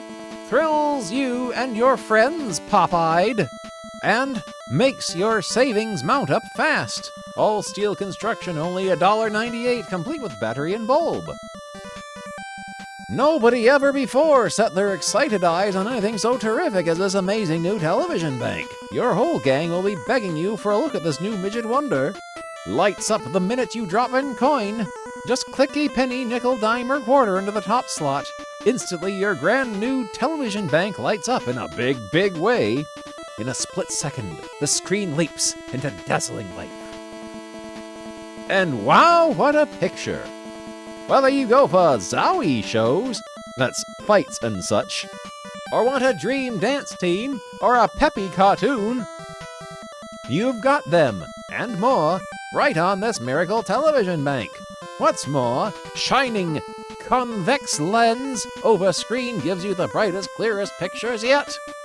Turn off Knob Show's next exciting picture! When you've looked at when you've looked your admiring fill at one picture, just turn center knob for next thrill pack show. Light goes out automatically as new picture appears. To light new picture, bank another coin. No less than 6 exciting pictures in all. A fight, dramatic dance team, tense rodeo scene, hilarious cartoon, swell figure skater, and circus clown with his trick dog. Puts you in the money, and fast. Your savings pile up plenty fast, and with this marvelous new television bank, none of your friends, relatives, or chance visitors can resist depositing enough to see the complete show. And with 6 wonderful pictures to see, you bank real money just for letting them look. It's a honey in every detail. You'll be the envy of all your friends with grand new television bank. A console model, it's an exact miniature of the most expensive sets. Complete even to the handsomely painted-on speaker grill and dials. All metal, ruggedly built bank, 4 3/4 by 4 inches, has smart mahogany finish, automatic screen light, powered by efficient replaceable battery, guaranteed to delight you. Bank comes complete with bulb, battery, and strong key for opening and emptying out your wealth of savings. Be the first in your crowd to have this wonderful new television bank. Send no money, order yours today. Newest decorator's note to all dollhouse owners. Nothing is so truly luxurious for the modern dollhouse. This beautiful new television bank is the latest work in elegance. Matches all styles of furniture. Makes a stunning addition to your doll's living room. You'll love it, and so will all your friends. Picture appears on paper for you to trace. Draw instantly. No experience. No talent. No lessons. No skill needed. Now you can easily draw people, animals, or still life, or maps, like an artist, even if you've never drawn a straight line before. Now you can easily copy any picture, and you can easily enlarge or reduce anything you wish to draw. Students get better school marks with it. Draw any type of drawing, a baby, this thing, racist caricatures, a baseballman, a salad, a map, a horse. The only way to actually be able to draw a horse, because as we all know, horses are impossible to draw. Now anyone from 5 to 90 can easily draw, paint, or sketch almost anything quickly and accurately for the first time you use the Master Art Helper. If you are 91 years of age, you are not allowed to use this. You draw like a professional artist even if you've never drawn before. Thousands who were told they were hopeless at drawing now draw like professional artists and draw those tough maps and paintings with ease. No matter what you want to draw, the use of the Master Art Helper, it is automatically seen on any sheet of paper. Then you quickly trace the picture on the paper because you already see it there. And in color, too. Yeah, if you are 4 or 91, you are not allowed to use this. You'll be arrested. You go to either toddler jail or old person jail. It develops children's art ability and improves their drawing technique. With the Master Art Helper, you will draw an accurate professional type drawing that anyone would think an experienced artist had drawn.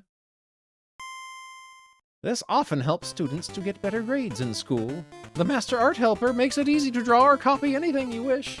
X17, thank you for 74 months at Tier 3.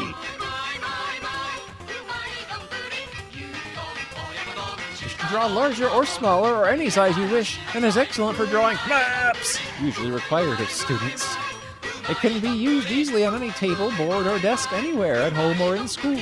The Master Art Helper is used to draw photographs both indoors and outdoors. It requires absolutely no lessons or practice. If you write with a pencil, you can easily draw anything. With the Master Art Helper can help you be popular and can give you lots of hours of enjoyment.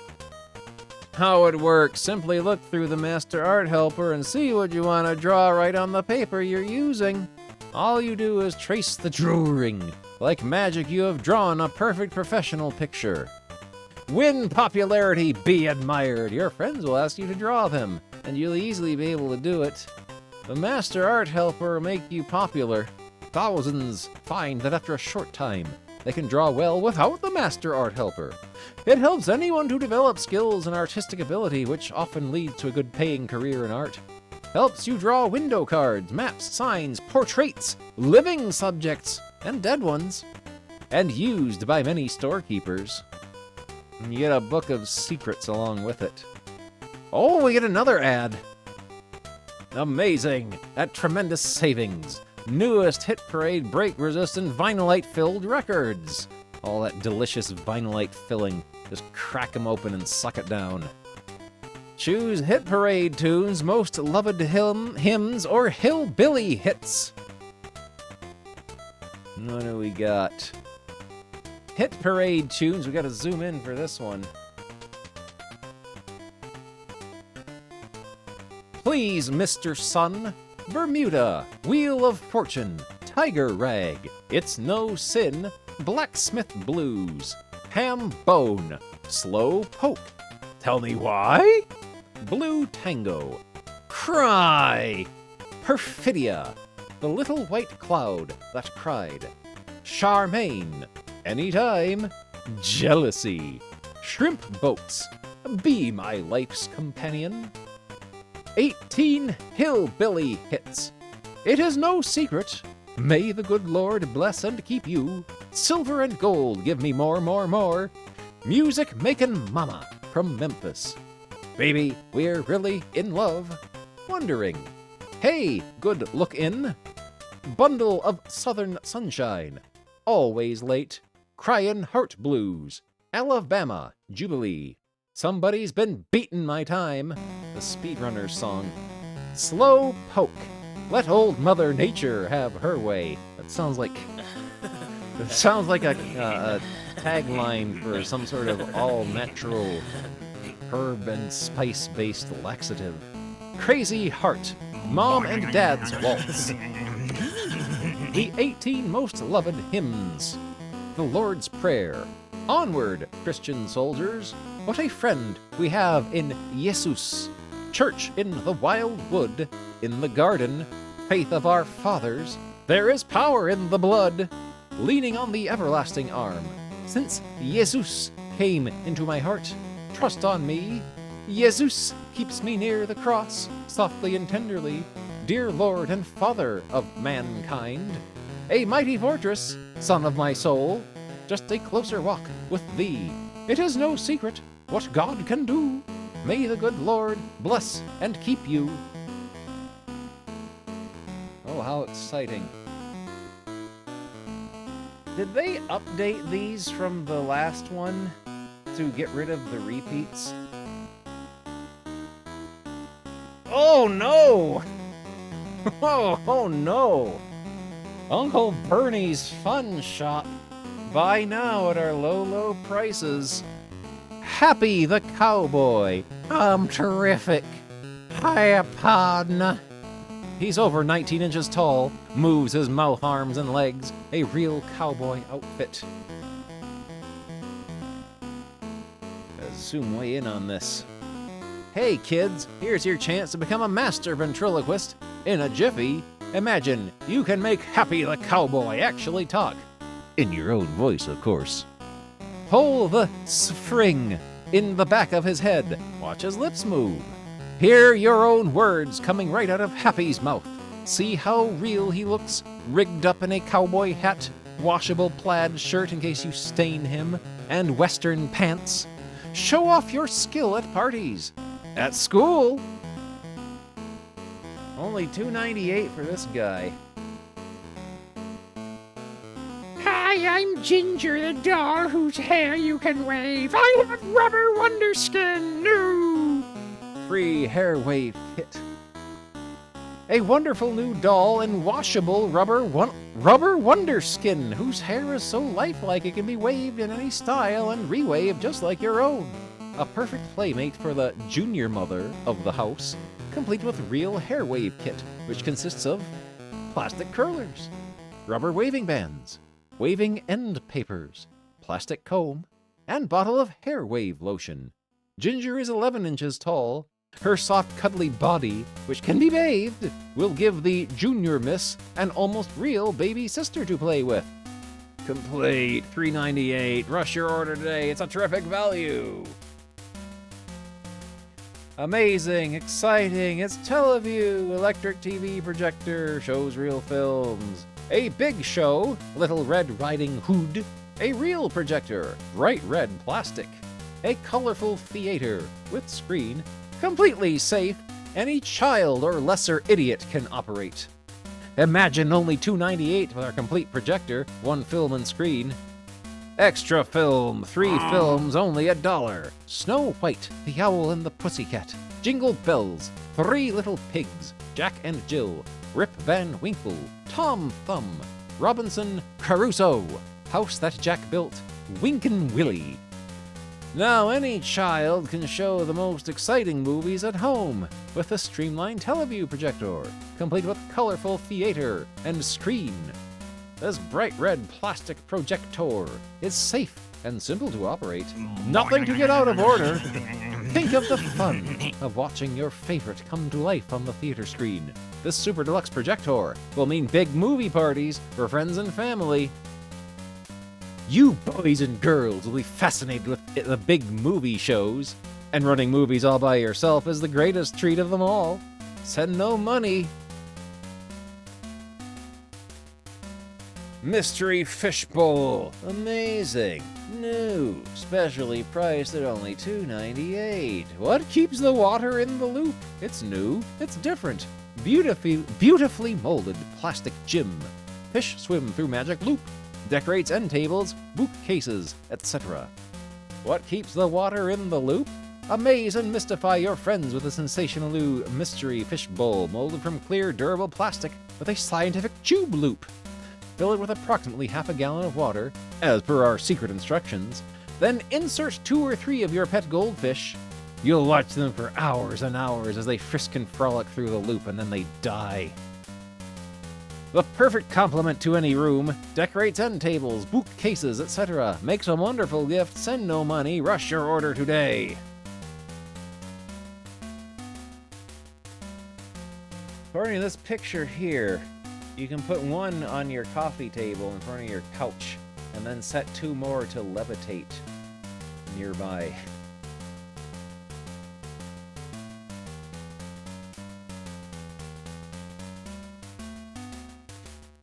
Oh, how exciting is that? From Novelty Mart with Uncle Bernie's Fun Shop. And that's the last page of our Super Duck comic. That was exciting. Let's see what the next issue looks like. Issue 47. Super Duck, the Cockeyed Wonder. Why don't you go out and play marbles like the other little boys do? Well, here's another nice All mess you new got stories. All new stories. Hopefully they're not going to do another masquerade party convict outfit story in this one. Fauntleroy. Super Duck. Super Duck doesn't look like that. He looks more unpleasant than that. Oh no, this one looks like, he flies to the moon with a Nazi officer.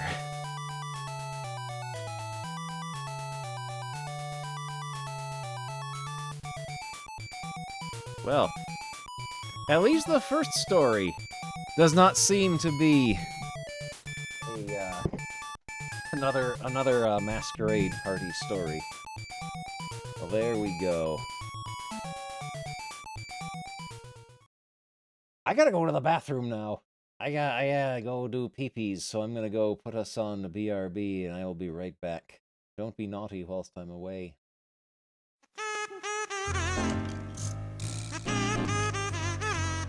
Oh, what was that? Oh, it's very hard. Oh, something tickled my brain. Thank you very much. Around here. I'm going to wear my love with it.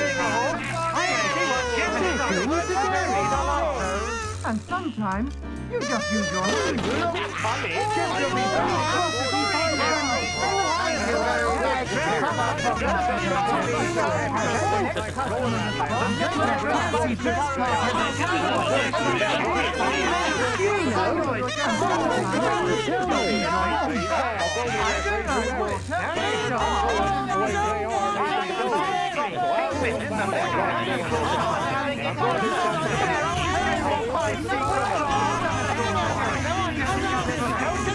Another nice mess you've got me into.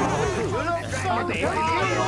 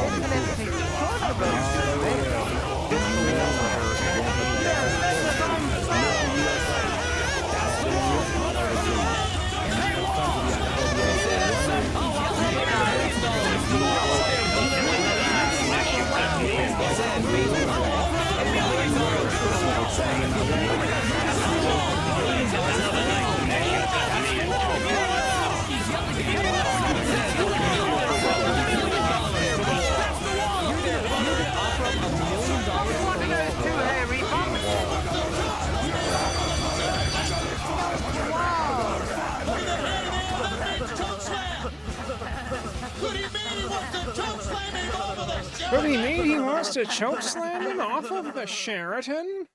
I hope no one was naughty while I was away.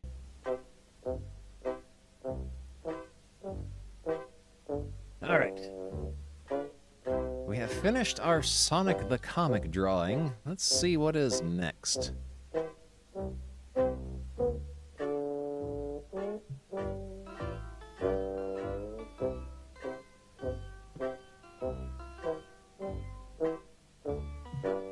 The Retro Island gaming wizard casts his bowel-clearing spell on Grimer, saving the cleaner while the wall tries to chair him. We can get a Dirk Niblet going, too. Let's go back to our Dirk Niblet of the Math Brigade. Ugh.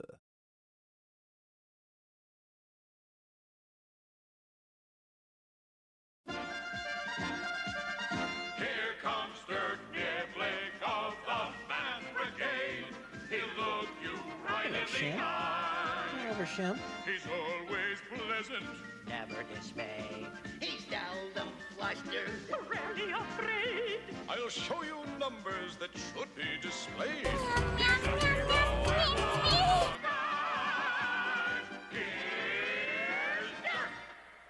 So, you little logical thinkers, waiting for another math venture starring Dirk Niblick, eh? Good. Because as today's math-curdling episode titled Mall or Nothing at Mall begins, Dirk Niblick of the Math Brigade was catching up on his reading. Oh, this is funny stuff. That Pythagoras certainly knew all the angles. But as luck might have it, Dirk was interrupted by a knock on the door. Gosh darn it, just when I get to the good part about the hypotenuse.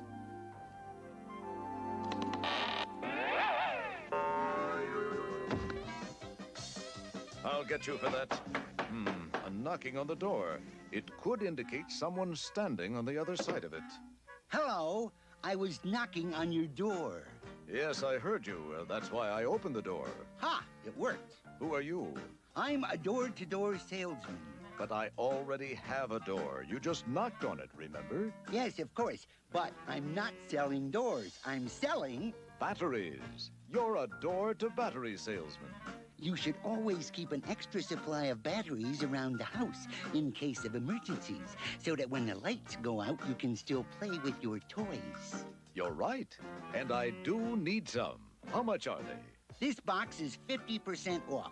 Special sale price. How many in a box? Still pay with your toys.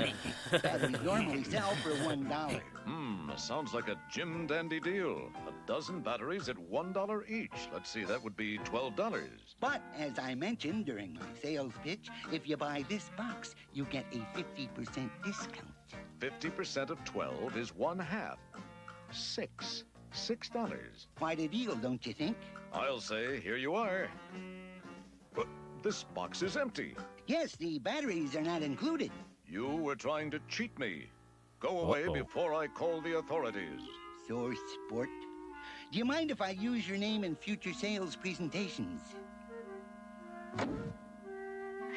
While Dirk returned to his book, in another part of town, Dirk's friends Fluff and Fold Noodleman were about to embark on an adventure on the Sea of Commerce. Fluff and Fold, I wish you luck. Now then, any questions before I go? A couple, Mr. McBurger. You said when we bought this music store franchise from you, we had to make good in a week, or you take the store away from us. Yes, that's one of the beauty parts about our My Ears Are Falling Off music store. If you can't make a go of it, we don't want you to suffer. We just sell the store to someone else. And we get our money back? Ah, that's one of the ugly parts. No, you don't, but I'm sure you'll do quite well. But, Mr. McBurger, what kind of music should we sell from our store? I'm glad you asked me that particular question. I've done some research on that very subject, and I'll be happy to sell it to you for an additional $25,000. Okay, but almost all the money we inherited in another story is gone now. I have asked a sample of people in this town what kind of music they would like to buy, and 98% said they would like cello music. Cello music? That's right. So if I were you, I'd stock plenty of cello records and tapes. Good idea. They'll sell like hotcakes. Where can we buy cello music? Bring it in, boys.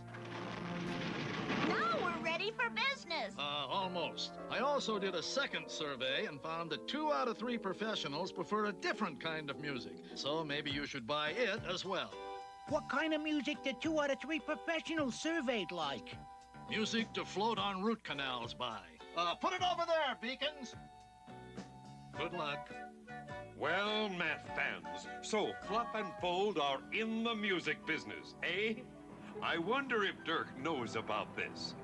As a matter of fact, I don't. And it's been 6 days. Dirk Niblick here. What? I'll be there in a tick, Fluff. Fluff said she and Fold have been open for business for 6 days in their new music store and haven't sold 1 record or 1 tape. I'll see if I can bring some of my marketing genius to bear. You mean the only kind of music you sell is cello music and root canal music? Uh-huh, only we haven't sold any.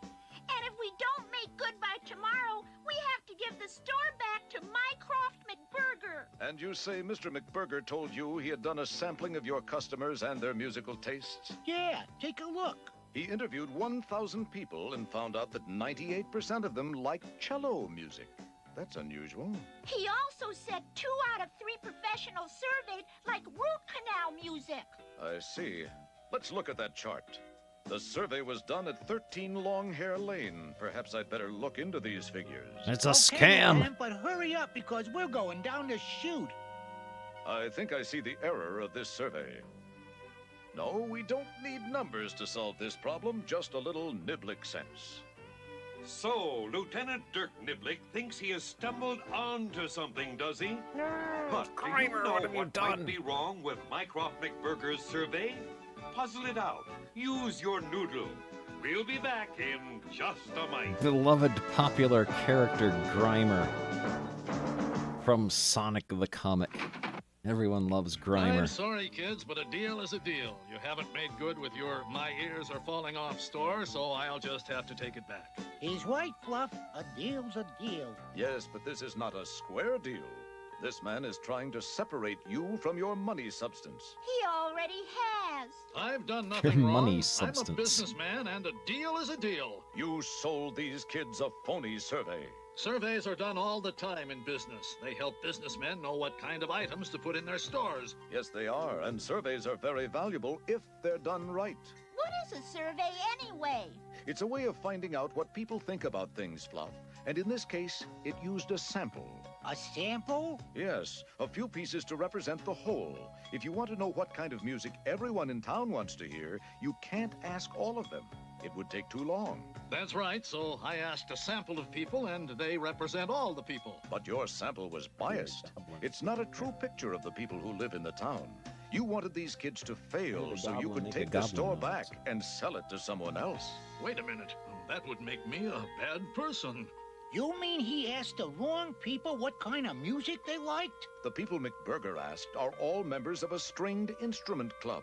They all play violins and violas and cellos, so naturally, most of them would prefer that kind of music. Sure they would. Then Mr. McBurger sold us cello music. Don't forget about the root canal. Remember, 2 out of 3 professional surveys said... How many professional people did you survey, McBurger? Well, I talked to 3 dentists, and 2 of them said... 3 dentists are not enough to represent all the professionals in the town. You have to ask many more. I want you to give Fluff and Fold their money back and get out of town before it's too late, Mycroft. Why? Dirk Niblick is gonna All right, kill kids, him. Why don't you go out and do your own survey? Only be careful to get a proper sample of the population. Come on, Fold. We'll find out what our customers want to buy. Thanks, Lieutenant. Come by later and we'll lay some sounds on you. I'd rather listen to some music. You know, it's nice to know that common sense has prevailed once again. Now to get comfortable. Ooh, ooh, hurt, ooh, pain, ooh, ooh, oh, yeah, ooh, ah, ooh, ooh, And as our hero sinks slowly in his chair, we bid a fond adieu to one of the world's Dirk top Niblick is mathematicians dying. and worst relaxers. Oh, watching the boob tube when you should be doing your household chores, are you? All right, you can stay for a minute or 2, but then I want you to clean your room and no back talk. As long as you're here, I'll tell you about another adventure of that mathematical wizard, Dirk Niblick of the Math Brigade. As today's semi-uplifting story titled Door-to-Door Bore begins, Dirk is practicing the piano. There's plenty of mathematics involved in music. There are quarter notes and half notes and whole notes. And if you're really good, they'll pay you in C notes.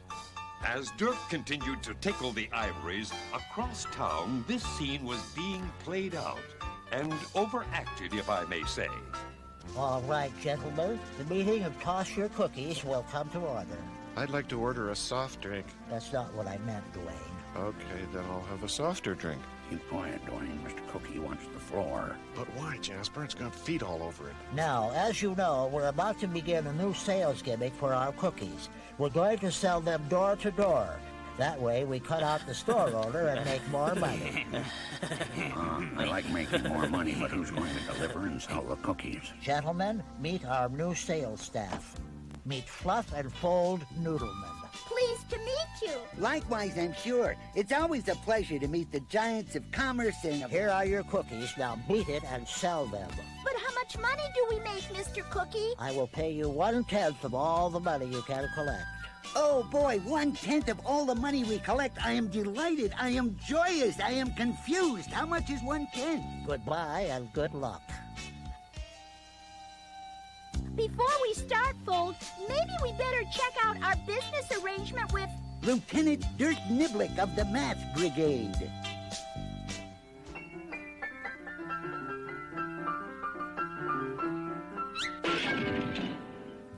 What the my heck is going on here? Lieutenant, are you all right? We heard these terrible sounds coming from your house and we thought you were being murdered or something like that. Why, you little Dickenses, that was simply me playing the piano. Simply is the operative word. But you kids didn't rip my door off the hinges just to listen to me play. What's on your mind? We have a job selling cookies door to door, Lieutenant. What a unique marketing concept. Fresh cookies brought right to my door. We don't bring them to the door. You don't? No, we toss your cookies from the curb. Another unique service. So how may I be of help? Well, we don't know how much much money we're making. Mr. Cookie, the president of the company, said he would pay us 1/10 of the money we collect. 1/10. That's another way of saying 10%. You could do quite well with such an arrangement. How so? Queried the chubby little capitalist, fearing the worst. Well, listen up. 10% is written like this. Percent means hundredths. You can also write 10% like this. And 10 hundredths is the same as 1/10. Right.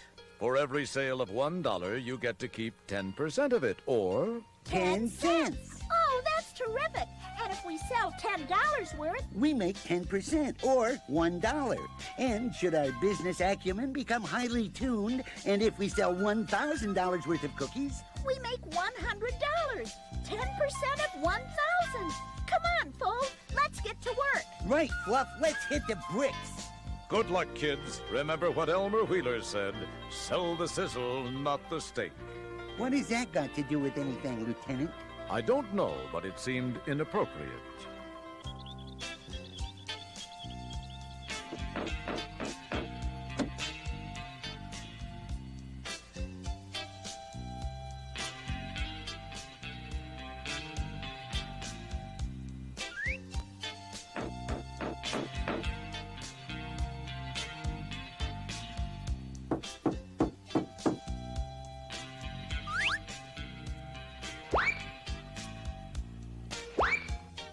How about that, Fluff? We're sold out of cookies already. We better go back for more supplies. Okay, Fold, and we can give Mr. Cookie our money. Yeah, and then figure out how much bread he owes us for the cookies. Oh, you're so cute when you talk streetwise, Fold. Yeah, well. Okay, you cookie peddling playmates, you sold $250 worth of cookies. And you said you'd give us 1/10. And that's 10%, so you owe us $25. And here you are. You've done such a good job, Fluff and Fold Noodleman, I'm going to reward you. Huzzah! Huzzah! Huzzah! Instead of paying you 1/10, I'm going to pay you 1/20th of all the money you take in. I'm doubling your salary. Oh, boy! We'll be rich in no time. 1/20th. Now I'll be able to afford to take growing taller lessons. And I'll be able to buy that marble quarry I've had my eye on and become a pillar in the community. Get more cookies and sell, sell, sell. First we were making 1/10 or 10%. Now we're making 1/20th. That's double. We're making 20%. These kids are Well, stupid. my little math fans, These are kids Fluff are and Fold really stupid. getting They a raise in deserve to pay get from that scammed. wily cookie maker? Or will they be getting less dough than the cookies? What's wrong with this picture? Puzzle it out. Use your noodle and we'll be back like two jerks in a lamb's tail. Or something like that. See you in a minute or so.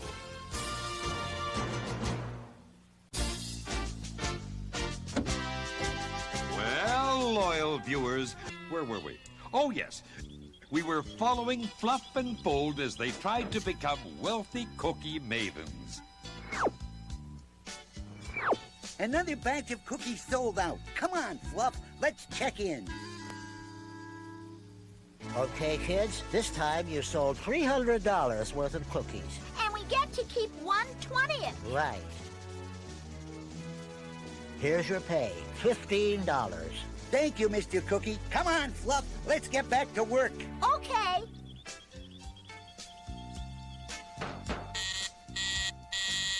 Darn, just when I was getting to the good part. Come in. Well, if it isn't my favorite Noodlemans. How goes the battle, kids? Pretty terrific, Lieutenant. We got a raise. A raise in pay. Isn't that wonderful? How much are you making now, if I may pry into your financial conditions? Well, we got a raise, and now we're making double what we were before. Double, you say? Yep. Now we make 1/20th or 20%. What's that? You say you're making 1/20th? Have you been paid yet? Uh-huh. Twice. And how many dollars worth of cookies did you sell? First time out, we sold $250 worth. And the second time, we sold $300 worth. First time, we made $25, and the second, we collected $15. Does that make sense to you? What do you mean? Well, look here. You made more money when you sold fewer cookies. Gee, Lieutenant Niblick is right. When we sold $250 worth, we made $25. Yeah. Then we got a raise and sold more cookies, but made less money. How can that be? Said the little bloke, realizing he had been had by a power-wielding money grubber. Have we been cheated? Well, yes and no. That's what I like, a mathematician with both feet planted firmly in his mouth. When Mr. Cookies said he was raising your pay to 1/20th, he was actually cutting your pay, not doubling it. Yipes! Here you split your sales into 10 equal pieces. But here you split your sales into 20 equal pieces. To make more pieces, each piece has to be smaller. So is 1/20th smaller than 1/10? That's right, kids. 1/10 is 10%, but 1/20th is only 5%. We've been gypped. Yes, if you That's kept a your old salary slur, at 1/10 fluff of and your or sales, fold, your whichever second one you check would were. have been... We would have pocketed $30 worth of the long green. Come on, Fluff. Let's go see a man about a cookie. Oh, Mr. Cookie, could you come to the window for just a moment? Yes? What is it? It's this.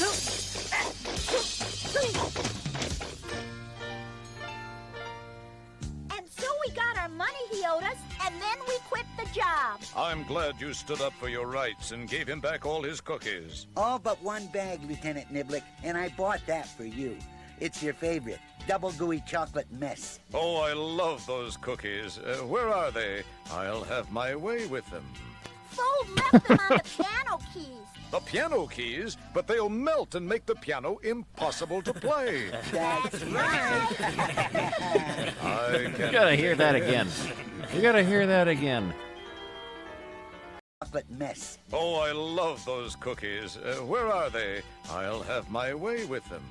Fold left them on the piano keys. The piano keys, but they'll melt and make the piano impossible to play. That's right. I can't take a hint.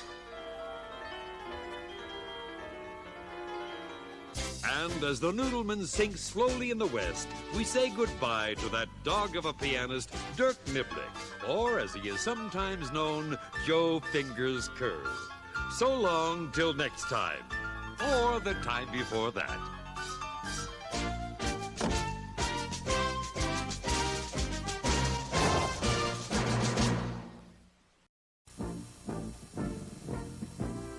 Hello out there in Videoland. You'll be wanting to see and hear another adventure in the life and times of the world's favorite mathematician, Dirk Niblick of the Math Brigade, won't you? What do you mean, no? You're going to hear the story, Round, Round World of Rounding, whether you like it or not. Let's check in on Dirk right now as he writes checks to pay his monthly bills. Well, my gas and electric bill seems a bit high this month. I have used very little electricity, and I haven't had gas for days. Oh, well. As Dirk continued to write checks, he was interrupted by a knocking on his door. Who could that be? Who could that be? It's us. It's them. Well, there's one sure way to find out. I'll open the door. Well, if it isn't the Noodleman, come to pay a call. If it isn't the Noodlemans come to pay a call, we're in the wrong cartoon. To what do I owe this occasion? Well, Lieutenant, it's the end of the month. Yes? And, well... What is it? You owe us some money for doing chores for you. Oh, that's right, I certainly do. Now, let me check. Did you mow the lawn? Yep. Wash the dishes? Uh-huh. Put the cat out? I didn't know he was on fire. Paint the house? Sure did. Reshingle the roof? Clear the forest? Build the hydroelectric dam? Landscape the North 40? Check, check, check, and check. All right, then. Here's the $3 I owe you for your work. Thanks, Lieutenant Niblick. We can use the bread. We're going to a birthday party. It costs $3 to go to a birthday party? No, sir. We're going to buy presents with it. We're going to the Quade Quadruplets party. Quadruplets? So you'll have to buy 4 presents, right? That's right. And we're a little late, folks, so... Thanks for the money, Lieutenant. See you later. I once knew some quadruplets who were golfers. All they did was yell, 4! Hello, Dirk Niblick of the Math Brigade speaking, and rather well, too, if I may say. Well, it's the mother of me. Hello there, Mommy dearest. I see you got my new unlisted number. Uh-huh. Well, what's on your sweet mind, mater? Yes, you want me to go grocery shopping for you.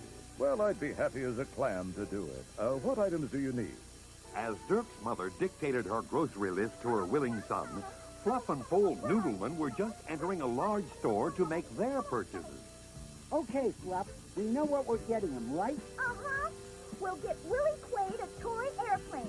And we'll get Wally Quaid a toy submarine. We'll get Millie Quaid a toy car and Molly Quaid a toy truck.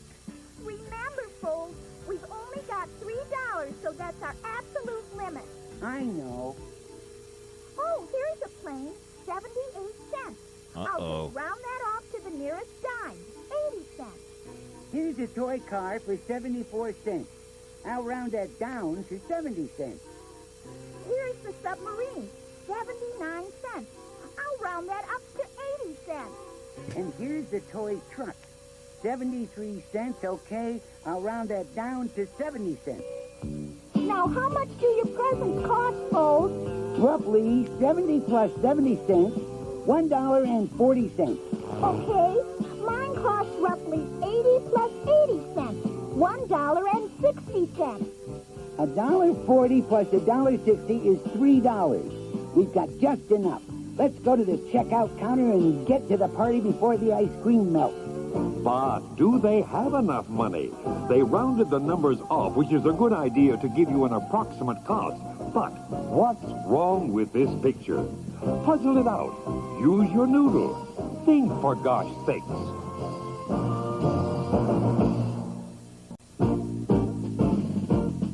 Well, did you find out what was wrong with this picture? I'm afraid I didn't. But that's what happens when you grow up living in a service station grease pit, as I did. Let's see how Fluff and Fold are doing. Is this going to be cash or charge? Cash, please. Very well. 78 cents plus 79 cents plus 74 cents plus 73 cents comes to a grand total of $3.04. $3.04? Question mark, exclamation point, question mark, exclamation point. That's right, $3.04, period. We haven't got $3.04. We only have $3. Tough noogies. Cough up the 4 cents or I'll call a policeman and have you thrown in prison for the rest of your natural life. What seems to be the trouble here? Gee, a talking grocery cart. It's Lieutenant Niblick. Well, yes, it is. Have some trouble? No, thanks. Just had some. We bought these birthday presents, Lieutenant, and we thought we had enough money. But we're short. Whoa. What can we do? About being short? Well, learn to catch the ball in a crowd and follow your blockers until you see a crack in the defense and then run to daylight. The only way for him to interface with IPW management is via an AI chatbot. We shopped, and I rounded the prices off to the nearest dime. So did I. Did you round up or down? Up. Down. Well, there's your problem, kids. There's your Lots problem, of times kids. It's okay to round down, but if you have a limited amount of money to spend, always the wall, round the brother. prices up. Hey, wall. That way, That's you'll the be wall, safe. brother. Let's see what happens. Fluff, you rounded 78 cents up to 80 cents, and 79 cents up to 80 cents, right? Right. So I added 3 cents. Correct.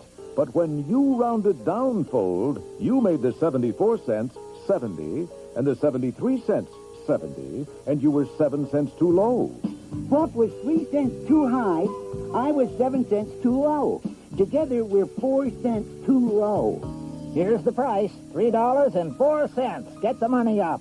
I'll loan you the 4 cents, kids. Here you are, sir. Why, thank you. It's a pleasure doing business with an outstanding mathematician such as yourself. Thanks, Lieutenant Niblick.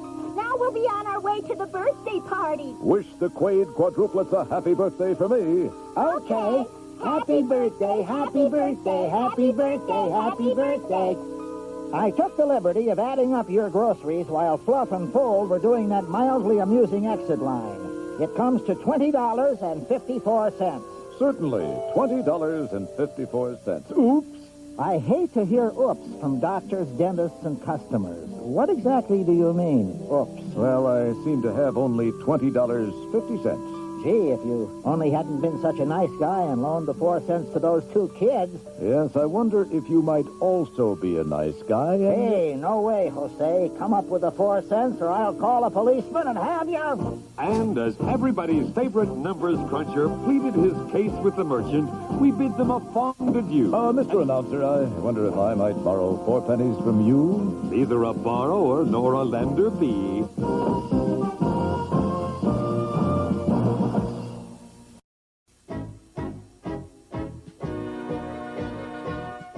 There you are, you little math thieves, watching television when you should be doing your homework. Oh, very well. Stick around and you might learn something from Lieutenant Dirk Niblick of the Math Brigade. As today's episode, Roll Out the Boobalas, starts to begin, we find that math wizard working on his income tax. I love income tax. It's thought-provoking and not as sharp as carpet tax. Of course, income tax doesn't hold your rug down as well as carpet tax. You know, I once knew a bald-headed gentleman who held his rug down. Well, here's another nice mess you've got me into. Gum chewed by ghosts. It doesn't stick to the top of the sheet. As Dirk continued to babble, ponder. List wages, salaries, tips, etc. Well, I made wages, salaries, and tips, but never Roll out the etc. boobala. His next-door neighbor, Mr. Beasley, happened by chance to happen by. We've got this done. Let's hide the evidence. Did you happen to know that there's no glass in your windows, Lieutenant Niblick? Yes, and you have no idea how much I save by not having to have someone clean them. How are you, Mr. Beasley? I'm fine, Lieutenant Niblick, but I didn't come by to be grilled unmercifully by the likes of you. Why did you come by? To help establish the premise for this story. Are you going to the concert this evening? Oh, what concert is that, Mr. Beasley? The one being played by your favorite polka fusion group. Bernadette and the Boobalas? The very same. I have a ticket, which, if you grovel, you may have. I love Bernadette and the Boobalas. Okay, I know that about you, Lieutenant. But if I take your ticket, you can't go. That's all right, Lieutenant. I don't mind. Bernadette and the Boobalas make me sick to my stomach. I'm the happiest mathematician north of the Rio Grande. My, what an expensive ticket. $50. I'll have to do something nice for Mr. Beasley sometime. Grotmore. Maybe. I've never seen Bernadette and the Boobalas in person, but I've got all of their record. Their hit album is called Polkas to Fuse Heavy Metal by. It's in the Grove.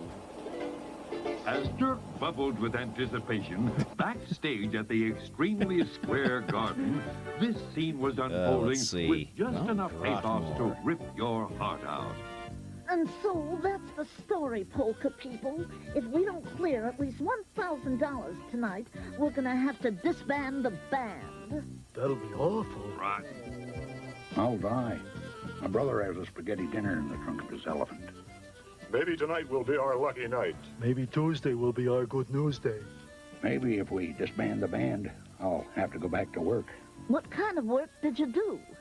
I didn't do any work. I'm from a small town in Indiana called work. And you didn't work and work? Sometimes I worked and worked. I was a walker. Well, how did you get to work? I walked. As a walker, you had to walk to work and work? Unless the streets were flooded. Then I waited to work to walk and work. 5 minutes, Bernadette and the Boobalas. Break a leg. Hey, wait a sec. It's a show business saying, which metaphorically is a wish for good fortune. I am humbled. You got a ticket, because if you don't, you can't get in. They've sold out. Yes, luckily I do have a ducat, and I'm sorry that you don't. Swallow alum. Thank you. Gee, this is about as excited as I've been since I solved a quadratic equation whilst cliff diving in Acapulco. There's a pretty plucky pony, and gosh, wouldn't you know that pretty plucky pony's in a rodeo.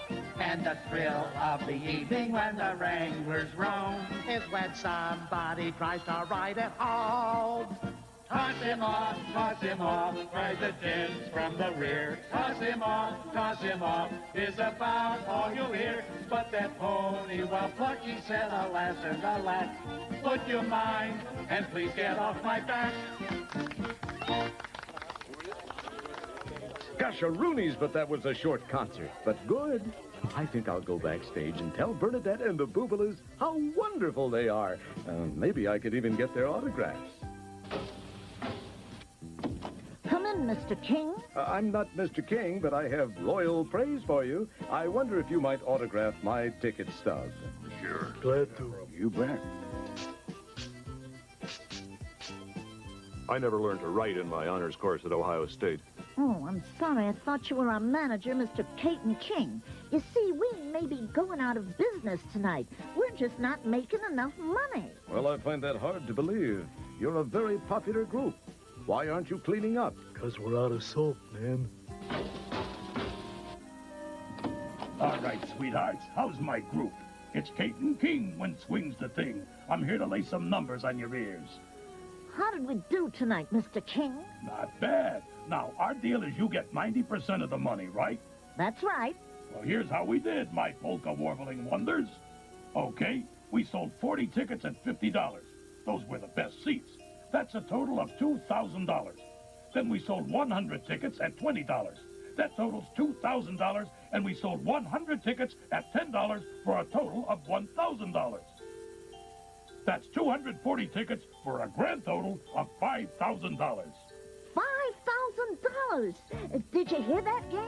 We're gonna be able to make it. I'll be able to pay off my accordion teacher. I'll be able to have my horse painted orange.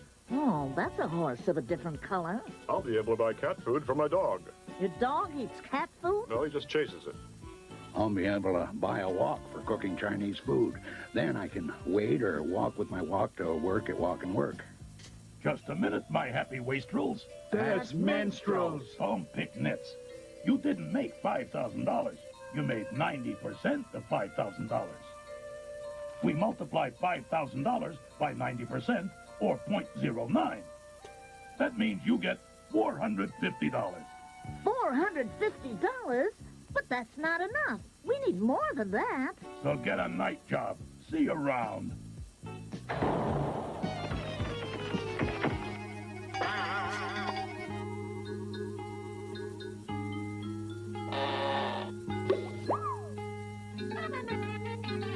Let me see those figures, Bernadette and the Boobalas.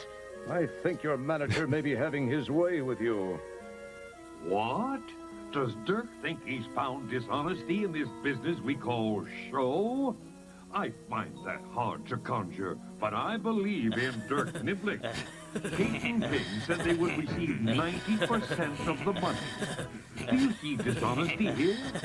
Puzzle it out, and we'll be back faster than you can say George Snuffy Stern White hit .309 and won the American League batting title in 1945.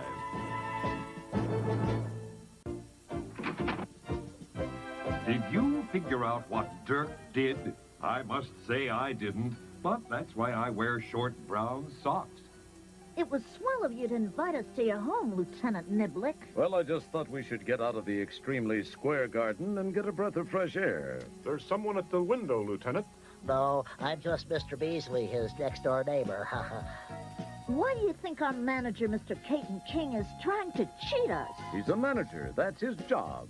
I'm just kidding. Gee willikers, I don't want to offend honest managers who may be in the audience, if any. Was there something wrong with his figures? Yes, I thought he was a bit overweight, and his musculature was inappropriate to that knit suit. No, I meant... You mean the figures he presented to you? Yes. Do you know what's going on here? We're finding 90% of $5,000. No, your manager admits he took in $5,000, right? Right as the rain that falls from above. $5,000 represents all of the money. In other words, 100%. 90% is almost 100%, right? Well, it sounds like it should be. So it follows that you should be getting almost $5,000, right? I hope so. I'll be able to put a down payment on that new dental appliance that shakes the plaque out of your head. But you didn't get almost $5,000. You got only... $450. Right. Not very close to $5,000. That's because he multiplied by... .09. Your manager gave you 9%, not 90. To find 90% of 5,000, we multiply by .90. In this case, 90% should be written like this. You should have gotten $4,500. Wow, $4,500. Now I'll be able to make a down payment on those junk bonds and leverage a takeover of nuclear deodorants. I think Caton King has been cheating us all along. You should always figure out about how much money you think you're earning. That way you won't have any big surprises along the march of life. We'll have to have our manager arrested and punished. Why don't you just lock him in a fungus-infested tiled room and make him listen to your music? Good idea. And so, once again, thanks to his mathematical prowess, Lieutenant Dirk Niblick of the Math Brigade has saved the day. And remember, as Benjamin Franklin never said, a day saved is a day earned. Goodbye until next time when I'll say, hello.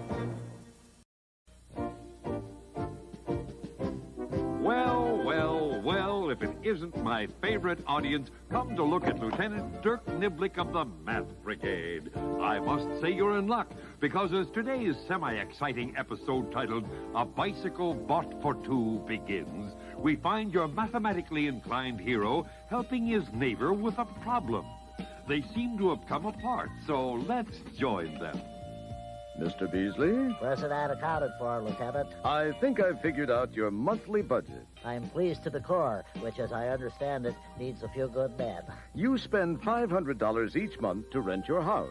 Yes, I do. South of Ventura, it would have busted my hump. And your utilities cost you $200 a month. Yes, my utilities include gas, electric, and the player to be named later. Now, your comestibles or food cost $300 a month. Uh-huh. By the by, Lieutenant, I've been meaning to ask you over for a comestible cookout. Can you make it? I'd love to. When? Well, how about 2 weeks ago? Oh, gee, I was out of town then. That's all right. It rained cats and dogs. What did you serve for din-din? Wet cats and dogs. Back to the budget here. Can you think of anything we've left out? No. If I could think of something we left out, we wouldn't leave it out, would we, Bullet Brain? Let's add up the budget. All right, let's see.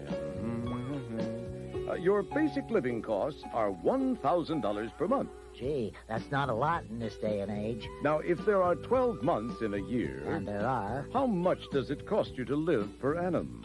Well, let's see. 12 1,000s is $12,000. Oh, thank you, Lieutenant. You've opened my eyes to high finance. Always happy to help a neighbor. Anything else I can do for you?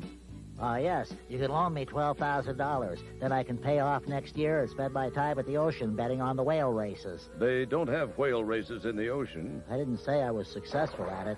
Well, thanks for the help, Lieutenant Niblick. I'll let myself out. And as Dirk smiled over another job well done, his telephone rang. Dirk said, I wonder what that noise is. Momentarily stumped, Dirk pondered, it seems to be coming from this area. Suddenly, a realization occurred to the renowned mathematician. My clothes in the washer must be finished. But then he thought, I don't have any clothes in the washer. Aha! It could be the telephone. We're back there. Yes, it was the telephone that was causing all that racket. Fluff and Fold Noodleman, you're a sight for sore eyes. Are your eyes mad at each other, Lieutenant? Of course not. You said they were sore. Well, that's merely an expression of my joy at your presence. We have a question for you. If it has anything to do with the capital of Kansas, it's Topeka. Sometimes when playing hide and seek and I'm it, I never know whether Topeka or not Topeka. Say, is this a spiffy new bicycle, kids? Yes, sir. Only it isn't ours. Yet. We've got it out from the store on a test pedal. What kind is it? Gee, Lieutenant, it's a swine. Well, that's a very reputable company. I used to take from them. You said you have a question, Fluff. Yes, we do.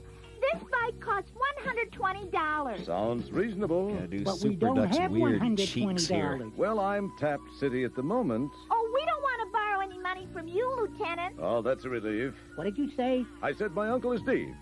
Can you come with us to the bike store and help us figure something out, Lieutenant? As the Firefly said as he backed into the buzzsaw, I'm delighted. Hi, kids. How'd you like your chest pedal? It's a great bike, Mr. Wrong. We want it so bad we can taste it. Taste it? Well, I told you kids never chew on a bike. That's good advice, especially if someone is riding it. So, you want the bike? That'll be $120. Therein lies the rub, Mr. Wrong. We only have $20. Fluff is right, Mr. Wrong. She has $10 and I have $10. But that leaves us short. Is there anything we can do about it? About being short? Well, I'd suggest you develop a good outside shot and learn to hit the open man. I think the kids want to know if you can finance the rest of the cost of the bike. Yes, we can finance the balance at an interest rate of 24% per year. Kids, I think we've got some thinking to do. Let's go to Math Brigade headquarters. We'll get back to you, Orville. By the way, where's your brother Wilbur Wrong? Kitty Hawk. Learning to fly? No, learning to barbecue. It's raining cats and dogs. Okay, kids, the bike costs $120. And you have how much money? $20. So you need to borrow $100. And he said he'd loan it to us, so let's do it. But Fold, we'll have to pay the loan back with interest. Interest doesn't interest me. But it should. Orville Wrong said he would charge you 24% interest on the money per year.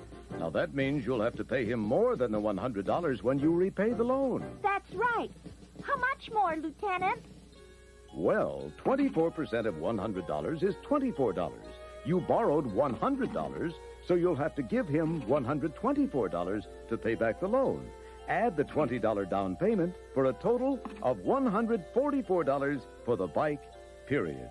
That's okay. We can have that snazzy bike right now. Instant gratification. But if we wait until we save more money and have $120, we can buy the bike without paying interest. Those are your choices. If you buy on credit, the total cost of the bike will be $144. If you wait and pay cash, it will be $120. But it will take us forever to save up another $100 to make the $120 to buy it for cash. How long will it take? Well, we get $10 a week allowance, so it will take 10 weeks. 10 tens are 100. That isn't so long. But, Fluff, can you realistically save all of your allowance? Heck no, Fold interjected, seeing his malted milk and French fry budget take a 180. Well, let's figure out what your money goes for. Okay, we rent 2 movies a week to watch at home. How much do they cost? $2 1/2 each. Okay, that's $5. What else? We buy 2 comic books. They're 50 cents each. That's $1. Now, do you have other expenditures? Snacks. How much do you spend for snacks? The rest of it.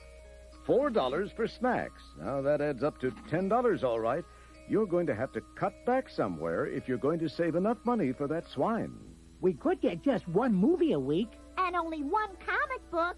Okay, and what if you only spend half your remaining funds on snacks? My stomach will think my throat is cut. Okay, if you make those cuts, you can save $5 a week. How does that sound? But how long would it take us to have enough money to buy the bike? Figure it out.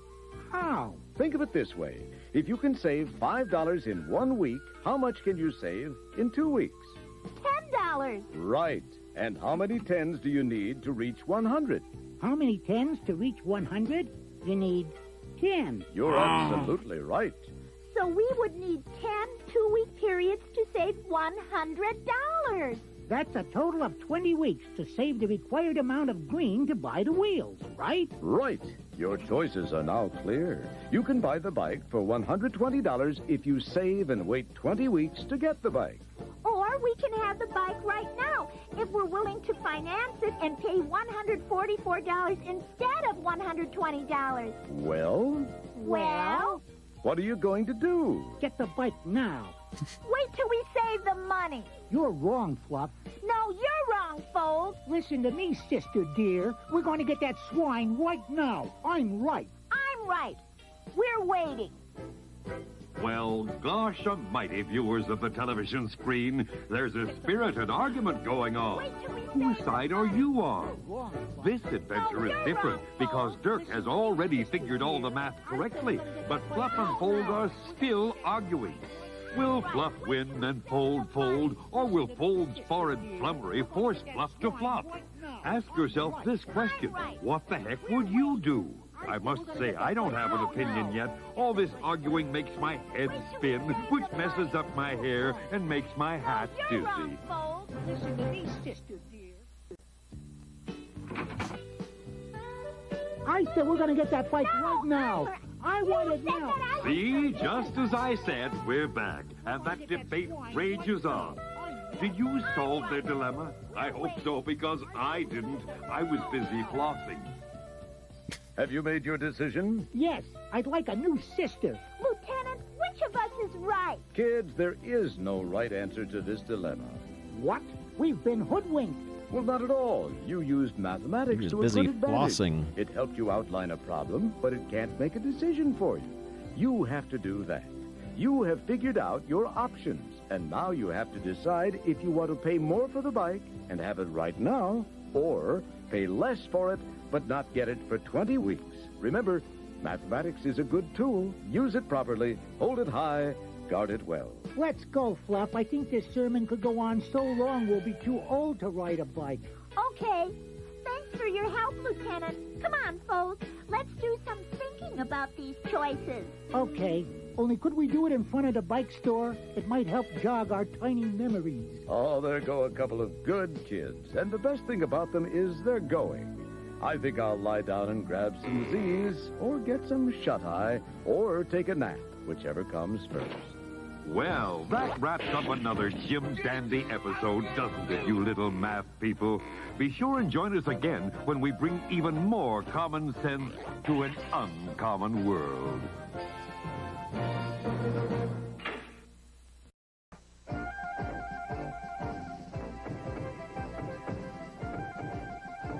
Aha! Caught you once again watching the television instead of doing your chores, didn't I? Oh, what the heck. You can watch this episode of Dirk Niblick, but then you'll have to get on with more important things. For example, patching the screen door, carrying out the ashes, and doing your homework.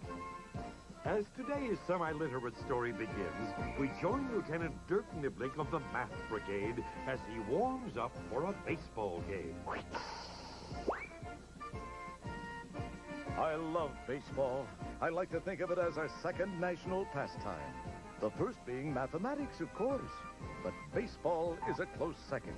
I remember when I used to toe the rubber for my college nine, the MIT Nitpickers. I also pitched for them. My senior year, we lost all 27 games, and the amazing thing is, we weren't that good. Yes, sir, there's nothing more exciting than a game of hardball on a summer's afternoon. Or more dangerous. Well, if it isn't my neighbor, Harlow, Mr. Beasley. stay away. Come to watch me warm up? No, I came to inquire as to how much longer you're going to be throwing that ball. I'm having some people over later, and to date, none has There we asked go. to be There's hit in the Mount side of the head by a Grotmore. wild pitch. I'm finished, Mr. B. I knew you'd admit it eventually. You might be interested to know, neighbor Beasley, that Fluff and Fold have invited me to be the manager of their Hide little the league evidence. team today. Not in the least. Yes, I'll be masterminding their team to victory in their upcoming battle in an ongoing chase for the pennant. You're a driven mathematician, Lieutenant. Come inside my locker room and let me show you what I've done, Mr. B. I've computerized the team's stats. Well, I'd like to, but I've got to get my sidewalk shovel before the guests arrive. But there hasn't been snow on your walk for weeks. We're in the midst of summer. I know, but it's so much easier if I do that particular task now. Nonsense. Come with me. Oh, very well. I thought your computer was down, Lieutenant. It was, Oh, look but at I his had it cool fixed. computer. Does your cat know? I've put all Fluff and Fold's team statistics into my computer. It will make it easier to make decisions during the game. You mean there are actually decisions to be made about baseball games other than should I go? He's going to ask assuredly. Chat A GPT manager what to needs do. to know whether a particular left-handed hitter can hit a particular right-handed thrower, whether or not late in the game your opponent is likely to hit and run and hit, or pull a double steal. You need to know about a pitcher's tendencies. Does he throw outside, inside? Does he throw curves or hard stuff? Can he field his position with men on base? Is he buntable, choppable, hittable? Is he... Oh, no, what's happened? Oh, I'm What has sorry, happened? Lieutenant. Well, was There my we go. snoring Wait, bothering wait. you? Here are a couple of ducats, Mr. B. Come to the game and watch me in action. Thank you, Lieutenant. Once again, you have whelmed me. Okay, kids, get warmed up. Fluff and Fold, why don't you peg the old apple around? If it's all the same to you, Skip, we'd rather play catch with a baseball. You're a caution, Fold. Peg the old apple around is Lieutenant Niblick's gated way of saying we should play catch. Oh. Yes, kids, but as a child, I cut my teeth on this game. Why didn't you use floss like the other tykes? Go warm up. Hello, Coach Niblick. Meet Mona McGraw, searching an old friend for, of yours truly. How do you reference do, here. Lieutenant Niblick? I've heard so much about you. Really? I'm flattered. I wouldn't be if I were you. Play ball!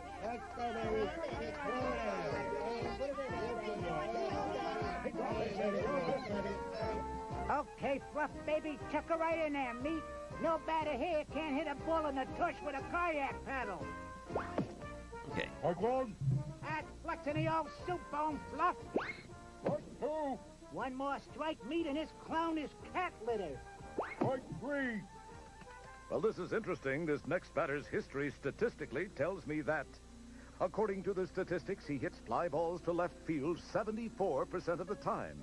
He strikes out 6% of the time and walks 10% of the time, bunts 4%, and does other things 6%. Numbers don't lie. Okay, Splinter, get ready. This guy may hit it to you.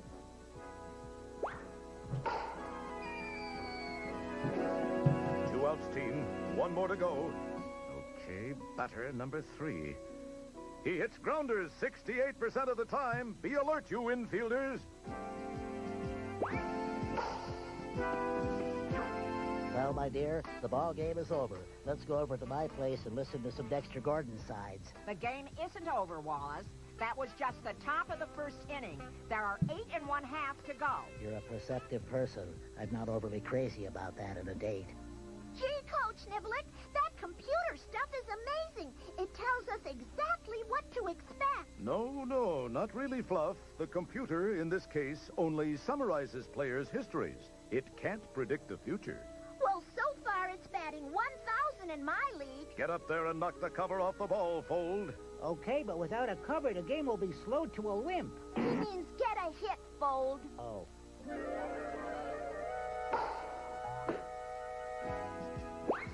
Your shoes are untied.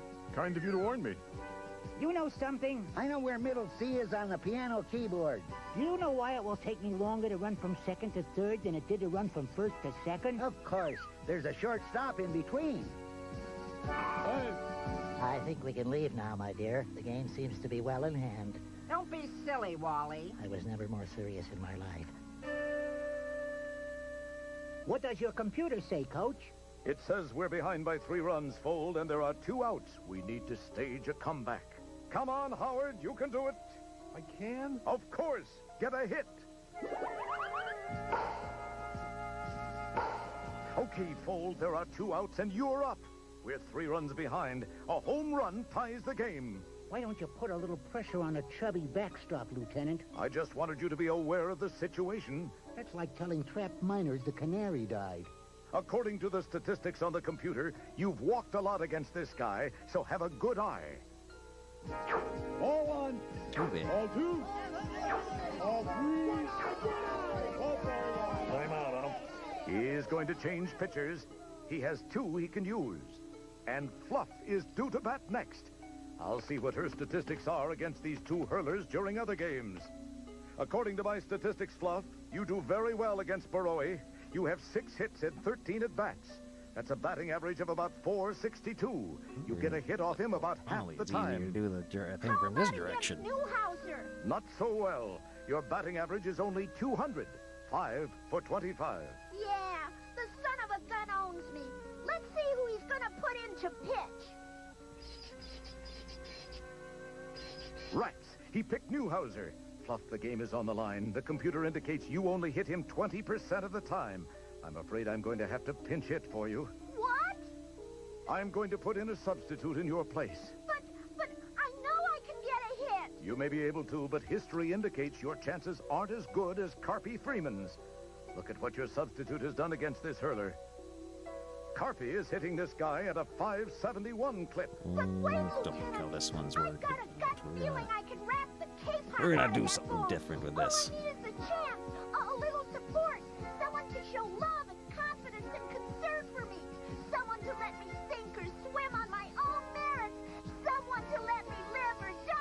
Gracious, gracious. Besides, I know of 2 fees you got last year that you didn't report to the IRS. Give that ball a ride, Fluff. Strike! Strike 2!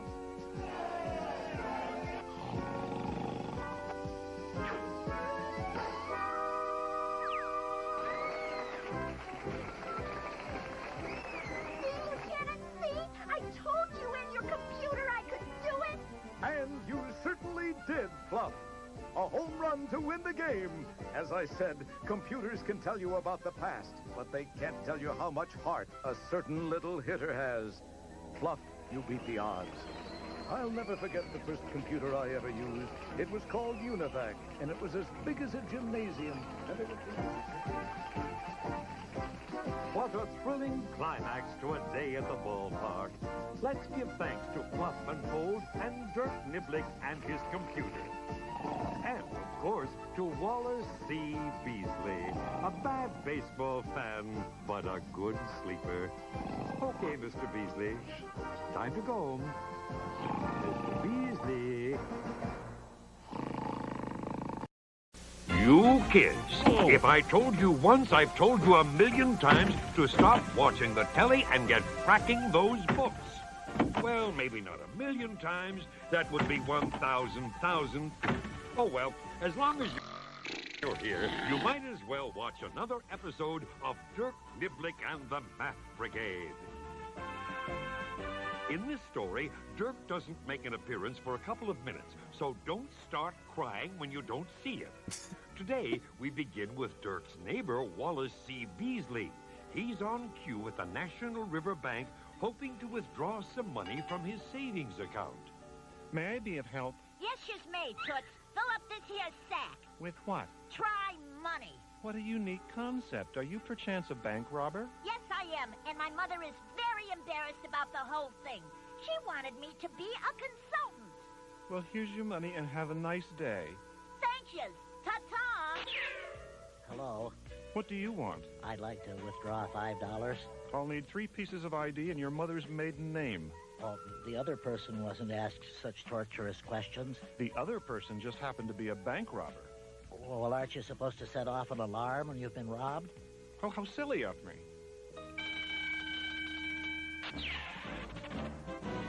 Were there any witnesses? Yes, Your Worship. I witnessed the ordeal, as did the teller. He fainted. You'll have to come downtown with us. We are downtown. It's just a euphemism we on the force use to indicate we want you to come to police headquarters. Well, what about the teller? We'll question him when he comes to. See you later, Bonwit. You say you actually saw the car the alleged perpetrator used to make his escape? Yes, and I got the license plate number, up to a point. It was UM6, You know, it would be a big help if you could remember the other 4 digits. Yes, you see, that way we could just tell our police officers to look for that car, stop it, and arrest the driver. Oh, I feel like such a dipstick. UM6. One other thing these tired old eyes noted. No digit was repeated. So all the digits were different. Yes, that must certainly give you something to go on. What? Well, we know the number starts with 6, right? Yes. So the number could be 61234. Yes, or 65432. Or 62429. No, you've repeated a digit, the 2. So 63429. Holy moly, how many combinations are there? Now, let's use our noodles. Incidentally, you guys funny time. We can use combinatorics. I liked it better in the old days when we just walloped the bejabbers out of the witness until he remembered. Yeah. Moving right along, there were 10 choices, 0 through 9, for this first digit. And we know it was a 6. Yes, and we know the digit 6 is not repeated. So for the second digit, there are only 9 choices, right? Right, only 9. And only 8 for the third digit because it can't be 6 or the same as the second digit. You're getting it, Sherlock. And only 7 for the fourth digit, a mere 7. And for the last digit, 6 choices. So, if we find this product, we'll know how many combinations there are for our missing license plate. But, gentlemen, is that the only question you should be asking to find a getaway car? What are you? Dirk Niblick of the Math Brigade. I knew my rights, So with my one allotted phone call, I rang up my neighbor and asked him to drop around, perchance to help. Perhaps you should have asked some other questions. Think about it. And you think about it, too. Dirk may be onto something. Or he may just be blowing his own horn again. We'll be back in what will seem like no time at all.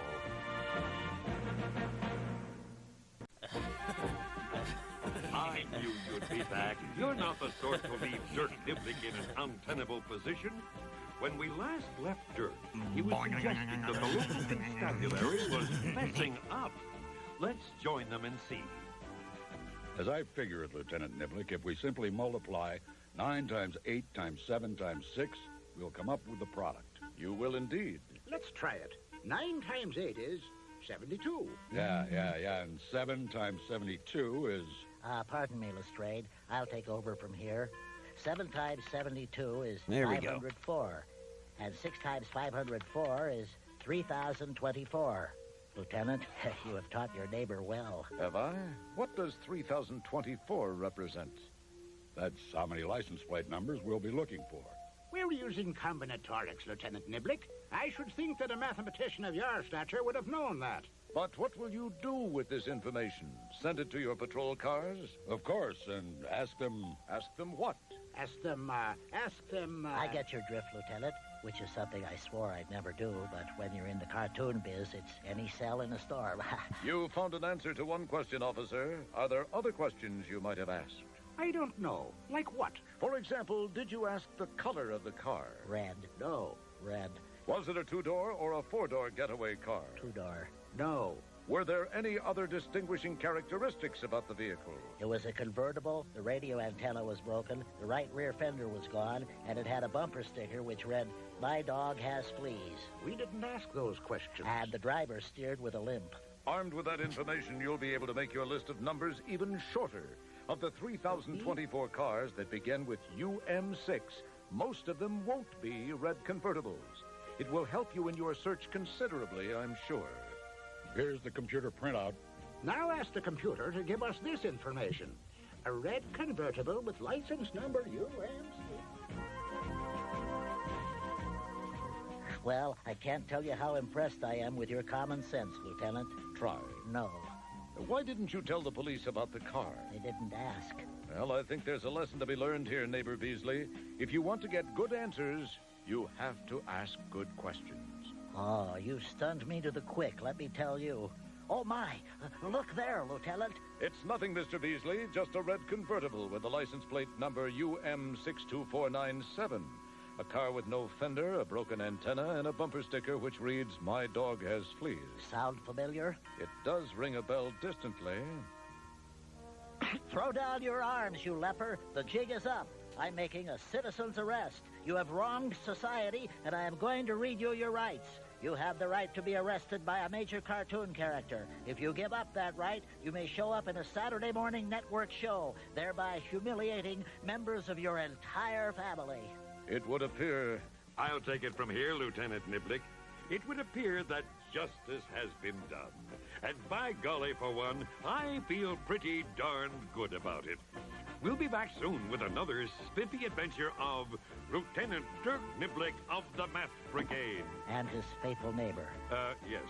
And his faithful neighbor, Wallace Beasley. Wallace C. Beasley. Wallace C. Beasley. Thank you. You're welcome. Hey, didn't you used to date my Aunt Fern?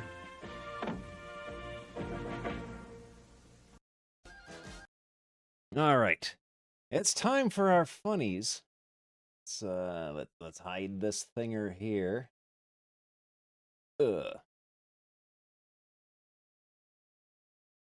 And get some music going. It's time for Desperate Dan. All right, Sneakernets, thanks for stopping by. We'll do our Desperate Dan and then maybe another drawing or two for tonight. Compilation Desperate Dan. We might be finishing him tonight.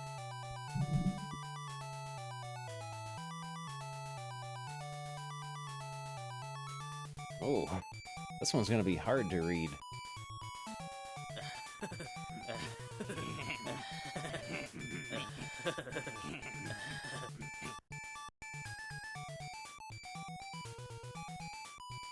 We're gonna have to zoom in on this one. Whoa, that's a little zoomed in a little too much. If I wanted to read, I'd go to school. Here we go. Desperate Dan! Hi, I'm a dandy reader just like you, but I decided to take a close look at what my hero, Desperate Dan, is doing today. That's just Desperate Dan's face with different hair. Well, I better set to work. He's a real tough guy. There. I think they look pretty now. He's flower arranging, but it's not tough. Then, the equipment I need is in here. Probably weightlifting gear. Must make the house look nice and clean. Dust, dust. I don't believe it now he's doing the dusting. Soon, time to eat. Dan will probably scoff a giant cow pie. I do like a cup of tea and a meat paste sandwich. I've had enough. Why aren't you being a tough guy, Dan? Can't help doing all these soppy things. The dandy artist draws me that way. Is that so? Meat paste sandwich sounds awful. Unbelievably horrible.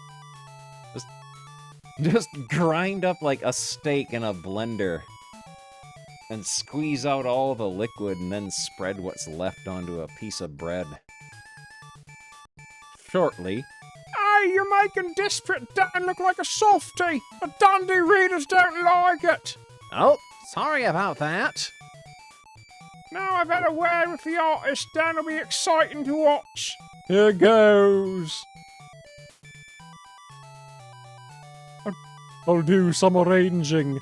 Oh no, not more flower arranging! I'll move these trees down to the end of the garden. Thud. That's better, he's arranging the trees in his garden. Promised the mayor I'd sweep out the town hall. That sounds tame. But then... Big galoot, you weren't meant to start sweeping until we'd finished our council meeting. Good old Dan. Back home. I'm mighty hungry. Yes, I must say. And there's my cow pie. Oh no, that pie looks tiny. I spoke too soon. It only looked small because it was so far from Dan's house. Drat, I've buckled my wheel. I must have my bike repaired after the snack. Munch, munch, gobble. This is more like it, but... You again? I drew everything you asked me to. There's one more thing. What does the dandy reader want? Turn the page to find out. Desperate Dan hasn't lost his clothes in this episode yet. Shucks, I hope my bike's repaired soon. This buffalo was the only replacement I could find. This is what I wanted. A giant-sized picture of Dan in colour. Blacksmith.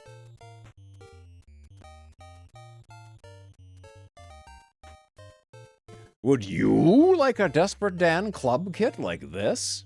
Or a fantastic Desperate Dan t-shirt like this? I would like this shirt. This would be a good shirt to have. That's me, folks. Find out how they could be yours in the Dandy comic every Tuesday. I would wear this shirt out and around. He has weird little baby hands, yeah. A super metal badge, Desperate Dan Pie Eaters Club. Yeah, let's zoom in. Zoom in on his little baby hands. There we go.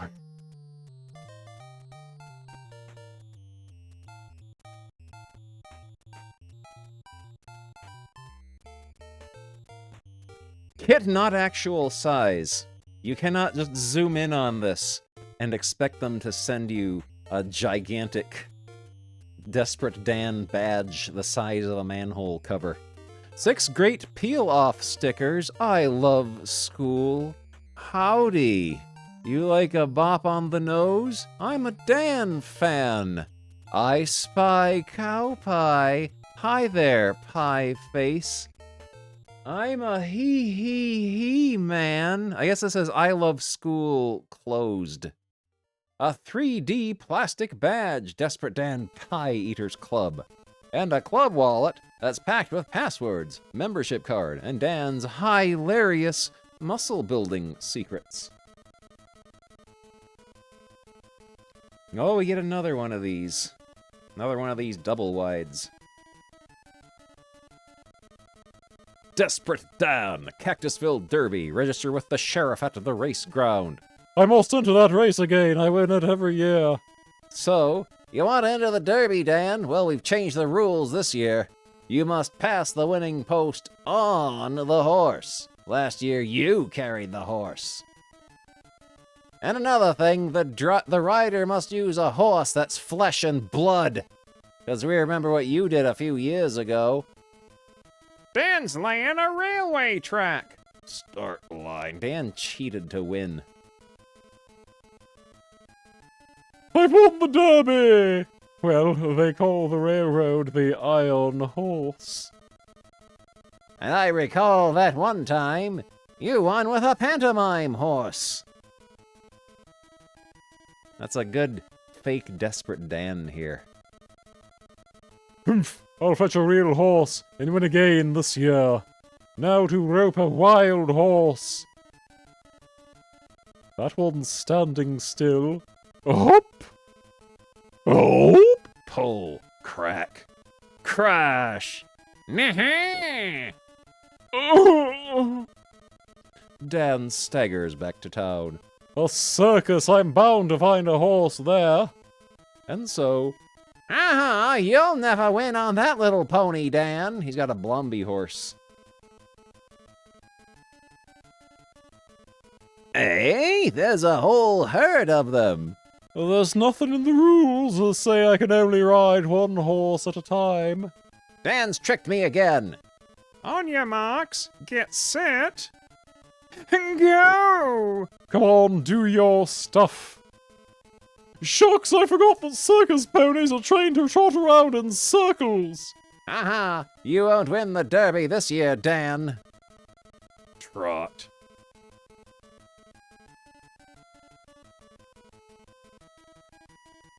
Oh no, I see who's in this one. I see who's in this one, our favorite character. Desperate Dan meets the abominable Cactusman. Hey Dan, I'm on an expedition to track down the abominable Cactusman, but I'm stuck. I'll help you, Professor. I'll soon drag you out of there. Rip pull. Oops. Sorry about the Jeep, Prof, but I'll pull you around instead. Giant footprints. Follow them, Dan. Okay. They disappear around that rock. Oh, I see a Duffy here. The Cactus Duffy. Shucks! Hi guys, how do you like my dune walker? It never sticks in the sand, says this Archie-looking guy. Chug, chug, feet. Fart her on. Another set of footprints. It must be the Cactusman this time. It is. And here he is. Hey, that looks like a skull. Let's take a closer look. Nope, just a rock. Too bad. Smash. Howl! It's the Cactusman! So you want to fight? Snarl! Rip. Rip. I'm ready when you are, Spiky. Gah! Swing, whoosh, zoom, duck, clash. Let me see you fight. Let's see you fight me now, Buster. Chop. He's trapped, Prof. I'll fetch my net. Hey, his spikes are making me tickle. Oh, sneeze! Achoo! He had to fly, Prof. Oh no! I've spent 20 years looking for the Cactusman. You'll pay for this. Boom, Boom. Oh! He's shooting Desperate Dan with his Uncle Fester gun. Also, presumably, the abominable cactusman is dead.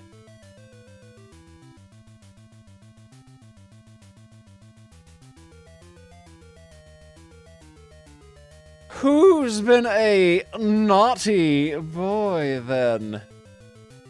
Oh, if you zoom in on the top panels, it looks very awful. It looks very questionable if you zoom in on the top ones. This is tricky. Almost there. Oh, damn it.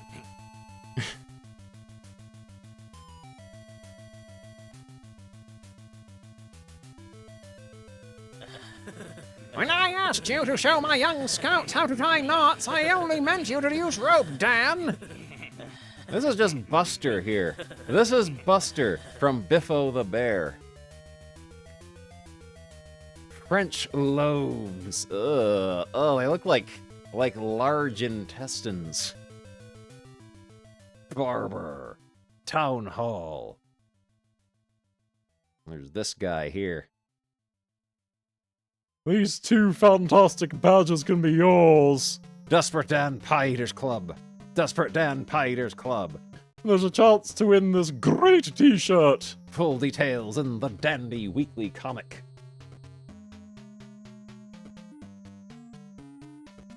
Oh, gotta do another one of these. I see a big word that says bulge up at the top, so this is gonna be a good one. Desperate Dan! I'm helping out in the Tom Toy Shop over the holiday time. These model drummers are great. Tap, tap, tap, tap. Beach games and toys. I wonder how big this paddling pool is. Bulge. No, stop! Meanwhile, Aunt Aggie is busy. Dan's cow pie filling's almost ready. Salt. Boom! She's dead. Super bike. Sorry about bursting the paddling pool, boss. Everything seems to be here except one toy drummer. The blast must have blown it clean out the door. I'll find it. Have you seen a toy drummer, mister? That sounds like the drummer under that bus. Tap, tap. Nope, it was just the bus engine knocking. Tap, tap. Bash. Ouch. Ooh, ooh. Smack. Tap, tap. It must have landed up that tree. I'll soon bring it down. Shake. Shucks, it was only a woodpecker. Tap, tap. I'll continue the search after lunch. Here's your cow pie, Dan. Thanks, Auntie. Think I hear a tapping noise, Dan. I'll check on it after lunch. The toy drummer was in the pie. The blast must have blown it into the pie mix. Tap, tap. How did you find it, Dan? Oh, it was easy as pie. It's all covered in, like, cow guts now. Oh, there's hair inside of it. You can see, like, the arse end of the cow in here. Ugh. What year is this? 1986. This is from Dandy's Summer Special 1986.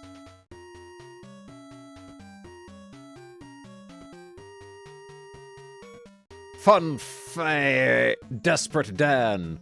The ground's mighty soft, so these duckboards are handy. There's the fair's owner. Hi there, Mr. Burnham. Oops! Help! Sorry. I'm heading into town. Be more careful, Dan. Hoopla. Then... This wheel's stiff. I'll give you a hand. Wheel of Fortuny. There, how's that? Spin zoom. Oh, I pushed too hard. And that's Mr. Burnham's car. Crunch.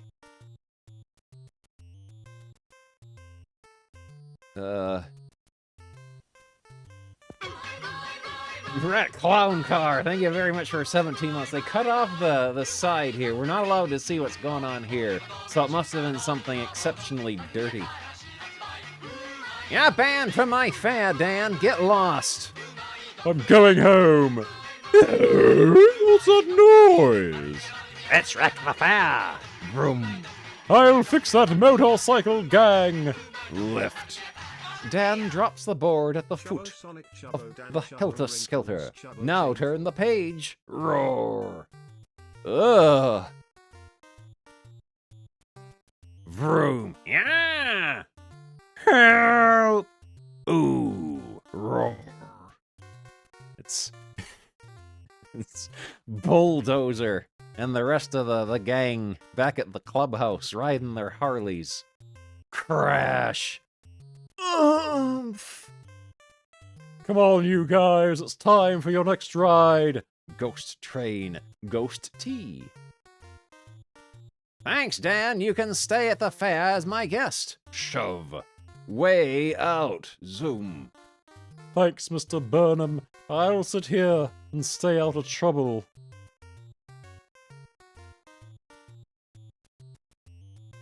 Desperate Dan continued from the front cover, I guess. Oh, it's All Stars. We get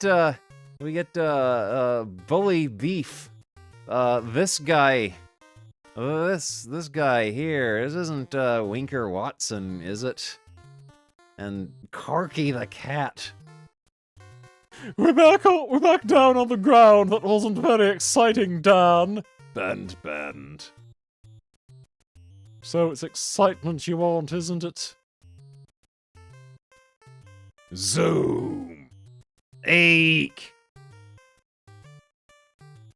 Oh, Dan's spinning us round as fast as he can. 90 miles per hour. Look, none of them can walk in a straight line, or less on a tightrope. Stagger, spin, wobble. But... Uh-oh. It's another one of these. It's another double wide. Hello, Charlie. Hollywood.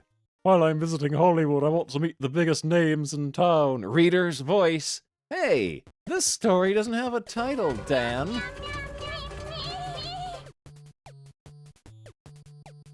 Scrap yard. No title. I'll soon fix that. Bend. Desperate Dan goes to Hollywood. There, now I'm off to meet the biggest names in Hollywood.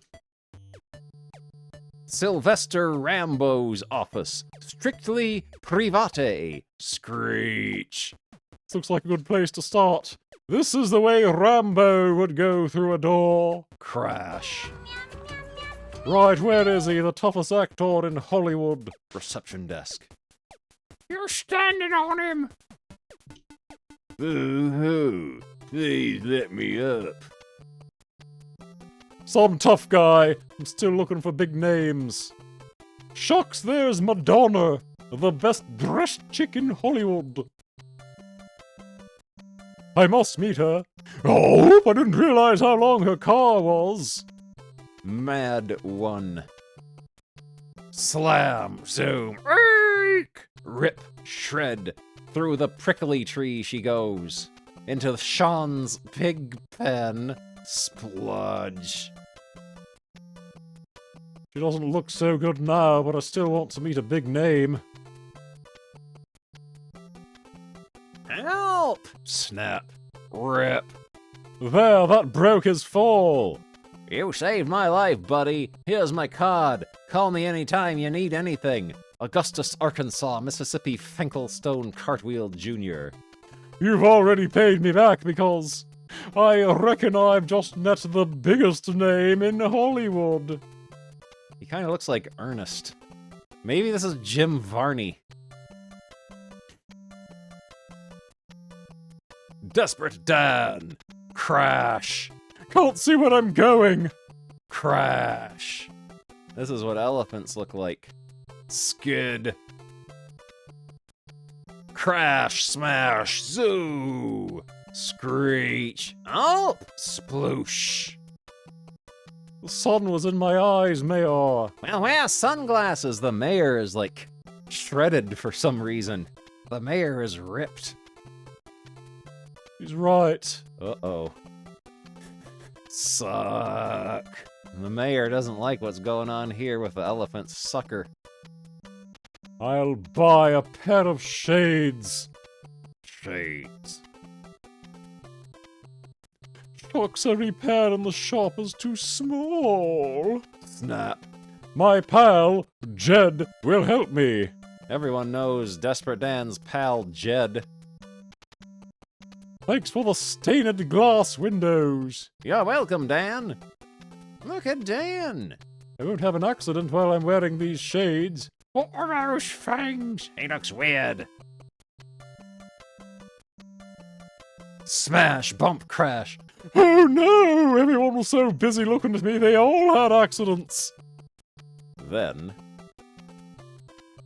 Great to see your new restaurant, Tony. Now, could you do me a favor? Tony's restaurant. At last, I'm cycling without any trouble. Wearing my new pair of shades. Desperate Dan. That's an... That is an eyebrow.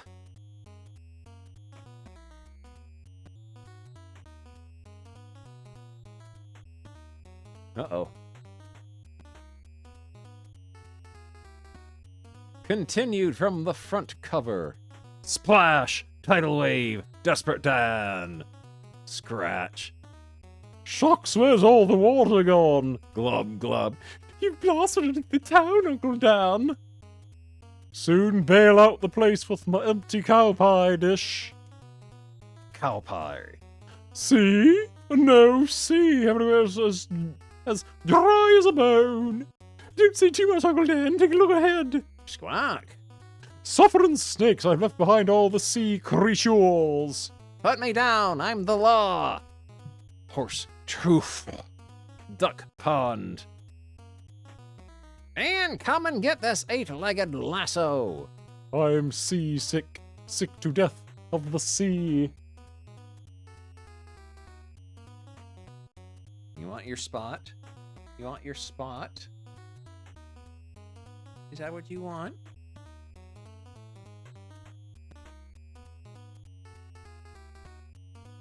Shemp is down there making little quacking and peeping noises. This is a really bad quality scan here. Desperate. I can't see what's going on now. I'm gonna have to read it from the OBS window.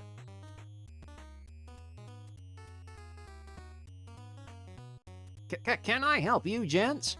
We're looking for Desperate Dan, the so-called tough guy. He's in the saloon. You better be telling the truth, Squat. I am, honest, cause that's his horse. This Dan must be overweight. Oh.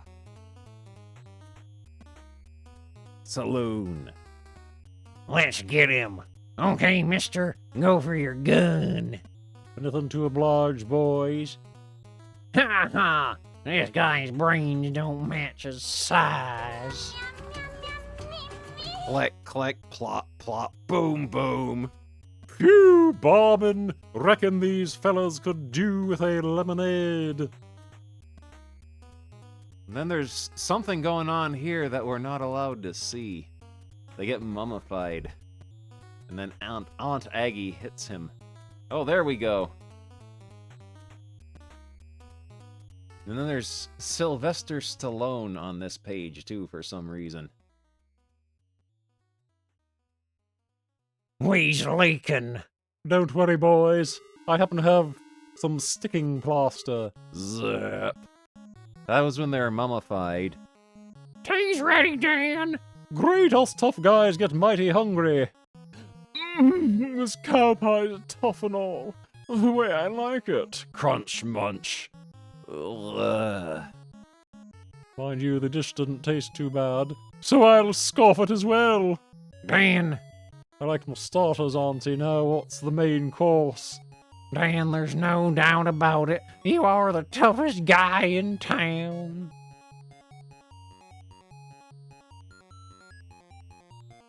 Desperate Dan.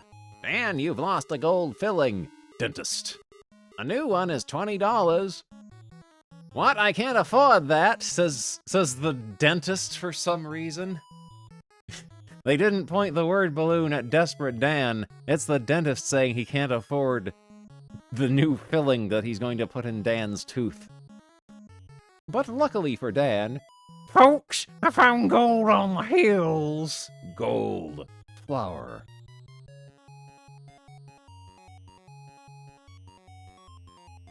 This is disjointed.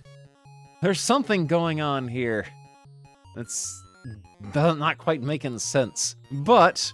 No, I won't! Bears live there now! Old 49 mine closed. Maybe gold on the stream bed.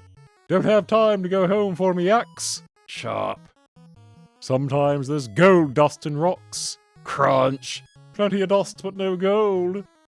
That's my filling. It fell out when I was hill walking. Clang, clang. I'll put your filling back, Dan. Go prospecting for nothing. Slam. Oh, I see what it is. This is a 2-up page, huh? Oh, but it doesn't go properly. Well, this is the order it's in now. I'll get me own gold. I'll reopen this old mine. That should dam the water. Not a single nugget in sight. Thanks for the help, Dan. No gold here, and my toothache's worse. Wait a minute. Let me see that nugget you found. Okay. I saved myself $20. Glint. There's no gold in them thar hills. We broke. Big galoot.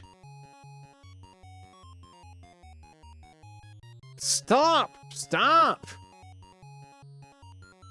Dan, the whole town's complaining your music's too loud and we don't have enough earplugs to go around. Right, you lot, home. I'll fix this little problem. Cactusville Bedding Co. Dan must have a new bed. Bed stuffing. I'll need this track. Bend. That's one side, and that's the other. The whole town was complaining, so I made the whole town a pair of earplugs. Crash, boom, boom. Faint. Oh. This is a very busy-looking page. Also, I see the Cactusman again.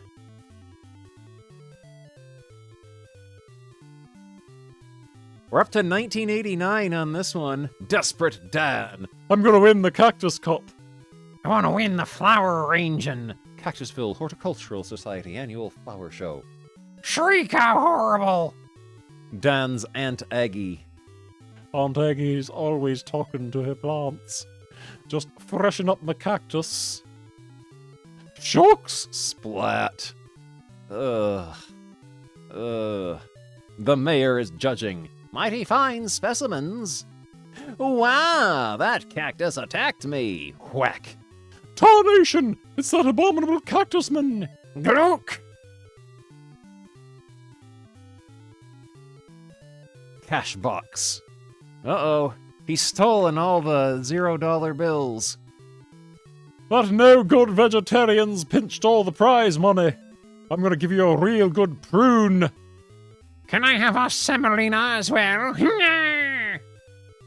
Dan approaches the mansion of Hiram P. Wall Street, the oil man. That botanical varmint is hiding in that thar hedge. Gotch, oops. Snip. Snip, snip, snip, chop. Chockle! Hiram P. Wall Street and his wife, Lottie Dosh. Not a new gardener will have to go. Anything you say, honey child. Liquid fertilizer. I'm feeling a mite thirsty. Glug, very refreshing. Slurp, glug. I'll pay a visit to the mansion's laundry. Liquid starch. Gluk, gluk, delicious. Come with me, you green gargoyle. Lift.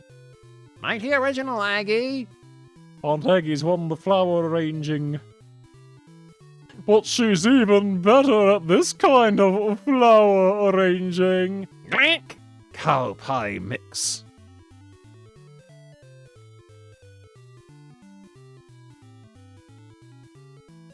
Uh-oh.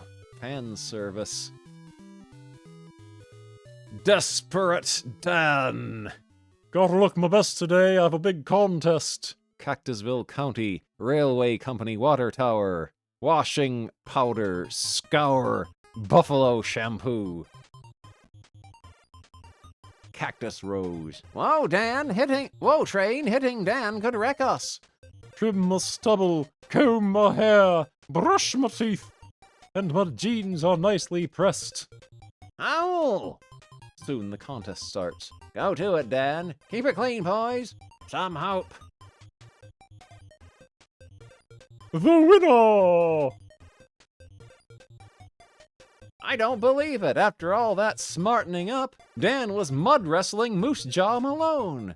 Reader's voice. Gloop. Lucky I took a photo of myself before the match.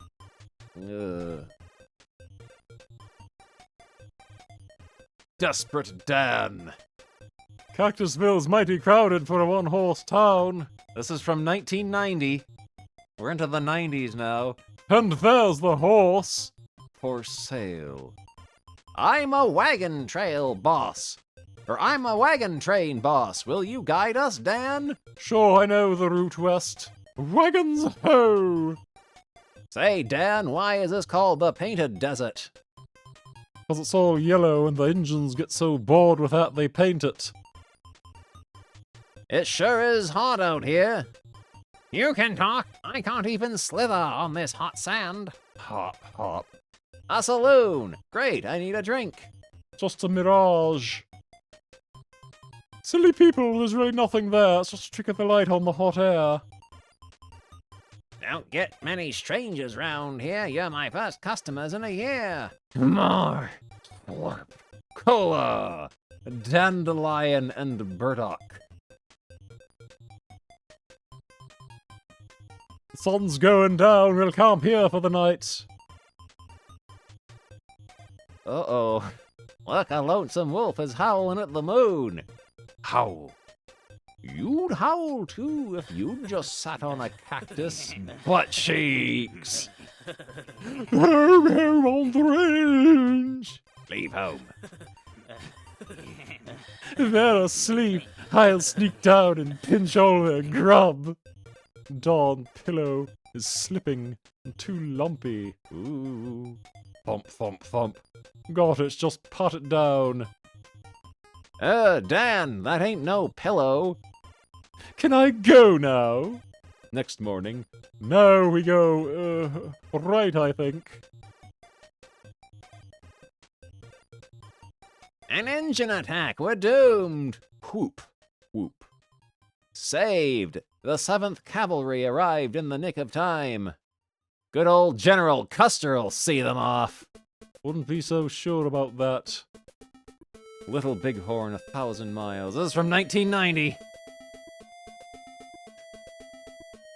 Are you sure you know which way to go, Dan? Sure, I'm sure.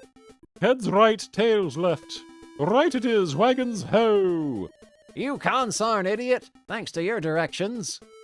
We've come right back to Cactusville. I'll never live this down. Desperate Dan Trailblazer, ha ha ha! Desperate Dan. Oh, look at his gross-looking face. He's in the Dandy Comic Library. Cactusman is in the Plants and Crime section. Swag Man. Cactusville, History in the Making. I've joined the library and they've showed all some great books in it. Oh, a lot of me ancestors are in this book. Uh-oh. Oh, no. Dan's great-great-grandpappy was a star at the Cactusville Rodeo as a bucking bronco. And Uncle Dan shocked the citizens when he went out hunting bear. I said bear hunting, not bear hunting. Oh, shucks, got it all wrong again. Oh, the cheek of it! Butt cheek. The Great Cactusville Canyon all came about when Tightwad Tom dropped 5 cents many years ago. I'll dig and dig until I find that money. 5 cents is a fortune. puffing Pete stopped an Indian war with his peace pipe. Gasp. Ooh, that pong make a us feel pale. He's getting all zooted out of his mind. Great Aunt Danabelle was an enemy spotter for the army. Enemy ahead! Get ready to fire! The first public toilets were invented by Desperate Dave. He's not the only one who's desperate. Desperate Dave has to take a mighty poo. Yeah, they put effort into this Dan. They drew the butt dimples on him and everything. Fancy Dan put on the only fashion show ever in Cactusville. Onion Annie was responsible for the weeping waters which suddenly appeared. Glab, those onions sure make your eyes water. Dan the Mite built the library when he was playing with some blocks. Horrible little baby Dan with feet. Creak. Guffaw! Creak. Ha ha, I don't suppose I'll get in any history book. Crash Crump. God darn it, I shouldn't have laughed so much. Then, this is one for the history books. Dan's laughing demolished the library. Fame at last.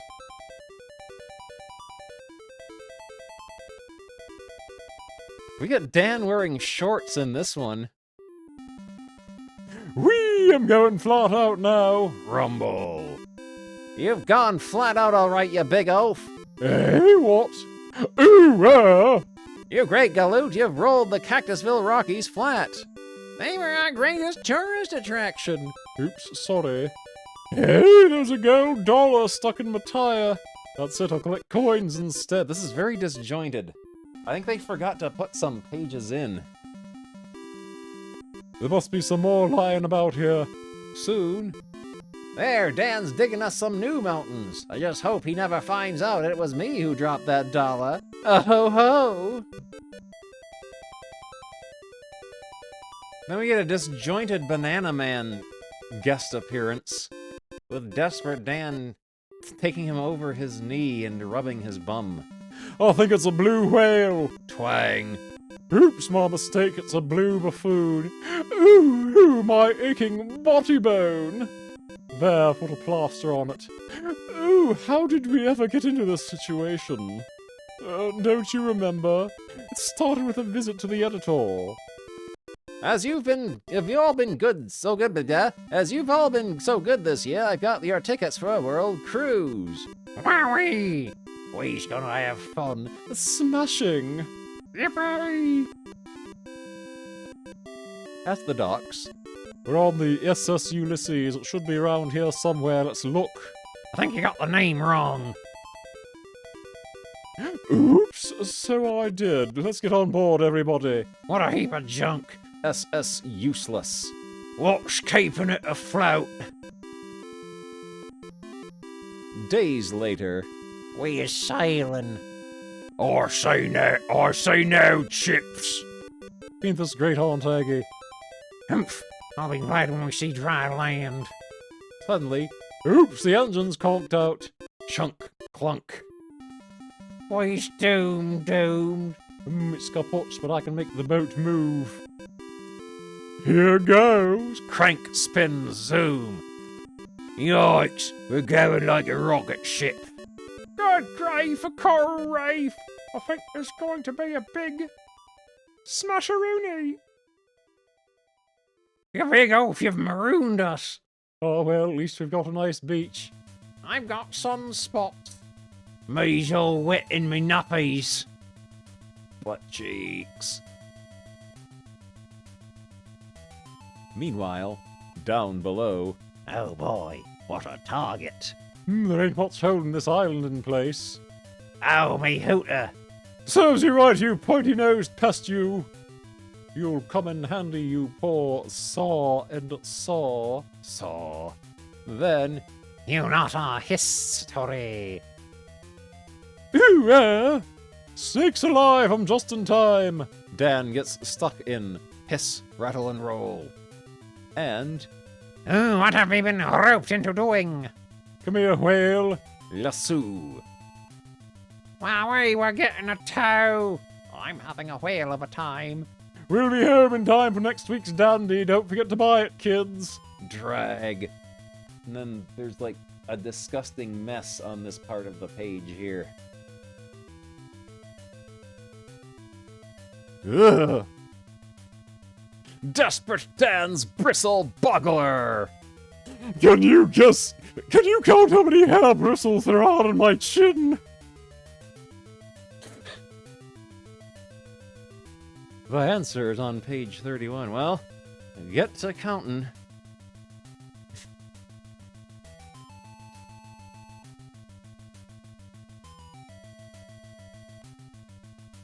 Desperate Dan's. He looks like he's nude here. Feet, pick, clang, whack. Ring the bell and win a prize. Wire wool. He's done this. He's done that. Wump bump. Holiday snaps. Ah, help! Get off! Speak your weight. Prizes, coconut shy. Balls, 10p. This happened. He did this. Scrape. He killed a shark and cooked it. Ooh, oh, oh, oh, oh, oh, oh, oh. I might stop here on this little bit of fan service. The artist enjoyed drawing this. This is from 1994 right here. There we go. All right.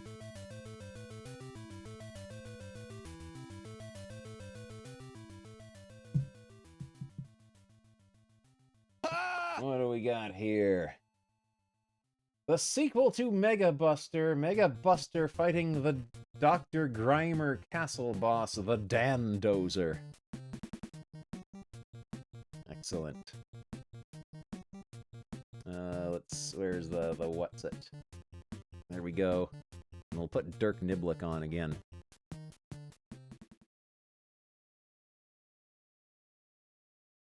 There. Where's the finger at? There it is.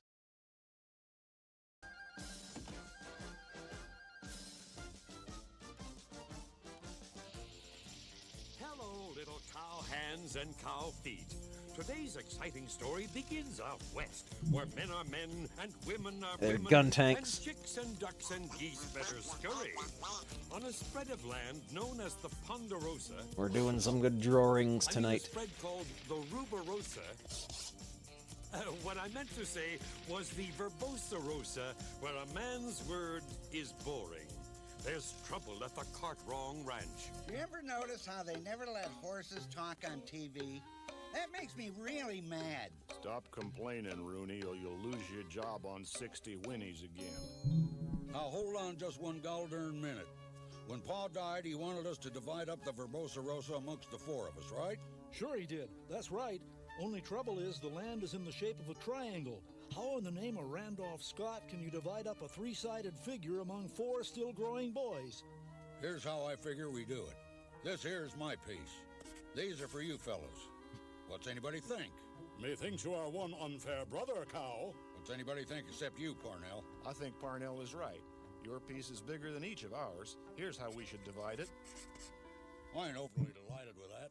I'll take this piece. This is for Cow. This is for Parnell, and this for Little Mo.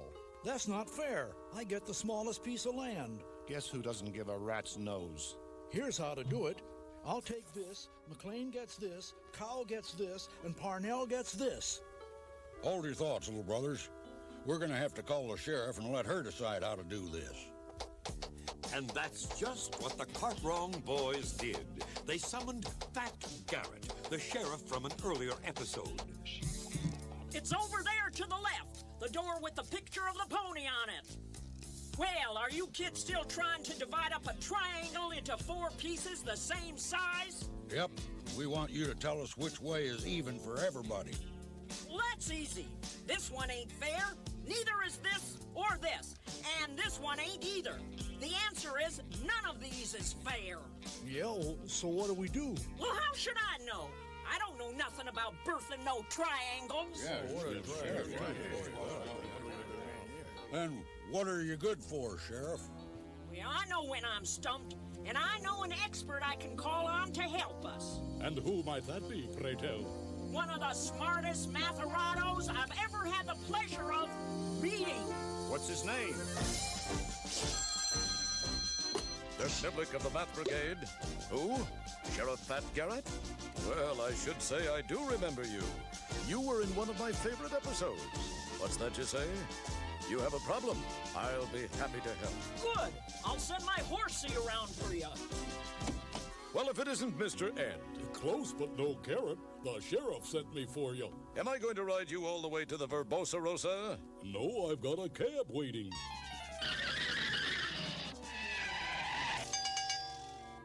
Keep the chaff. Yes, sir, boss. Thank you, boss. Thank you very much, boss. That's very kind of you, boss. Thank you, boss. So you see, Lieutenant Niblick, that's the problem. How do we divide a three-sided figure equally among four conniving brothers? It can be done, folks, and one way involves dividing this triangle into 4 triangles of the same size. Hard to believe, but true. Think about it. And you kids think about it, too. Yeah, think about it. How do we get 4 triangles to fit inside 1 triangle? We'll be back so fast it'll make your head swim, or at least tread water. Use your noodle. Have you Jaspers figured out how to divide the triangle up equally? I must admit I haven't, but I didn't learn anything in school because I knew from an early age that I wanted to be whatever it is I am. Have you figured it out? No. Show us. What if I did this? Connect the midpoints of these 2 sides. That just divides it in 2. How about I repeat that effort? You have smited in thrice. Beg pardon, Parnell, you Shakespearean thespian? He says you cut it in 3. Wait, I get it. What if we cut it yet again?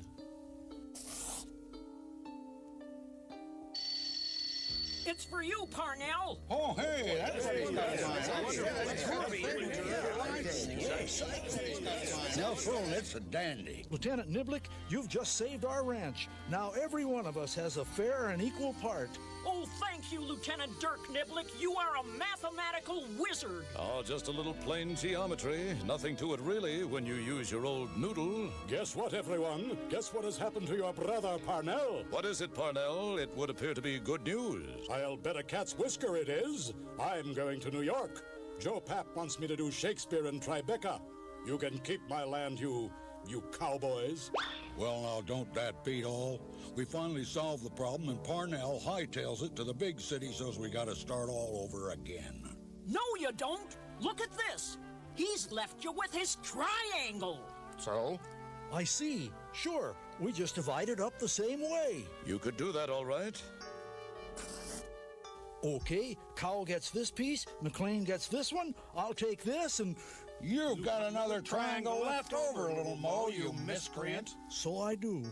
You just divide it up again. Of course. Watch. But we've still got a triangle left over, even though it's a smaller triangle. Yes, but by repeating the process, you can make it as small as you like and effectively divide the ranch in thirds. Looks like a good example of recursion to me. Recursion, that's a big word for a little... Now, if you want to start all over again, there are other ways to divide a triangle into thirds. You can even divide this equilateral triangle into 3 congruent triangles if you so desire. How do we do it? I think I'll let you ponder that. Give me a call when you get it. I'll be writing on now, my work here being done. Thanks for everything, Lieutenant Niblick, you cutie. You saved the day again.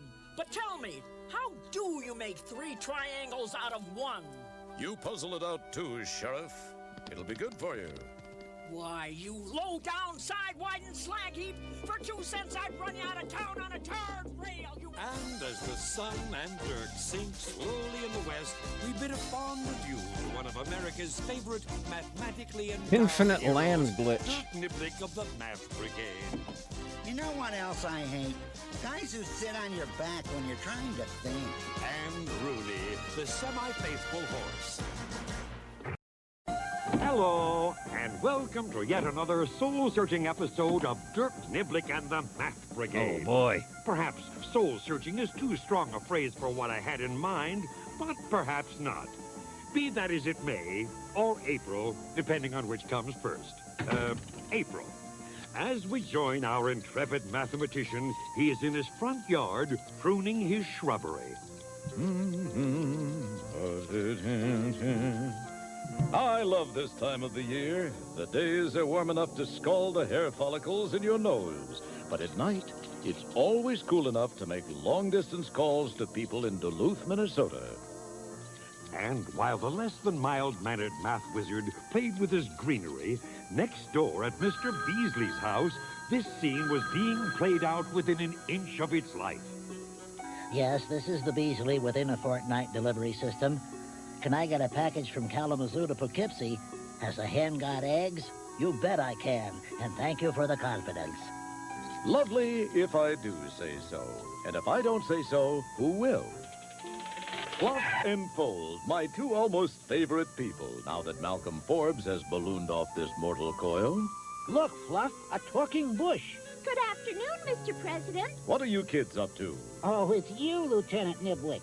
Well, we'd like to stay and wool gather, Lieutenant, but we've got a new after-school job. That's wonderful. And what might that be? It might be that we're working for a Major League Baseball organization as greedy idiots, but we're not. We're working as delivery people for Mr. Beasley. My neighbor, Mr. Beasley? You got it, Lieutenant, but now we must away. There are things to be delivered. Ta-ta! So, Mr. Beasley has started yet another new business. I hope it works out better than the time he tried to sell gas refills for electric guitars. I'd better keep an eye peeled, or at least a grape. Another delivery, Mr. B? Yes, kids, business is booming, and as soon as I can get that stopped, we'll be well on our way to fame and the Fortune 500. What I like best about this job so far, Mr. Beasley, is you pay off when you say you will. $2 per mile. That's right. For every mile you travel, I will pay you $2. Now get ready to pedal your hearts off. Where to this time, Mr. B? We have 2 deliveries, one from our hometown. Our hometown is back. Yes, and a proud village it is, too. We take 1 package to Heck. I remember that town from an earlier episode. As do I. And then we have a second delivery to there. Oh, I've been there. Where? There. Then you know the way. To where? We're not going to where. I know that. You know what? That we're not going to where. You're going to there. When? Now. We're going to now? No, we're going to there. Where? There. When? Now? Yes. I couldn't help but overhear. Are you going there? I told my client we were going to there. I've been there. Where? There. Up until a few moments ago, I had been in favor of gun control legislation. Perhaps I can help. When? Now, do you mind if I climb through the window? Why? It's nice to be... Where? Here. Now, what are you about? We have to deliver 2 small packages, one to there and one to Heck. And we get paid $2 per mile, Lieutenant. So how much will we get for these 2 deliveries? Yeah, Lieutenant. How much of the moolah falls into my grubby little consumer clause? Well, let's see. From back to there is 6 miles, so that round trip Yeah, would Mr. be 12 Beasley miles. wants to kill 2 times Fluff 12 and is Fold. 24. From back to Heck is 5 miles. The round trip, 10. 2 times 10 is 20. $24 plus $20 is $44. You'll be paid $44. Oh, goody! They'll be dancing in the streets tonight. I'll say I'll have enough hogs to buy that farmland where, in the meadow, we can build a snowman. And pretend that he is Parson Brown. He'll say, are you married? We'll say no, man. I think I'm losing Brad. I'm leaving town. What do you mean, Neighbor Beasley? It's going to cost me $44 to pay the kids, Nez Pa. That's right. But I only charged my client $34 for the job. I'm losing 10 beans on this transaction. Why? I think I see a way you can save miles. But how? The kids go from back to there, a total of 6 miles, and then come back to back, another 6 miles. That's 12 miles. Yes? Then they go from back to Heck and back, which is 5 miles each way, or a total of 10 miles. And 10 plus 12 is 22. How can that be shorter? Think about it, Mr. Beasley. There is a more efficient way to make these deliveries. And you think about it too, viewers of the Boob Cube. What does Lieutenant Dirk Niblick see that these tired old eyes don't? How can they make the 2 deliveries without traveling 22 miles? Think about it. Think about it. Noodle. Then, after you've used your noodle, put it back in your soup and eat your lunch. We'll be back so fast, it'll make your spits swim. When we left these guys, they were trying to figure out how they could deliver packages from back to there and heck without expending 22 miles. I must admit I didn't figure it out. But maybe you did, because you're probably better at solving problems than I am. I had to quit school when I was a tyke and become a vice president. I tell you, Niblick, this is driving me nuts. Nuts? You mean nuts? I mean nuts. Call Edna. Look here, neighbor. You have to go to there and to heck, right? That's a big tell for, good buddy. But is your route the most propitious? Is that a dirty word? No, it means presenting favorable conditions, Fold. I was sick the day we had that. Hey, wait a minute. I see what Lieutenant Niblick is talking about. Oh, sure. I don't, but I'm often the last to know. I didn't find out Joan Rivers was off Hollywood Squares until last week. What do you see, kids? If we go from back to there, And then, instead of going back to back, we go to heck and back. we would save miles. I'm not really sure I follow this cartographically explicit explanation. Look here, neighbor of mine. If you go from back to there and back, you've gone 12 miles. And if you go from back to heck and back, you've gone 10 miles. A total of 22 miles. Yes, I had that particular computation down to a nubbin. But try this one on for size. I'm a 32.5 short. Plan the route as a triangle. Go from back to there, and there to heck, and to heck and back. It's 2 miles from there to heck. A triangle? What's the difference? Add 'em up. 6 plus 2 plus 5 is 13 miles. Instead of 22. Great Caesar's ghost. I've saved a bloody fortune because you won't have repedaled your path. Lieutenant Niblick, how can I ever thank you? Well, you could always say... Never mind. I wouldn't get around to it anyway, things being what they are and all. Now you can make money on this trip, Mr. Beasley. You're right. Sure, that's because we get our mileage cut. Instead of pedaling our little legs off for 22 miles and making $44, now we just scoot along for 13 miles and make 26 simoleons. But still, you've saved wear and tear on yourselves and your bike. Plus, you've spent less time on this particular delivery. There will be others. But enough of this shilly-shallying. Let's get that bike on the road, shall we? Load her up, Fold. Business is going to heck in a handbasket. I'll be leaving now, Mr. Beasley. Thanks for showing me yet another example of your mathematical prowess, and hopefully turning a marginally interesting premise into an award-winning cartoon show. Catch the lights when you leave, will you? Well, by gosh, about all I can say about this Dirk Niblick story is, well, by gosh. Tune in again tomorrow when I'll think of something else. Or not.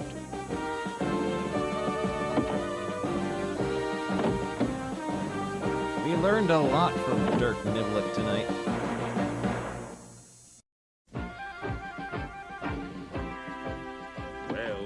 Well, boys and girls, you're about to see another exciting adventure featuring your favorite mathematician and his Lieutenant Dirk Niblick of the Math Brigade.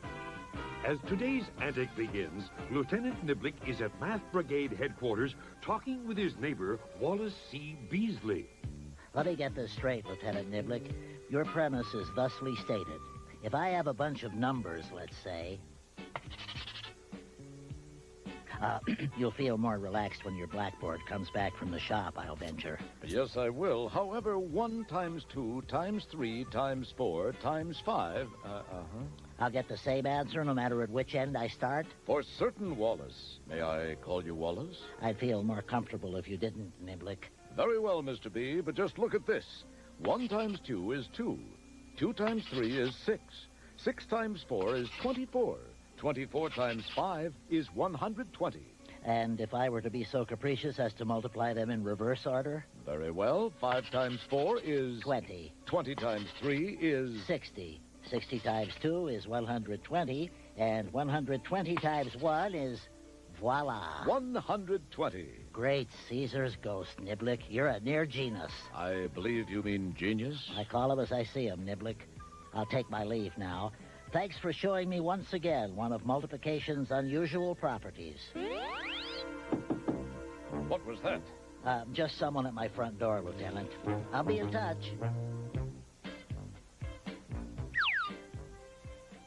Here to collect for the paper, are you? No, no, no. Wait, no need to be negative. I am an alien. Well, actually, I haven't lived here all that long myself. Zoinks, No, an no. alien. I'm from outer space. Cleveland Heights, Indianapolis, Columbus Grove, Twitch. Twitch. The planet Twitch. Is it in the Milky Way galaxy? No, the Milky Shake Galaxy. A stand-up alien, eh? Did I see you at Catch a Rising Star Tuesday a week?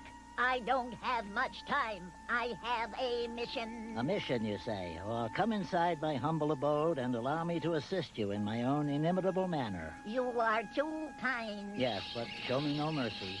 What is your mission, my little alien? My name is DT. DT from the planet Shakes. Twitch. Oh, yes, Twitch. I have been unloaded on your planet. Well, a lot of things have. And I must map the entire 48 contiguous states. The lower 48, as some call them. Although our nation consists of 50 separate and distinct states, only 48 of them are topologically connected. A sly way of saying contiguous. So, you are to map them, except Nebraska. Including Nebraska. Land of Goshen, this is one serious map. I have to do it quickly. I have 10 boopers. How much time is a booper? There are 10 boopers to your hour. So one booper is 1/10 of an hour, or... 6 minutes. Well, time's a wasting, Shaky. What happens in 6 minutes? The spaceship returns for me, and if I have not finished my task, I will be left here on the planet Earth. I could not stand that. Why? Didn't you bring any clean shorts? Longs. Fine. Here is the map. Yes, and all 48 states are present. So what's your problem, other than being too silly looking to get a date for the annual Athlete's Foot sock hop? The map must be colored in. All the states. And no two states which share a border can have the same color. That's a tough task. Yes, it is. I had to do it to get my master's degree from Ohio State University. But still, it is doable. But here's yet another problem. I left my color sticks on the spacecraft. Oh, you are an airhead, aren't you, DT? But fear not, I'll just... Yes, Lieutenant Niblick, I need to borrow your crayons. But I don't have any crayons, Mr. Beasley. What? How can you exist without crayons? What do you do when the party begins to wane? Wait just a moment, Neighbor B. Fluff and Fold were here within Whoa. memory. Creepy magician, thank you for 4 months. Pray they did. Here you are, 3 crayons. Red, green, and blue. I was hoping for more. I need 48 different colors. Chimp is down No there time to chirping explain. again. I have the life of an extraterrestrial being on my hands. Mr. I think Beasley Shemp hasn't been is the same since Joan having Rivers that was canceled. special time right now. It would appear that Mr. Because he's Beasley being may have extra got himself chirpy and into a difficult roll on the situation. groundy. Is it possible to color this map of the United States with only 3 colors, making sure no bordering states are of the same color? It sounds dicey to me, but I still have trouble getting my belt on right side up. Puzzle it out. See what you think. Hurry, we have only a few boopers left.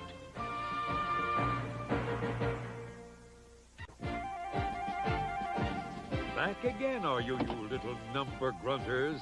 As you will recall if you think about it, we left Dirk Niblick's neighbor, Wallace C. Beasley, and his extraterrestrial friend, DT, from the planet Shakes. Twitch. Trying to color a map of the U.S. using only 3 crayons and making sure no 2 bordering states were of the same color. I doubt very seriously that it can be done. But then I never thought the University of Michigan would lose in the second round of the 1990 NCAA tournament either. I like to scratch my desk when I think. I used to scratch my head, but my fingernails kept sliding into my nose. I'm worried about Mr. Beasley. He said he had an extraterrestrial on his hands. I'm going to see what he's up to. Oh, it's you, Lieutenant Niblick. Till surprise. Who's your little friend? I'm not little. And he's not my friend. We were thrown together by caprice. I'm DT, an alien from another planet.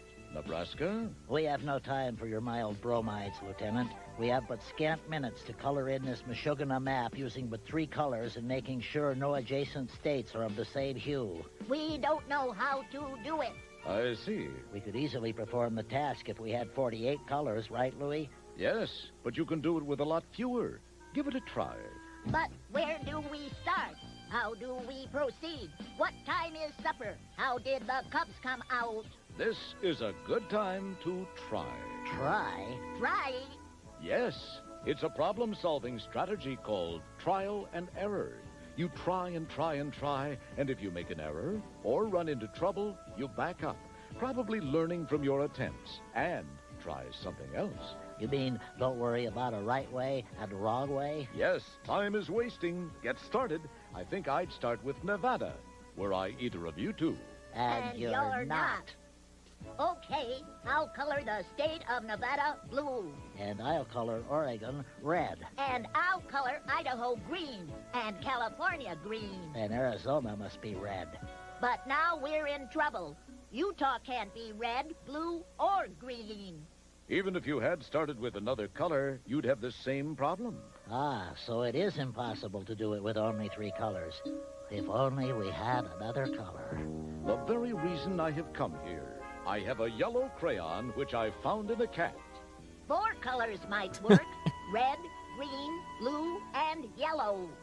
To repeat my sage admonishment from an earlier scene, give it a try. I think we're going to make it. Hand me the green crayon. You can't make Utah green. It borders on Colorado, which is already green. New Mexico is blue. Oklahoma's red. By George, I think you've got it. That's good. Oh, wait, I didn't say it was good. I'm Hand me going the to yellow make again. it on time. Well, don't panic. It's easy for you to It say. is not. Give me that You green. live here all the day. red. I know wait. that. I want the fall colors. Are you ready, DT? We are landing in 1 beeper. How much is a beeper? There are 10 beepers in a booper. A few seconds. Oh, hurry. Finished! All 48 states are colored, and no 2 touching states are the same color. Oh, I am one proud cartographer. I can swear to that. Yo, DT, you coming or what? I am. I finished the map, and I am coming, Virginia. Thanks for your help, guys. By the way, little alien friend, why did you accede to such a silly appearing assignment? You mean, what are we going to do with the map? Yes. We're going to use it as a guide, and when we come back, we're going to paint the country state by state. Ta-ta! I hope we haven't done something untoward. I don't think so. This country can always stand a little spiffying up. Yes, I suspect there's truth in your surmise, sir.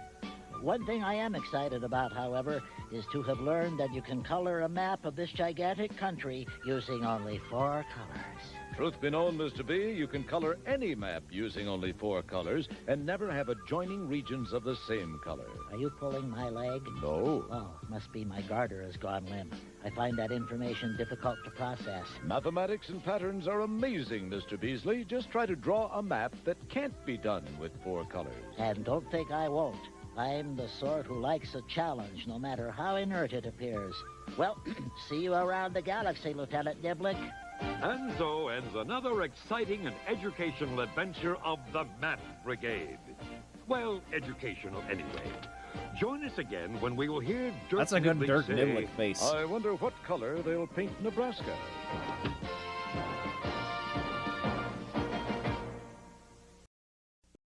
Well, there we go. There we go.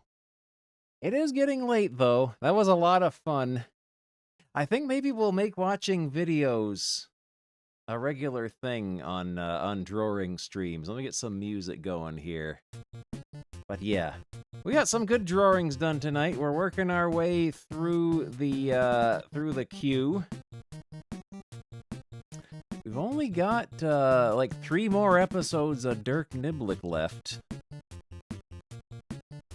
Then we'll we'll find some other stuff. Maybe we can watch some grotty old video game videos, old VHS tapes. But yeah, let me see if there's anyone on right now, what we can raid.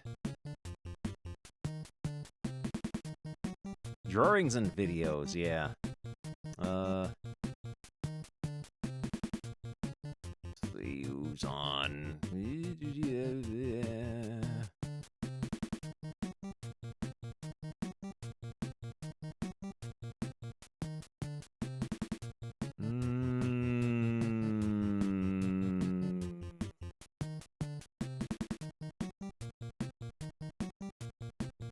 Duke Donuts is doing something. We'll go there.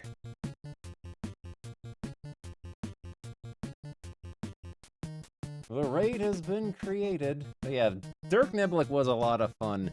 We'll do this again sometime very, very soon. Who knows? Maybe even later this week. How much do we have left in our drawing queue? 1, 2, 3, 4, 5, 6, 7, 8, 9. We got 10 left in the queue.